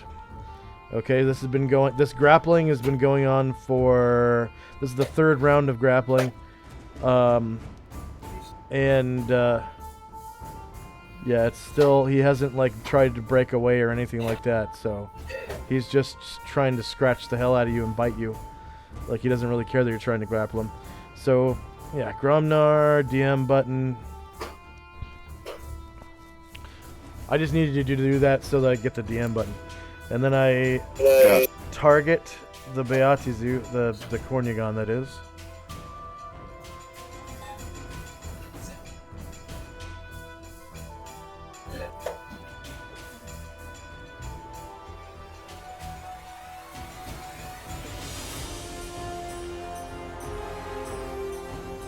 Okay, so Gromnar is large.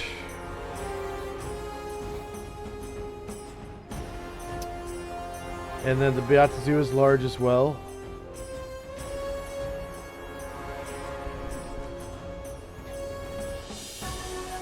How many additional attackers are helping you? You have +1 attacker.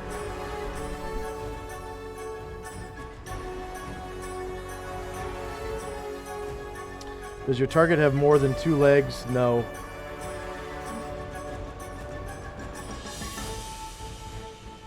What if you have more than 2 legs? Does that help you? No.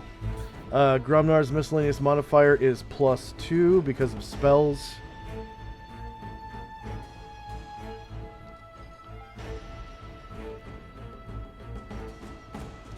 The Cornugon's miscellaneous modifier is -2 because of the same spells.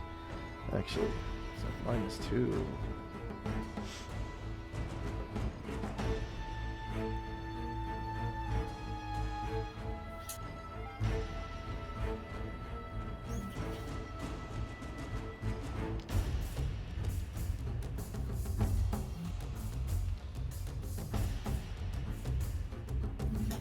And we're waiting for my computer to ping those rolls to the server and back.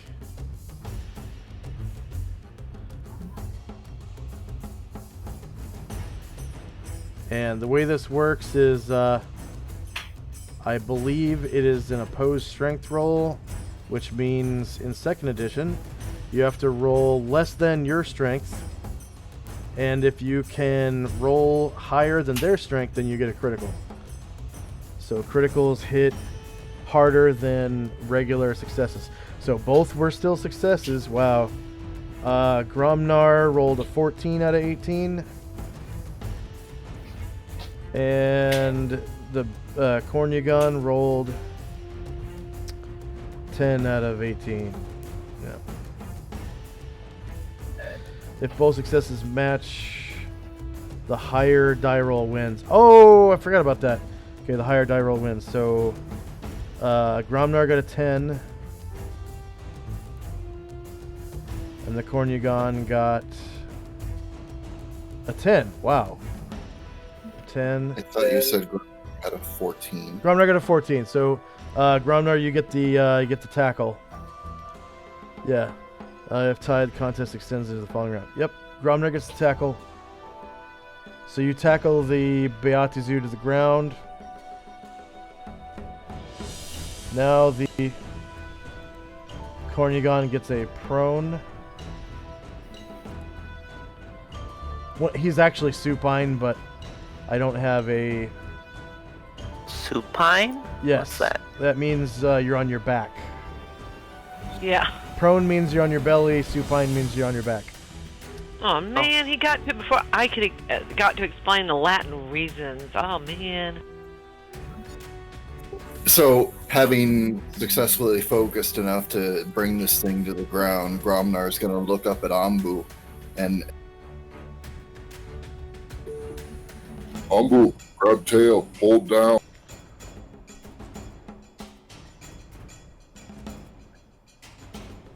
Okay. Anbu, hold tail. Okay, so you got to do it again next round in order to get the pin. All right, Dean. Oh, with well, I put me back on Dean's map, Josh. Yeah. Do you teach Latin? I used to teach Latin, yeah. To kindergartners. Kindergarten through 5th grade. Yeah. Kindergarten. It took 4 or 5 years of Latin.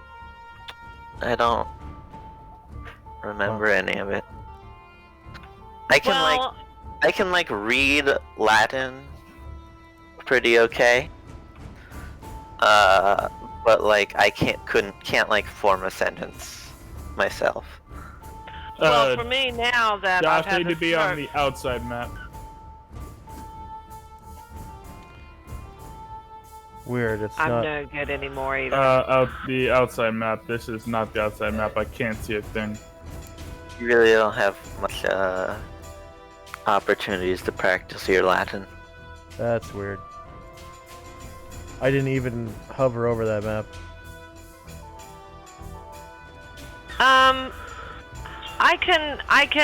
I could do it. I find it hard to remember.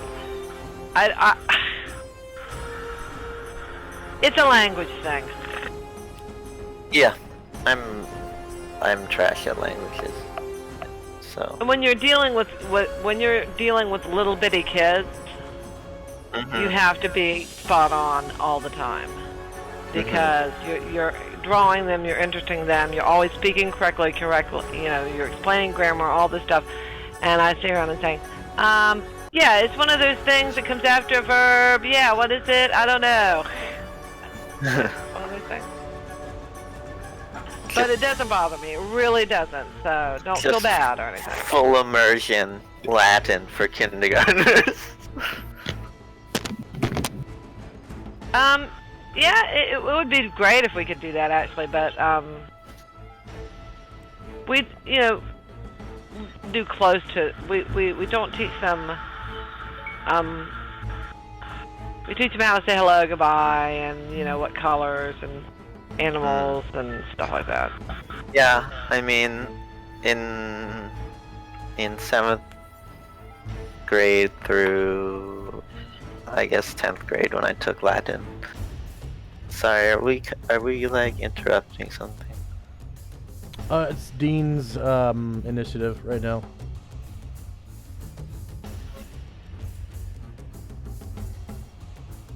I just wanted to make sure I wasn't like. Did we lose James?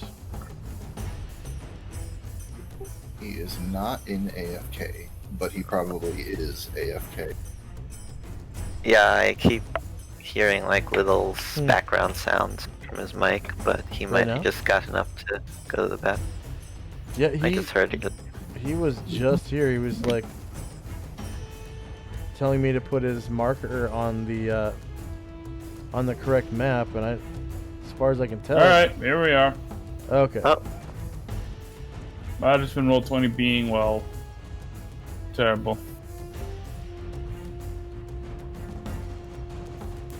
Oh, that over there appears to be an entrance.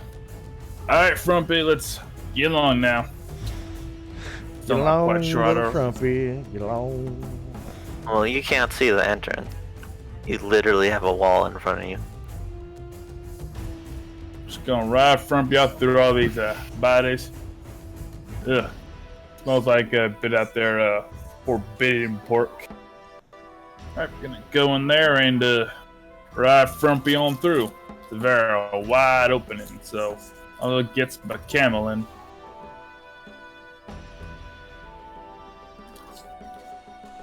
Easy, frumpy. And Dean's gonna ride into the underneath the balcony and into the first floor of the building. Okay. So now you have to juggle through three maps, Josh. Nope, it's only 2. Dope. All right. Tower's one map. All right. Yeah, Dean will ride Frumpy into the tower. Okay.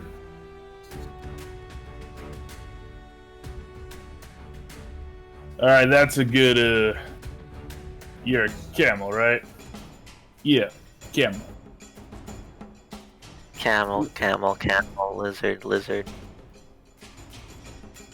A little larger than what I'm used to, but I got that genuine animal riding skill. Just gotta figure out how to get you where I need you to go. Maybe buy some new stirrups too. That's alright. Dion, Yeah, that's Dean. Dion gonna commit genocide yet? Nope. Let's see. Dang. Darren. Tower said. He can avoid fireballing people who might not have been given any chance but to come here.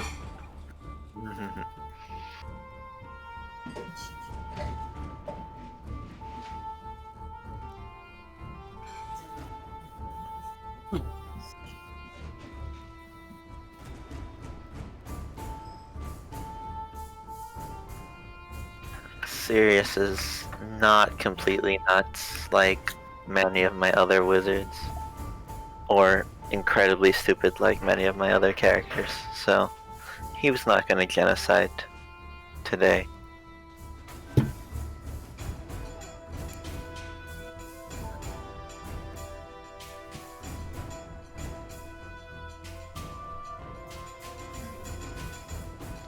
And Dean gets in the door. And he finds a room full of mounts and their fecal matter and flies and nastiness. Well, that right there is disgusting. None of y'all animals clean up after yourselves.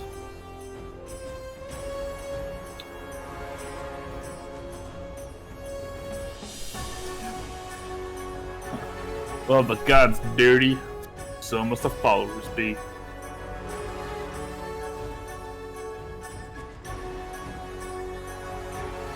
And that's the end of Dean's turn. He already expended about all of Frumpy's movement rate. Okay.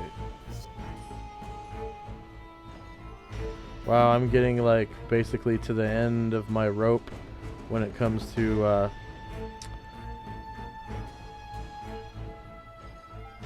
functionality on Roll20 here. In fairness, given the issues that they're still doing right now, I'm surprised we got as far as we did. Yeah, the whole session until now, I have not gotten the page unresponsive thing until just now. Just now. Okay. What I want to do is give you guys experience for the 2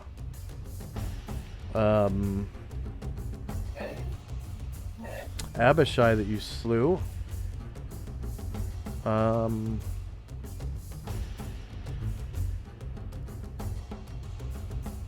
gonna see if this other page works.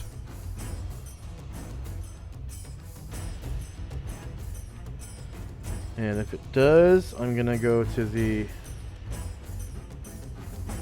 Google Chrome cookie kicker page and kick out as many cookies as I can.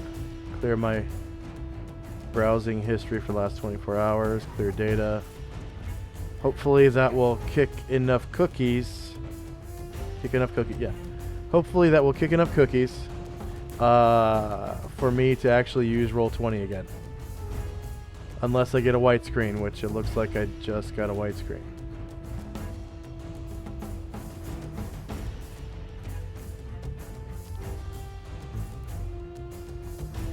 Come on, cookie kicker. Cookie cooker.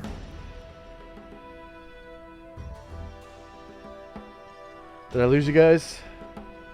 No, we're still here. Okay, so we're still good on Discord.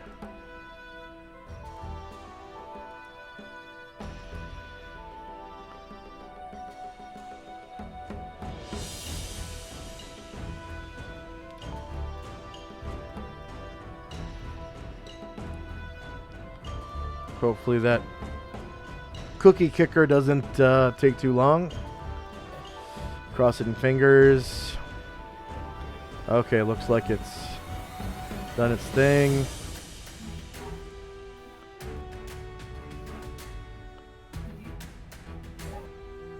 Hopefully... No, it looks like I lost Solynod Hex.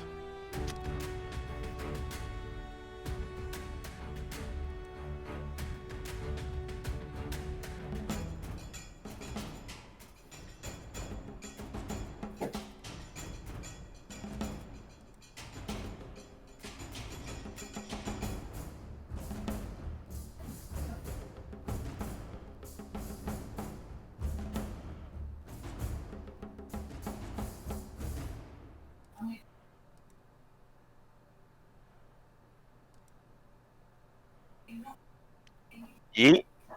Who's that? Paul. Just gonna come back into the game here. Looks like Roll20 has fixed its login issues, so that's nice.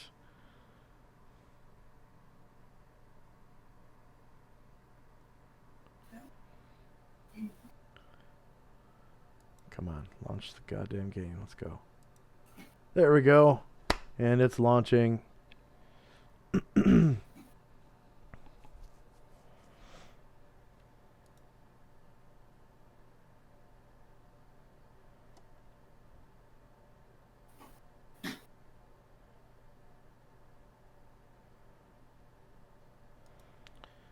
think I'm gonna kick the cookies again.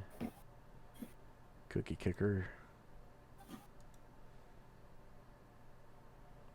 And one more time. 1 megabyte left. Okay.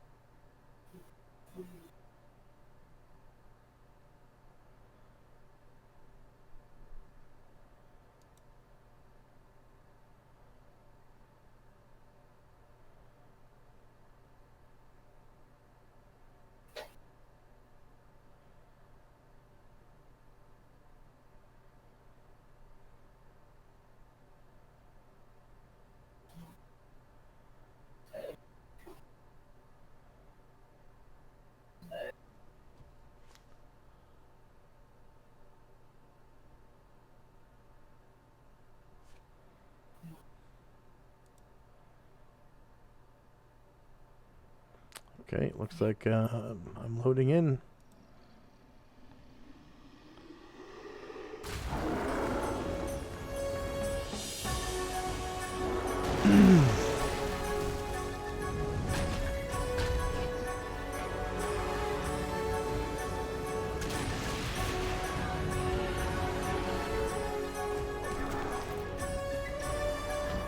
I hate to end in the mid-round, but with the onset of some technical difficulties, I'd like to end sooner rather than later.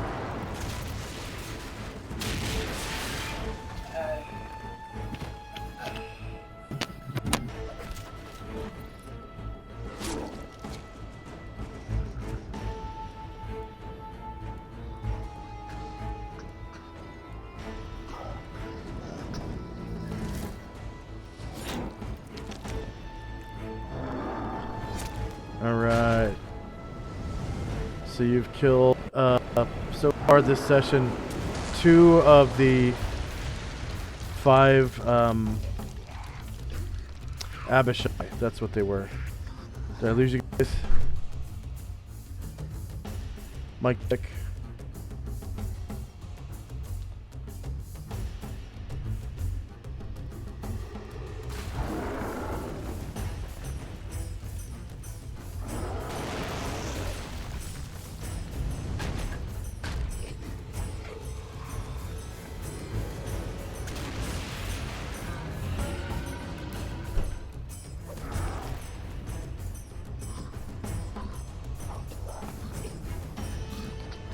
Okay. You guys still there? Mic check. Can hear you fine. Check, check. Okay. So last session you guys killed 3 of the 5 green Abishai. This session you killed 2 more. Okay, so we've got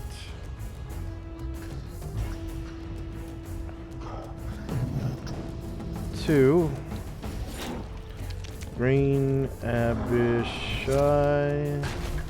They're worth 8k each. Number of player characters 1, 2, 3, 4. NPCs, let's see, 1, 2, 3, 4, 5, 6, 7, 8, 9, 10, 11.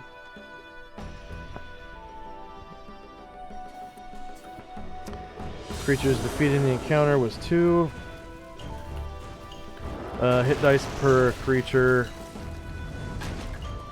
Green Abishai have 5 hit dice each.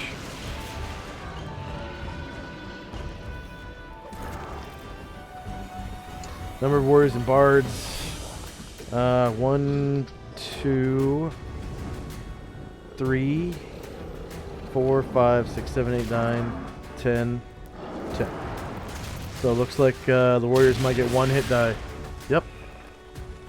So that's 1684 plus for someone like Brian Druid, that 10 XP per warrior level would come out to 100 points. So does Anbu get 20? Yes, Yeah? because it's the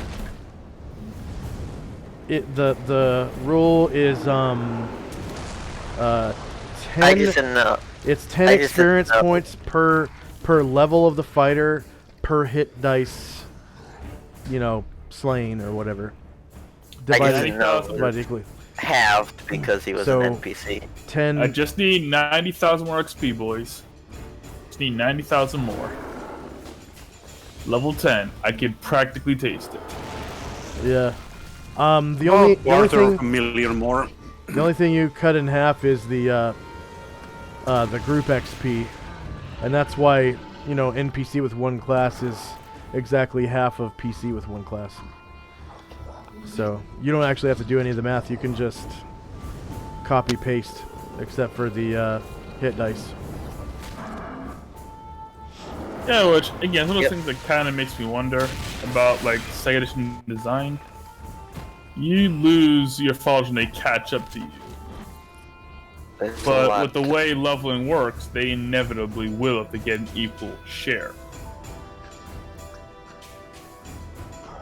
Because, like, you'll never outpace your party members in level. They don't need to be higher than you for you to lose them, they just have to match. Yeah. Which, like, kinda sucks. And also, once you got them once and they leave, for whatever reason, you're limited. You're basically more or less limited of how many you can get based on your charisma score. Yeah. The thing is, most player characters will eventually have followers. So, you know, eventually your henchmen will die off or leave you or whatever. But your followers keep coming back. And then also, for the classes that don't get followers, like wizards or paladins, paladins get so many henchmen, like you're gonna have henchmen forever because they're high charisma score. And then wizards, most of the time, can either create illusions of, you know, creatures, or summon creatures, or charm creatures. So there's all that possibility. Yeah, most of the time, or create undead. That's another thing. So that increases your action economy. I feel like the Asheras are not too into undead. Yeah. Definitely not. Like, you start summoning undead. Yeah. There's a good chance Varen might decide to just, like, kill you. And that will Yeah. be the end of our session today. So, but if you like summon, as long as you summon, if you want to summon like, and creatures to follow you, like Varen won't care about. I can't.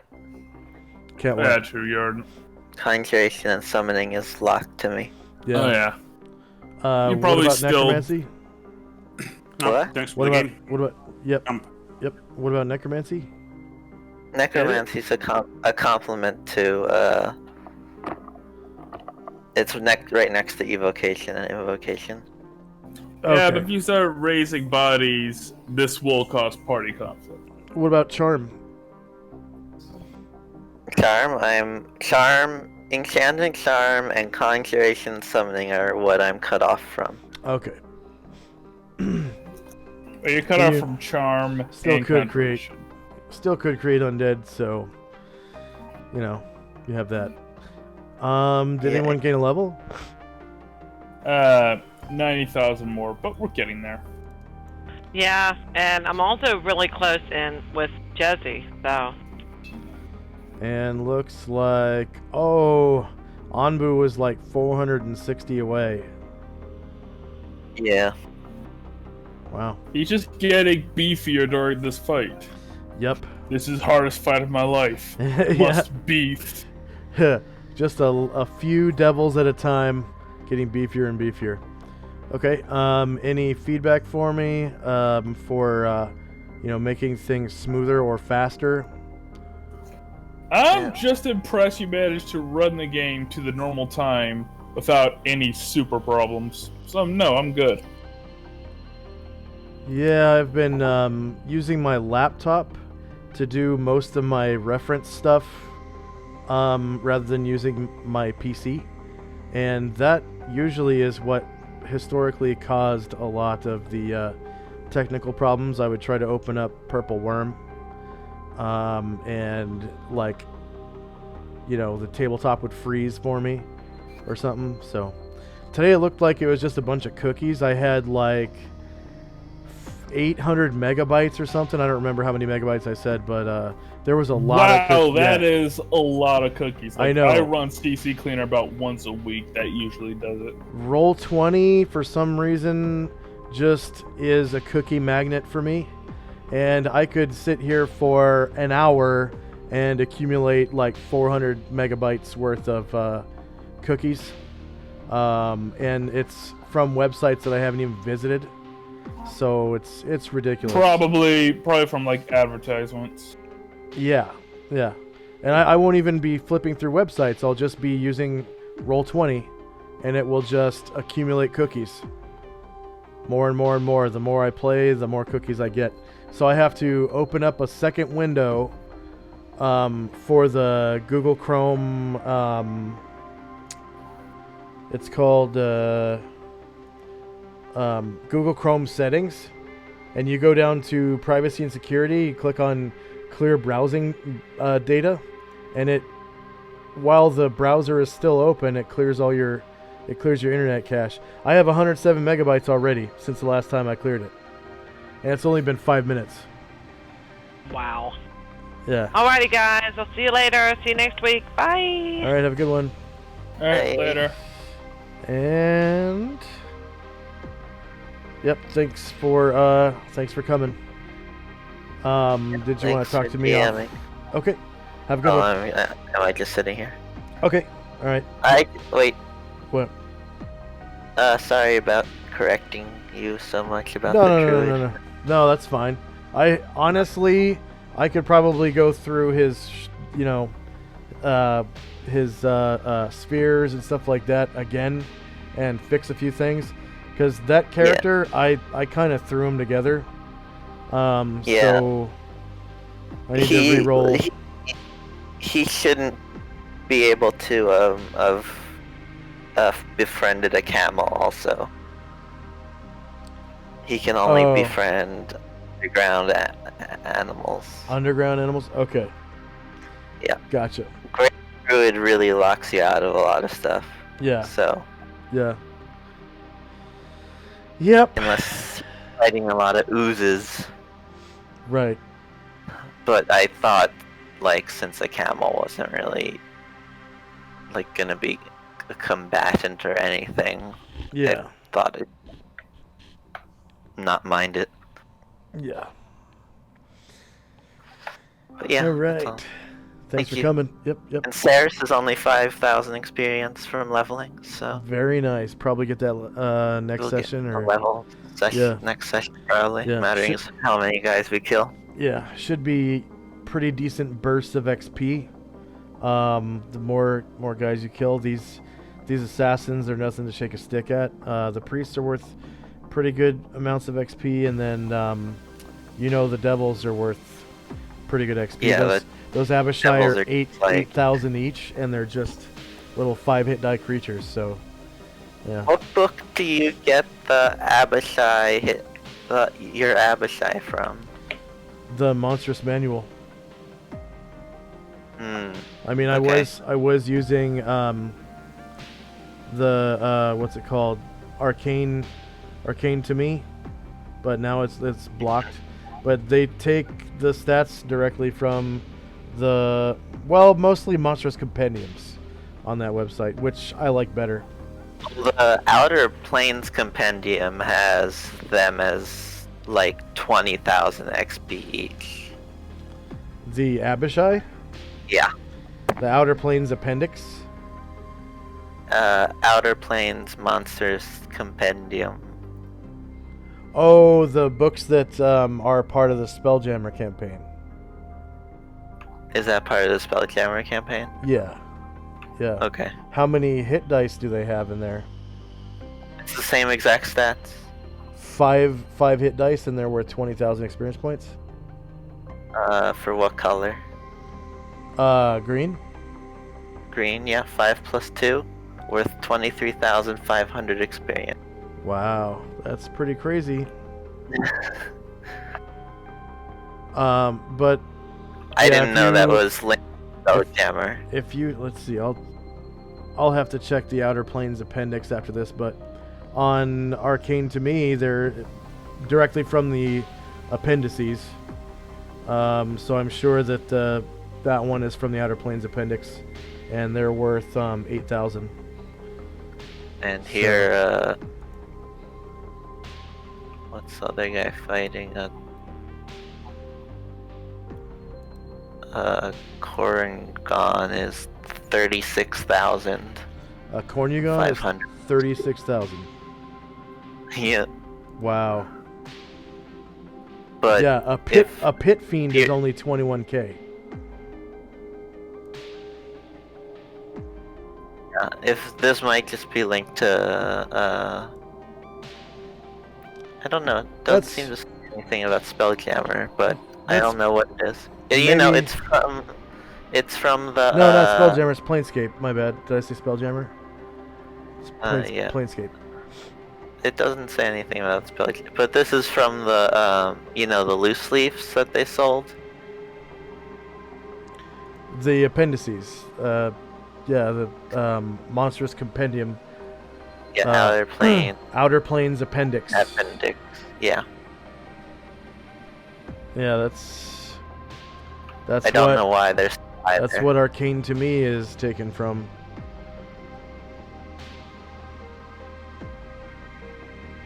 So I don't. Let's see. I'll check on Purple Worm here. Browse. Purple Worm. Monstrous Manual. Monsters.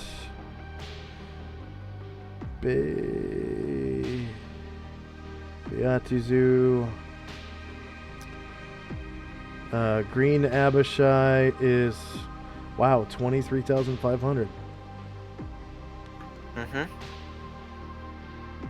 A Pit Fiend is 57,500. Yes.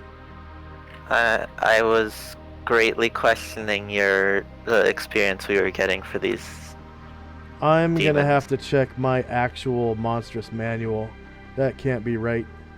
57,000 points for a Pit Fiend. No I have fucking way. I have a real one here, and that's what it says. Say again? Real one here, and that's what it says. You have a what? I have a real book, Monsters Manual. Huh. And it says. So I was surprised when they were only 8,000 each.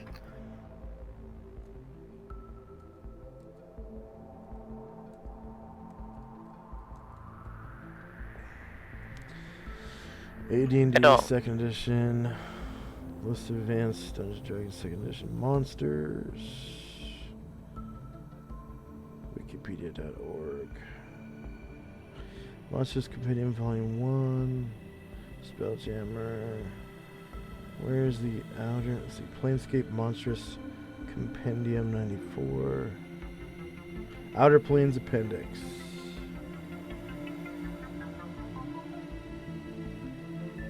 Oh, it doesn't have the stat block. Okay. I have the loose PDF if you want. I can upload that. But I'm gonna grab my sure my Monstrous Manual real quick. I'll be right back. Okay.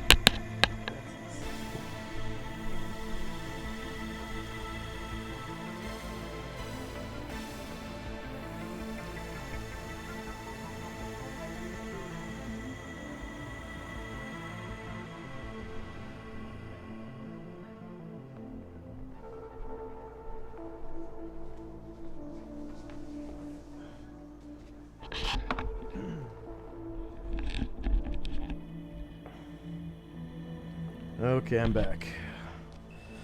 So, Beatizu, Beholder, Basilisk, Beatizu. Jesus Christ. Pit Fiend 57,500. Black Abishai 21k, 23k, 25k. That's fucking nuts. Yeah, I think the 1,000 is from first edition.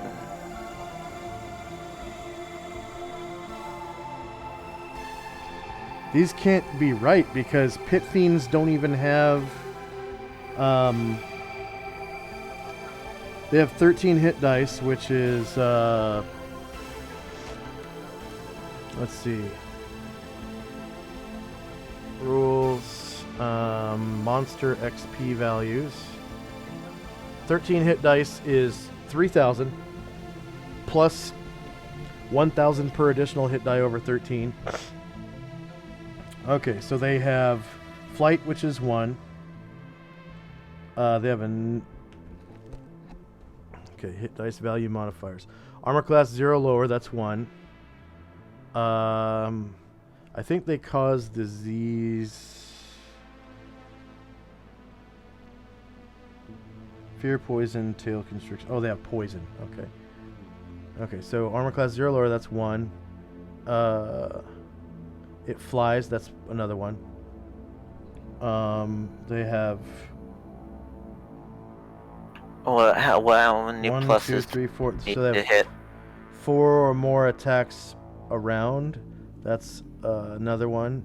Greater than normal hit points, no. High intelligence, yeah, so that's 4. Hit only by magical weapons, that's 5. Immunity to spells, that's 6. Immunity to any... Even if you added all these up, it wouldn't come up to 54. Like, that doesn't make any sense. There aren't even 54 abilities on here.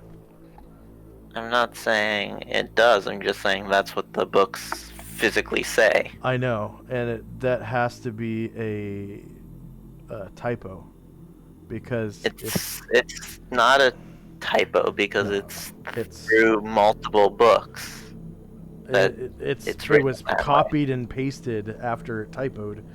Because look at the hit dice value modifiers. So high intelligence, that was 5. Wait, 0 lower, that's 1. Okay, flies 2. 4 more attacks around, that's 3. High intelligence 4. Hit only by magical weapons, that's 5. Immunity to spells 6. Immunity to any weapon including half damage. So they have half damage from damage types, so that's 7. They don't turn invisible. They have level 2 or lower spells innately, so that's 8. And then level 3 or greater spells innately, so that's 9, 10. They have magic resistance, so that's 12. They don't have missile weapons. Multiple attacks causing 30 plus points of damage. Let's see, 8, 20.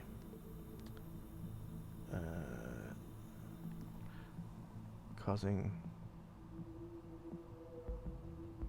30 plus. Okay, so that's that was 17, so 18, 19. They don't do paralysis. They do poison, so that's 21. Possess magical items usable against PCs, no. Okay, regeneration, that's 23. Single attack causing 20 plus points of damage, no. They don't do that much damage. They can't if they use a weapon. No.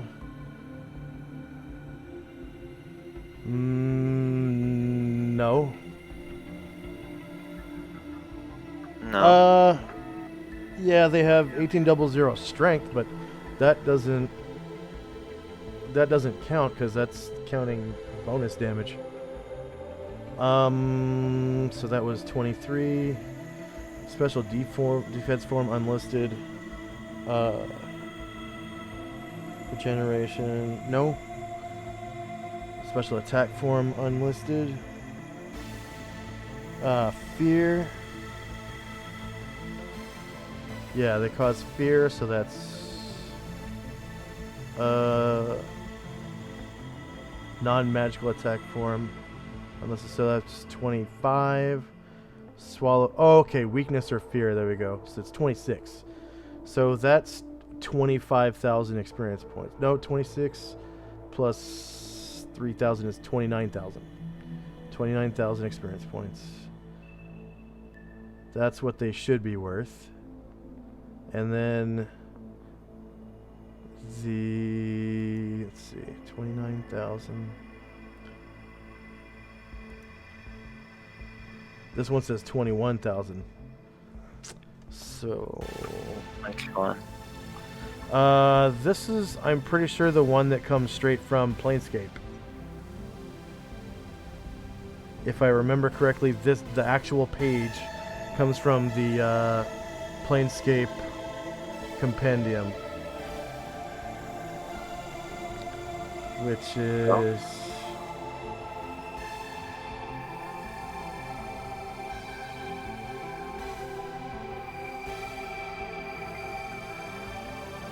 that's way newer than the other compendiums.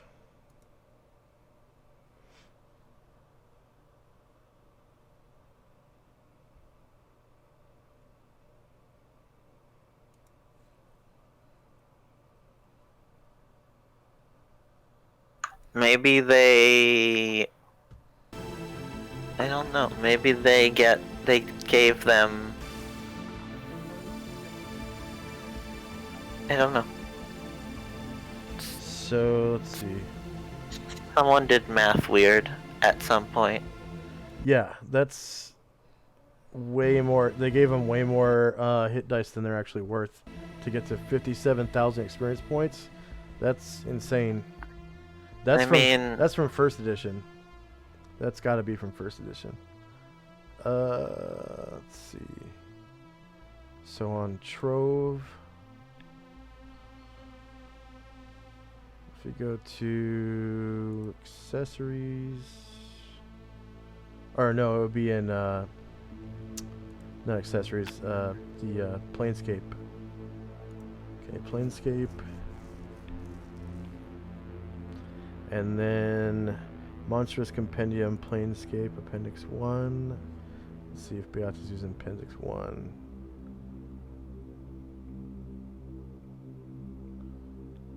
It's going to take a minute to load, probably. Oh, no. Zipped right up. Let's see. Find. Bah. Should be somewhere right up front, right?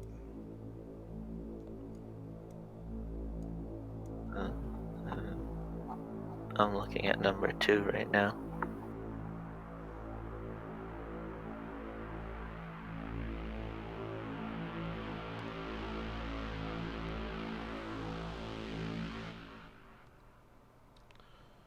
Okay.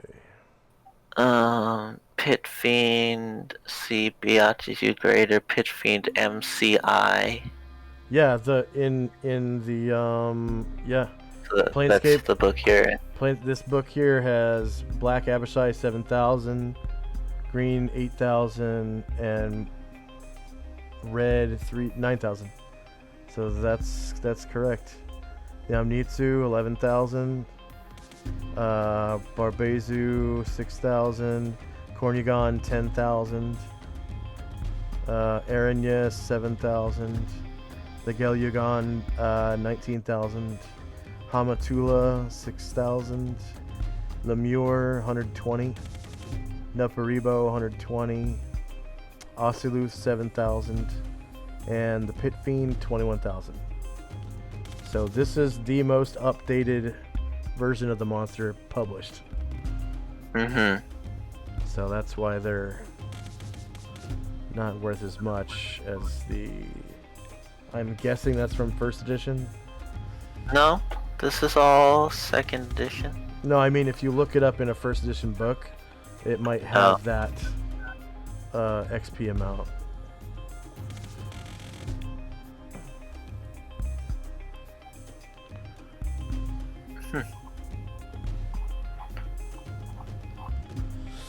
Okay.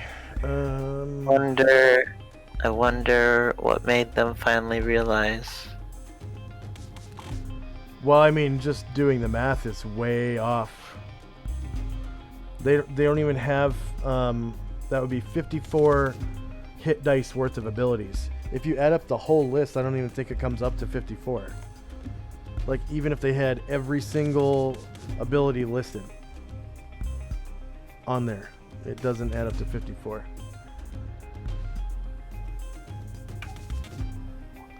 It's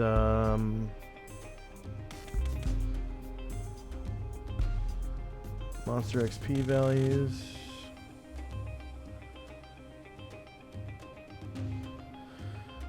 So there's 1, 2, 3, 4, 5, 6, 7, 8, 9, 10, 11, 12, 13, 14, 15, 16, 17, 18, 19, 20, 21, 22, 23, 24, 25, 26, 29, 31, 32, 33, 35, 36, 38, 39, 41, 43. 43 hit dice is the max you could get off of that table. 43 hit dice plus... So you go up to 46,000 experience points. That's max. I would assume... Plus actual hit dice. Plus actual hit dice. Yeah. I would assume that maybe whoever was calculating it did like gave them a hit die for each plus needed, or each spell, or something like that.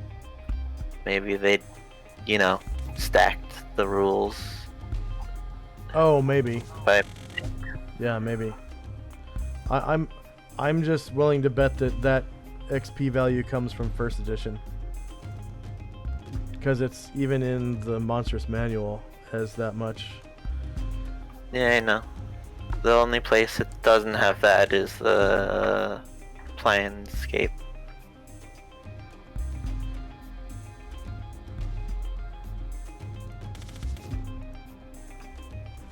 Well, it's good we figured out where that number came from. Yeah. The real number. Yeah, and it's the most updated number too. So all those, even the Outer Planes Appendix, I think, came out in 1989, and it was taken directly from like material that was written for first edition. I don't know what book or whatever, but all right. Anything else? Thanks for bringing that to my attention. I'm glad we got to the bottom of it. What? Oh, I mean, that was nothing. I mean, I was fine with what we were getting. Yeah, it's still quite a bit, even with, because I mean, it's a 4 hit die creature is worth 9,000 experience points or whatever, so that's pretty awesome. They're easy to kill. It does say on the Outer Planes Appendix, this draws heavily from the Advanced Dungeons and Dragons Monster Manual 1, Monster Manual 2, Monster Manual of the Planes, and the Fiend Folio Tome. So it's Advanced Dungeons and Dragons. That's not 2nd edition, right? Right. I mean, 2nd edition is still AD&D, but it's the 2nd edition of it. Yeah, I know. So you're saying that the Outer Planes Appendix that you opened up says that the experience point values draw from 1st edition? That it says this work draws heavily from the materials from the books I listed on like the 5th page or something. And I'm sure that's the same place they got the ones from that are in the Monster Manual.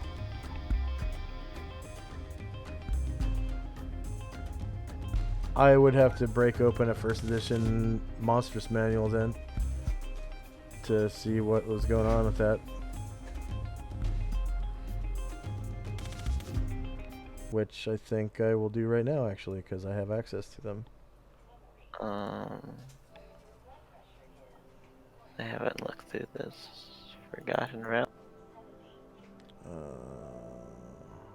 Dungeons and Dragons. 1st edition.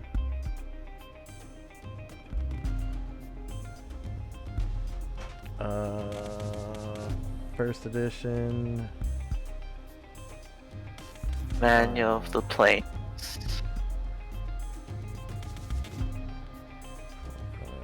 Accessories, probably Manual of the Planes, right?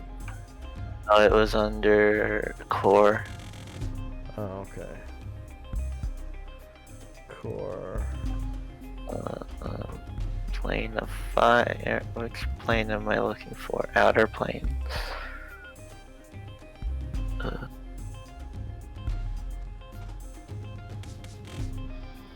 Maybe this doesn't have stat blocks in it.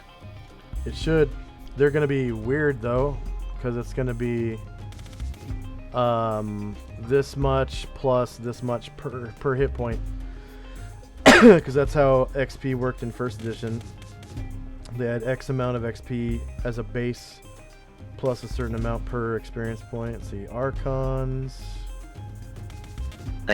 Fine, I can't control F Pit Fiend in this book. Archons.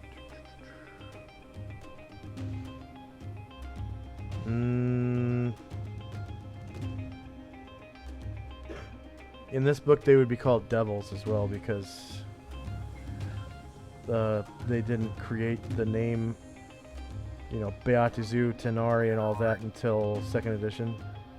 It was the Satanic Panic that made them name them. So what would they be called? Devils? Devil.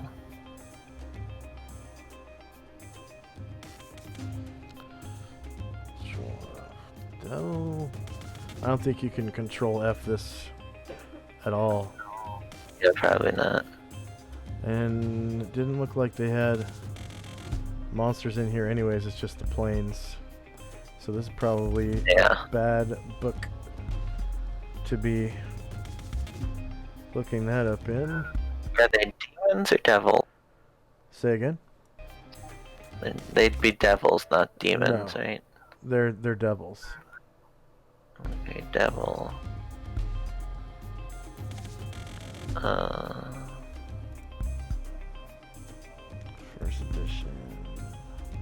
First edition.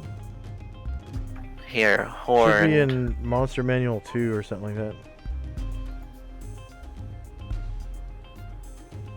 Monster Manual 1, Monster Manual 2. Monster Manual 1, Pit Fiend. Page 23. It doesn't say experience anywhere.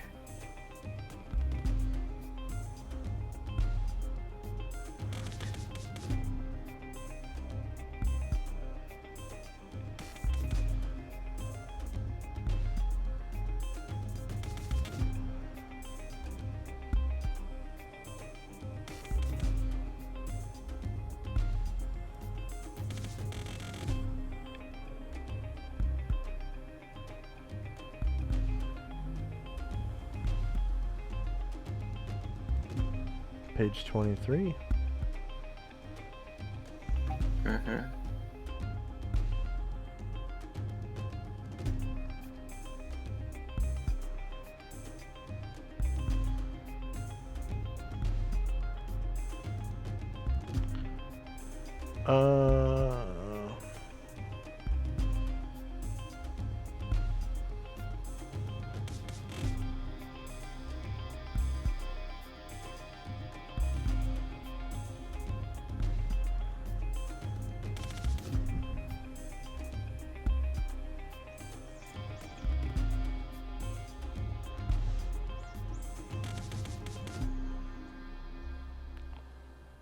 See, they might have the formula at the beginning of the book.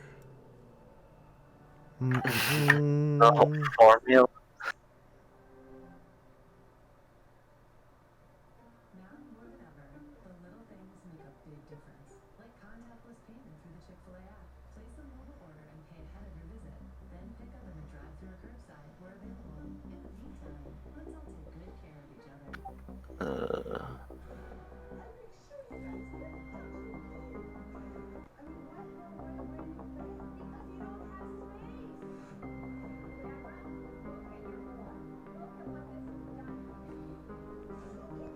It's great that they provide this book, but not the experience.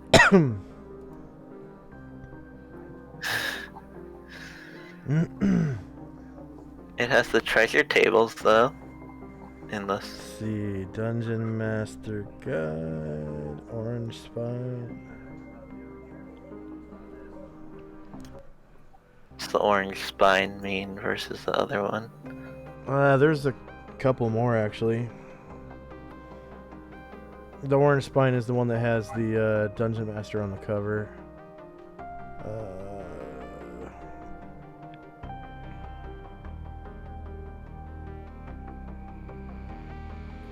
So you really needed all the books to do stuff in this. Experience adjustment and division of experience points, experience value of treasure taken, experience points value of monsters, special bonus award to experience points, gaining experience levels. Experience points value of monsters on page 85. Find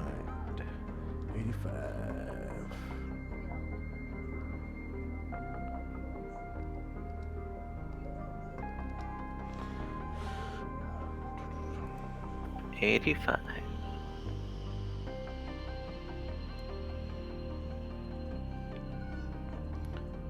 Okay. Nope. So experience level or monster's hit dice.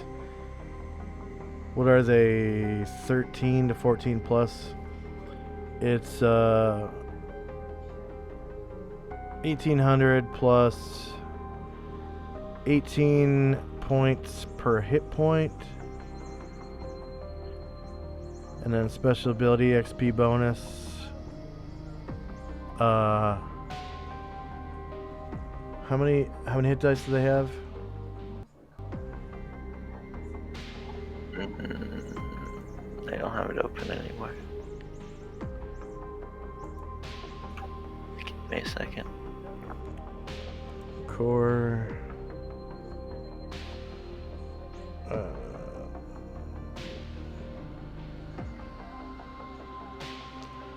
Launches. They have 13 hit die. So 13 hit dice. Oops, why is that?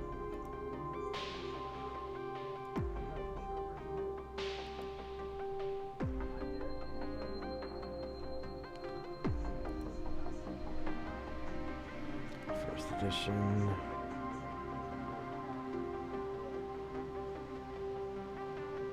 Core. And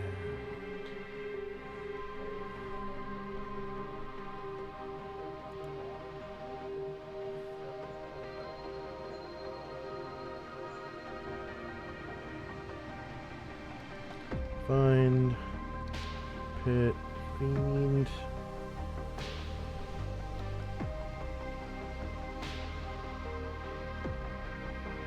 Okay.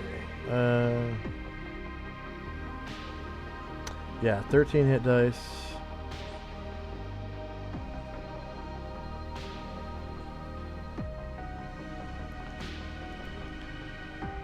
Okay, so their base is 1800 plus, yeah, 18 points per hit point. So at 13 hit dice, that's 13.5, 50, about 80 hit points. So 80 times 18, that'd be another 800, and let's see, 8 times 80 would be 640, so 14, yeah, 1440. So that's our numbers aren't getting even close to that. 3240. Special ability XP bonus 950. Exceptional ability XP addition. 2 stars and 3 stars. Typical special abilities. 4 more attacks per round. Missile discharge. Armor class 0 lower. Special attacks. Blood drain. Hug. Crush. Etc. Special defenses. Regeneration. Hit only by special and or magic weapons. High intelligence, which actually affects combat. Use of minor, basically defensive spells. And then typical exceptional abilities: energy level drain, paralysis, poison, major breath weapons, magic resistance, spell use, swelling hole. I think that's a bonus per ability. So is it? Yeah, using these, you might actually get 50,000.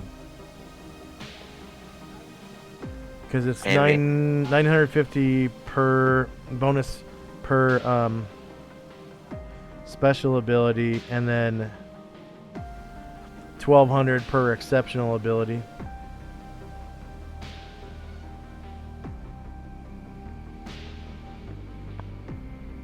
How do you know what is an exception? I guess that seems complicated.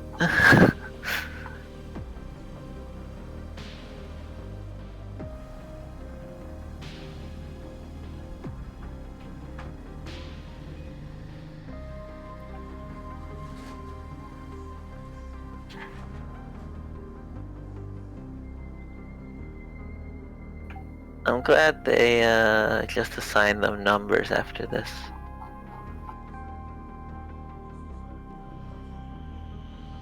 Judicious application of these guidelines will assume that an equitable total number of experience points are given for slaying any given monster.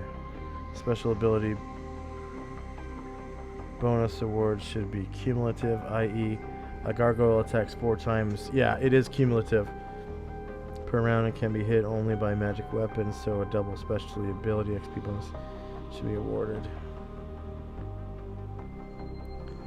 Likewise, if there are multiple exceptional abilities, the awards should reflect this. If an otherwise weak creature. Wow. They really didn't want to do the math for you. Also, this says it has a psionic ability of 213, and I'm sure that adds a bunch of XP that we don't know how to calculate. Because that's a very high number compared to most of the other things I'm seeing.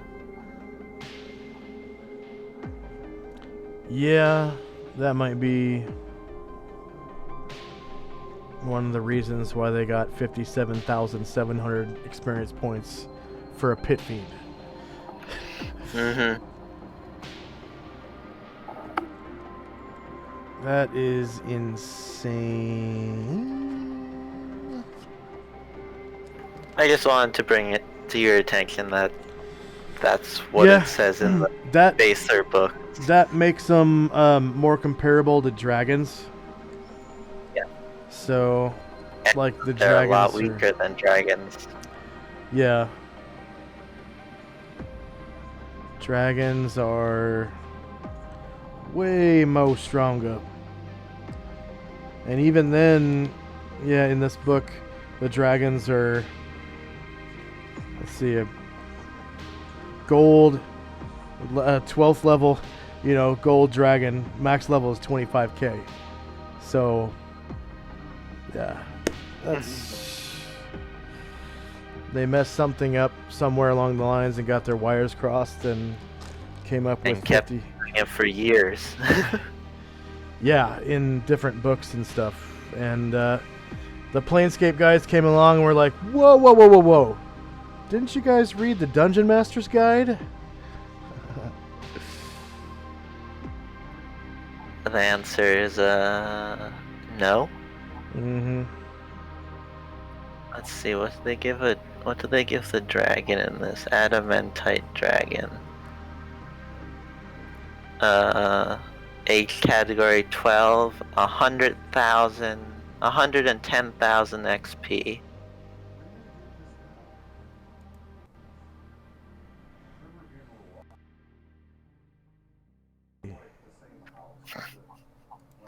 That's a lot of XP. Yeah. Yep. Sorry to bother you. Oh, no. That's good. I'm glad you brought it up, because I would be wondering, too, like, if I saw that in the Monstrous Manual, I'd be like, why am I still level 2?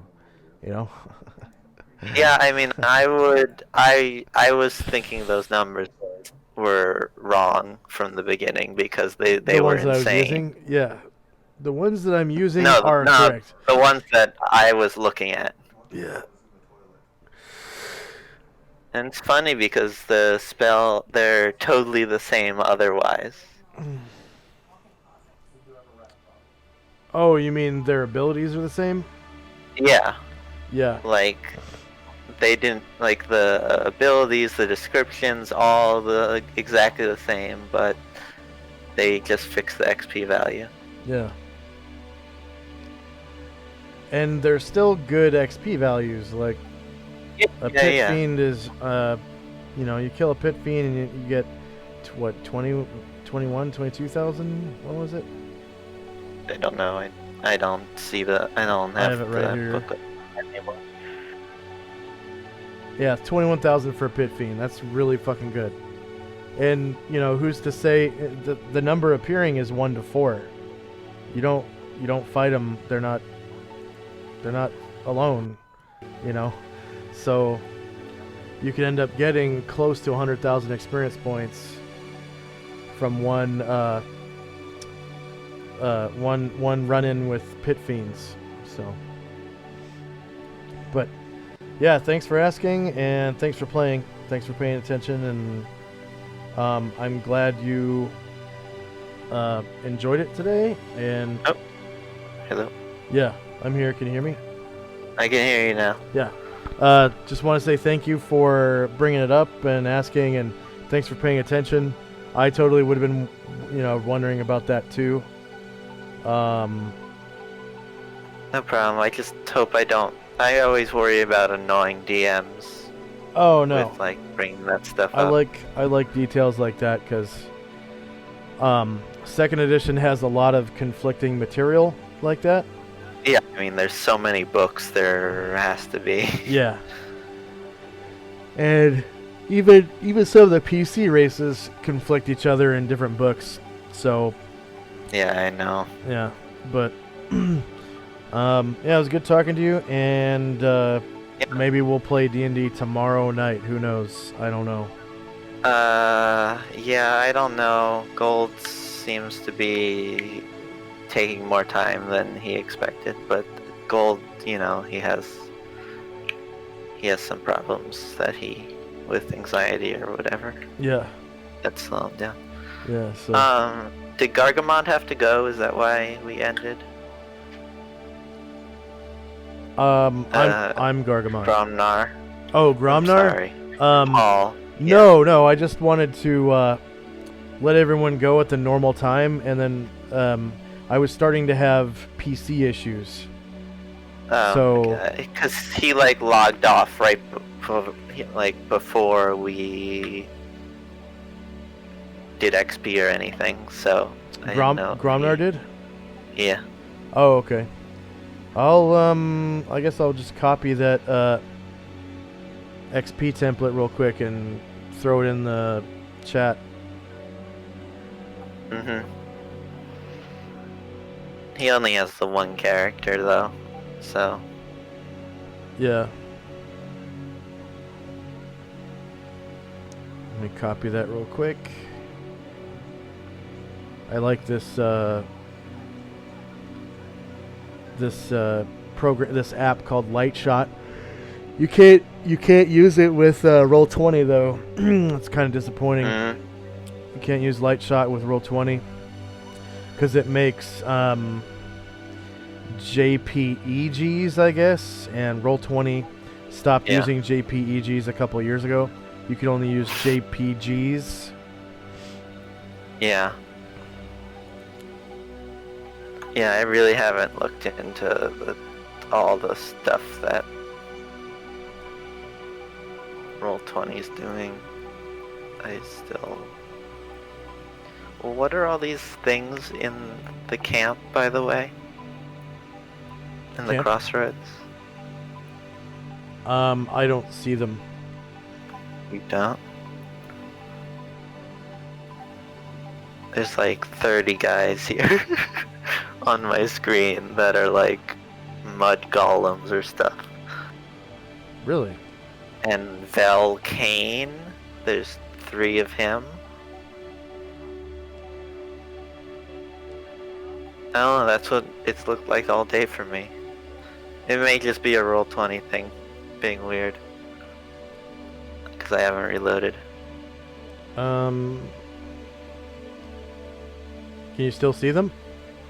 Yep. How about now? Yep.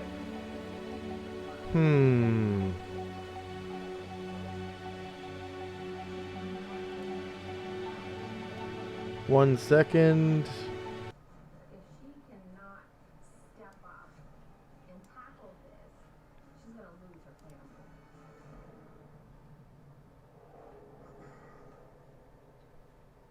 How about now? They're still there. Really? That is so weird.